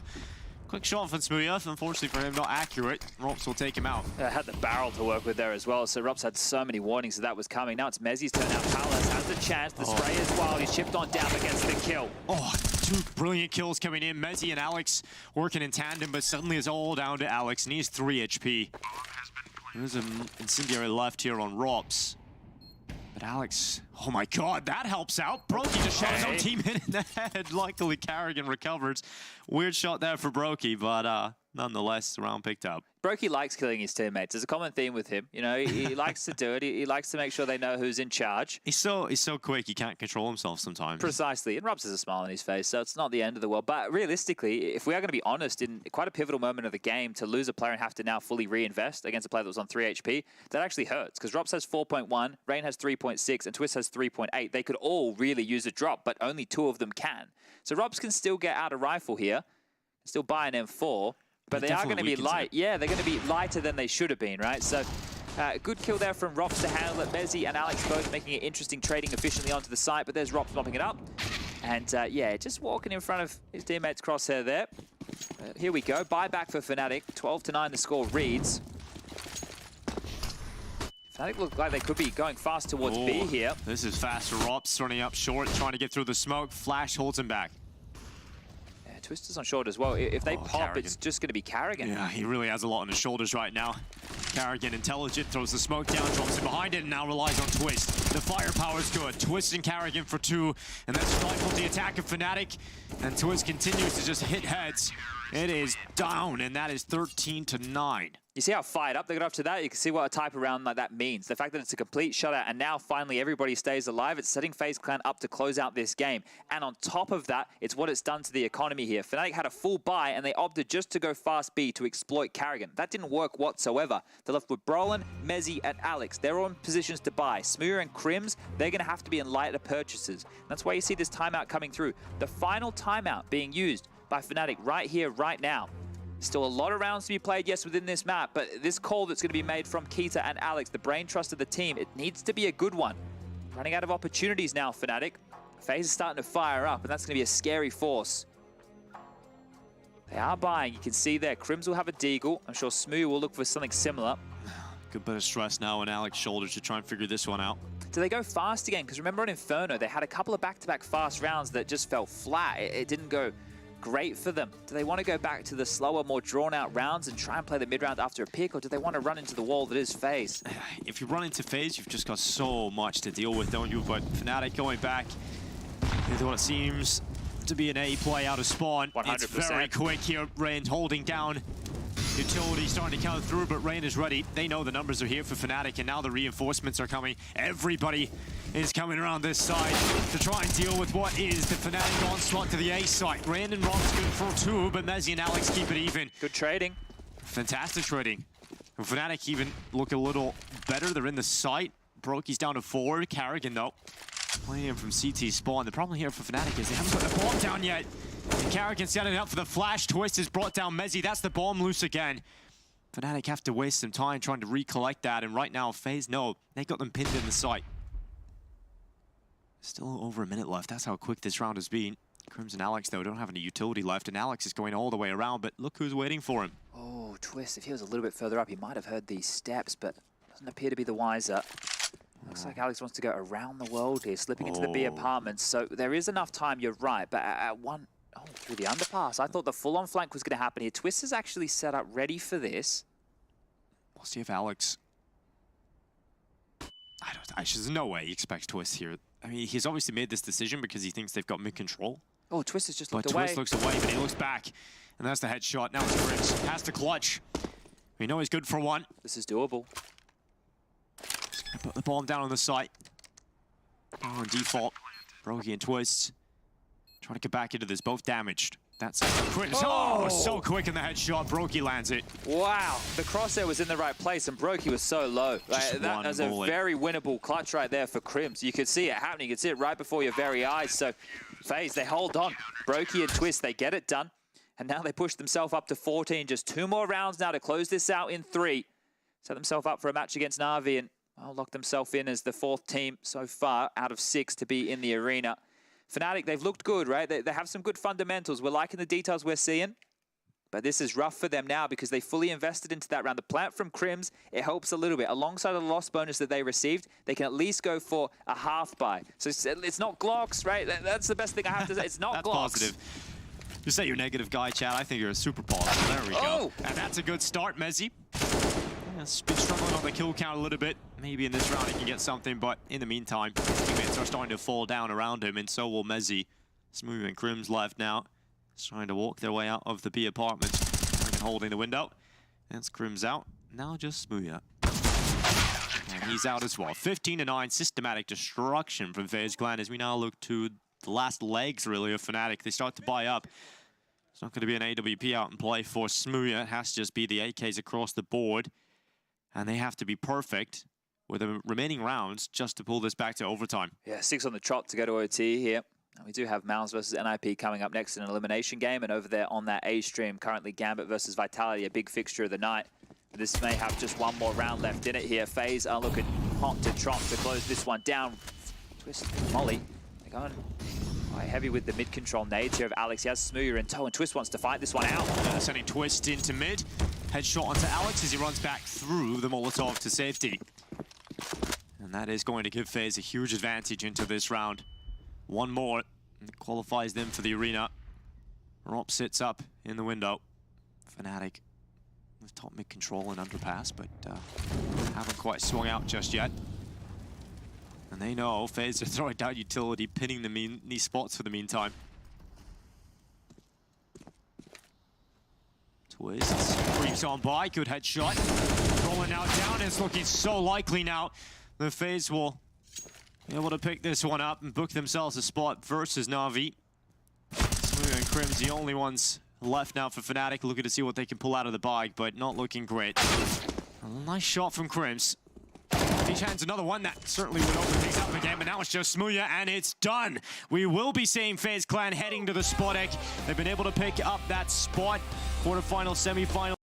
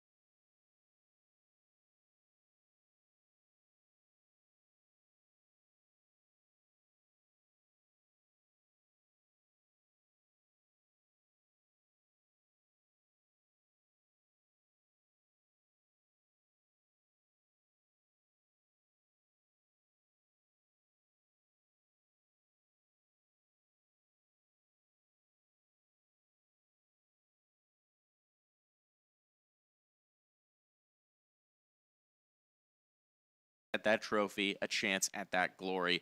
Quite a game from the FaZe clan over here. What were you guys seeing from it? Well, I mean, it was a classic T side for FaZe, right? It was a really like pop kind of style, explodes all over the place, like really like contact plays, which I like a lot. You know, when it comes to Kerrigan, I like a few things when he's IGLing, he uses very little space. He doesn't take too much space from his stars, and then after that, he also, you know, he can use his stars the best way, and he kind of don't overthink things. He's just keeping it simple.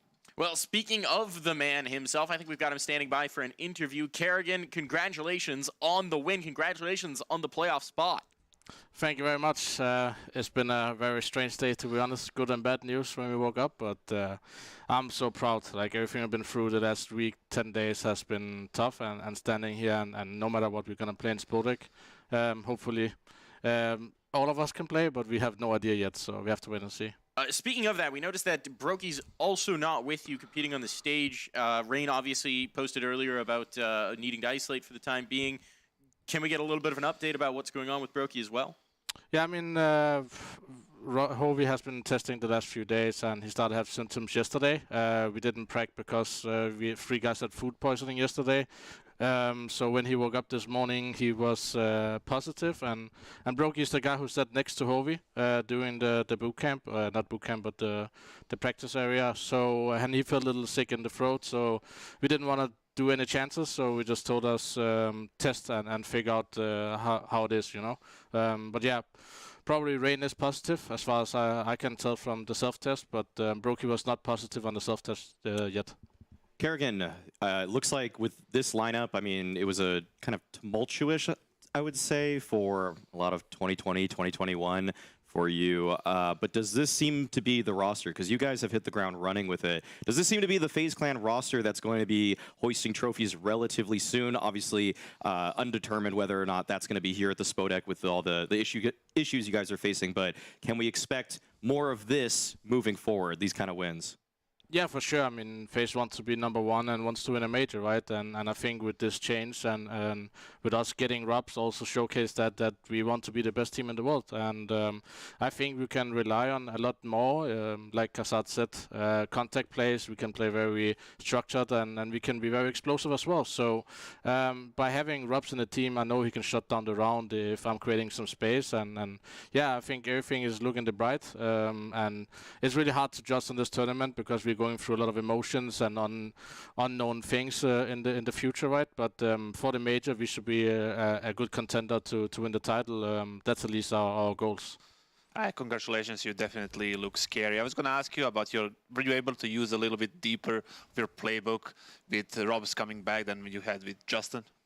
Yeah, I mean, Robs is our smoke machine. He knows all the very pixelated smokes and the really good smokes. So all the executes you have with very set smokes he's doing, right? And I think you saw the ramp rush today with 2 set smokes.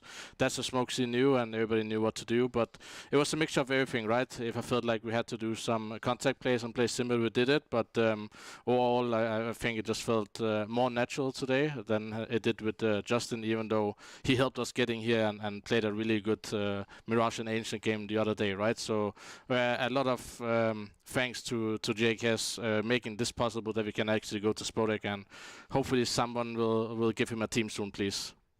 I have one last question for you before we send you on your way. Obviously, you're a player who's been around for a while, played with lots of different teams, competed here before. What does it mean to you, 2 years on, since the last in-person event at Katowice, 3 years actually, since the last time the Spodek had a crowd, to have booked a spot in the arena, to be ready to play in front of the fans in the Spodek arena? Yeah, I mean, it means a lot. It's one of those events I always think about when I think about the greatest tournaments, right? I remember in 2018, got benched from FaZe and told myself, I just missed out on Katowice Major, and I was so mad, and I said, next year I'm going to go there. Then the crowd thing happened, and now it's 4 years ago since I played on that stage, and just being back there with the Polish crowd, I always had a special connection with them, and yeah, it means just a lot to be in this scenario. I know how hard these 4 years have been to grinding back to that big stage, and this is where legends are made, and I want to be part of that. Well, you're certainly a legend in our books. Thank you for joining us. Congratulations on the win. Thank you very much. Well, Kerrigan is definitely a legend already by himself. I mean, it shows like how composed they were in the third map, like to call all of these things, and the D side looks so good. Yes. After that second map, which was a disaster, they had no business. It should have been 16-5, like we said. They had no business taking 10 rounds. After that, you know, they composed and they just played a really good Mirage. This is an updated FaZe clan. What I saw from them in 2021, I would look at the smokes that they threw, the flashes, they're outdated. They were bad. This is a lineup now that's actually using the more modern meta smokes. They're using ones that land a little bit faster. Like he said, Rops is a guy that he grinds those little pixel smokes, and he's actually, they're using them. So they're actually updating their playbook even more so, and things are just looking a little bit tighter, a little cleaner, a little faster. It's what I want to see from FaZe because they always had the firepower. It's just now they have the tactics to match it. Well, I hate to cut you guys short on the analysis, but we're a little over schedule, and Kassad's got a very important hair appointment to get to. So we're going to go ahead and send him off, get Prof in here on the desk to replace him, and we'll be right back after this short break.